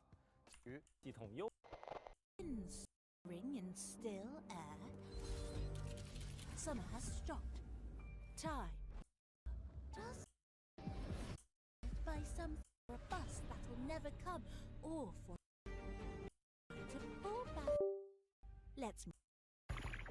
刚刚那是什么？明明开始不必长。对。你2.5的少女。Okay, so yes, like I suspected, Booling is not with Chisa. She is. Yeah, no, this is still the first half. This is just a rerun of the first half. 同时，全新5星长刃、弹切以及5星音感仪和光回唱的活动换取也将同期开启。在以上活动换取结束后 There you go. Yeah, Booling is in the rerun on the second half. 歌永不落幕。5星共鸣者坎特雷拉的活动换取 Cantarella 也将开启。 and 而活泼有趣的黄龙小道 and Frolova being reran at the same time is foul.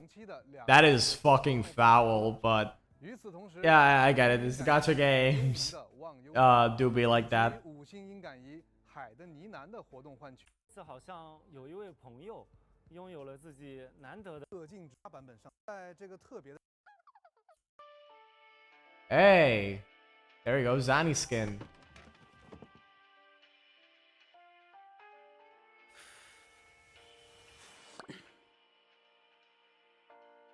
It doesn't look bad.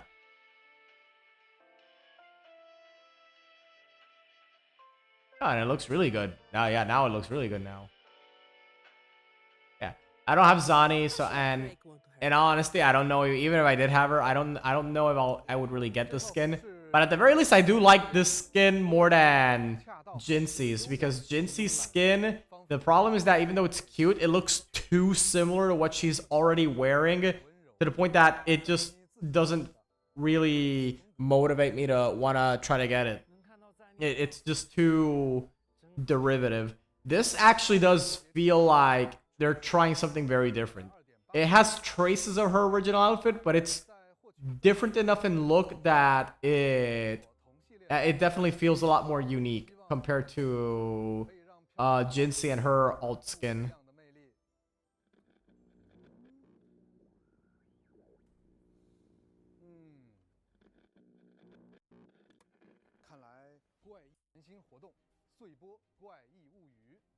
Oh, very nice. Yeah, so that's just the events that are going on.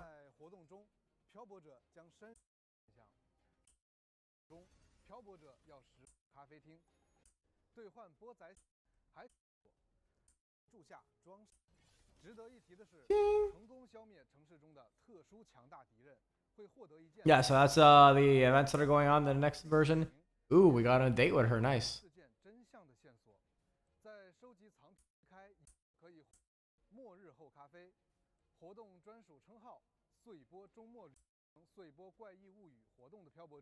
依然可以通过常驻活动界面参与活动，获得常驻奖励。在前面的介绍，我们也了解到，因为碎波式索诺拉的特殊性，网人们仿佛也在此经历着一段不断循环的梦境。为此，我们也开放了浪墨余音、流影将消内的各流，可获兑换权硬级别，还限时战斗活动。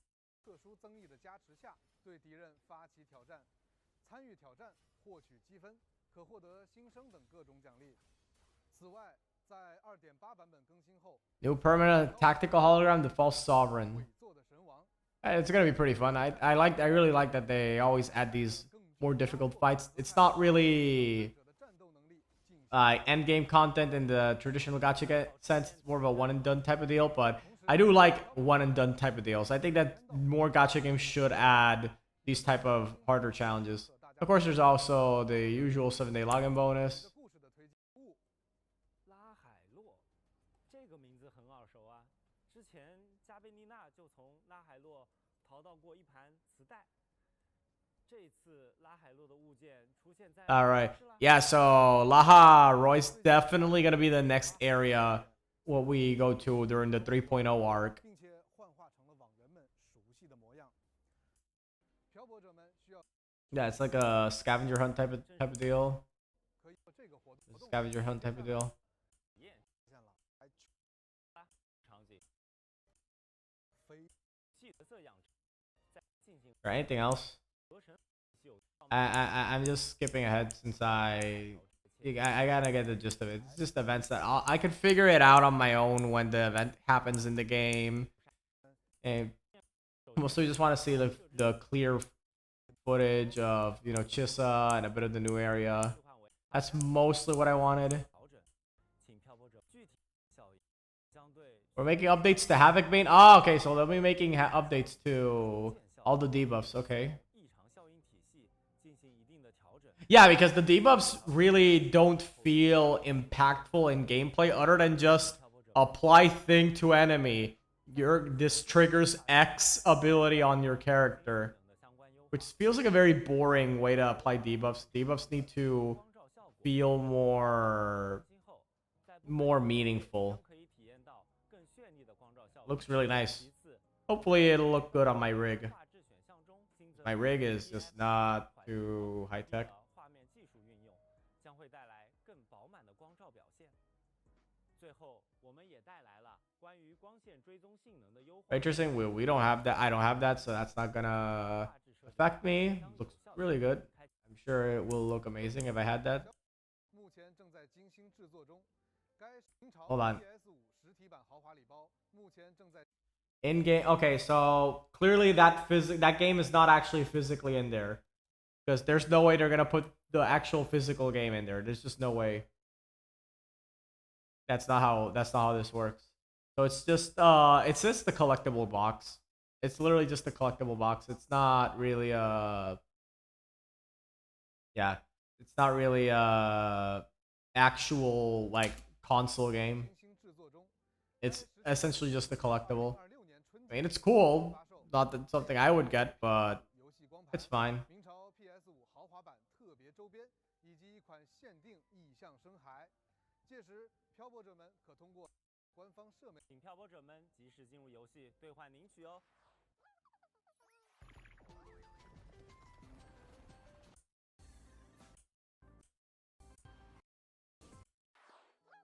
据点的视频呢，这座让通过写多相遇的契机。 Yeah. 碎 Okay. 波的入口出现时，让我们一起继续这场未尽的旅程。千笑与波仔也会在这个神秘的索诺拉空间等待着漂泊者。于11月20日正 November 20th. That is 新的旅程向 well, today's the 15th, so yeah, next week. 最 We have anything else?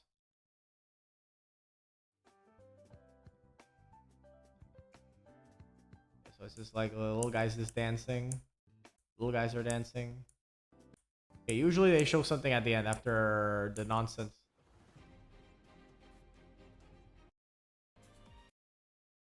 That's it.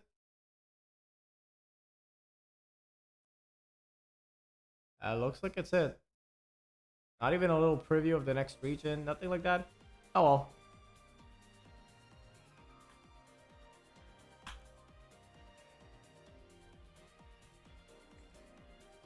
And that's about it. I'm shutting off the stream now. Good night.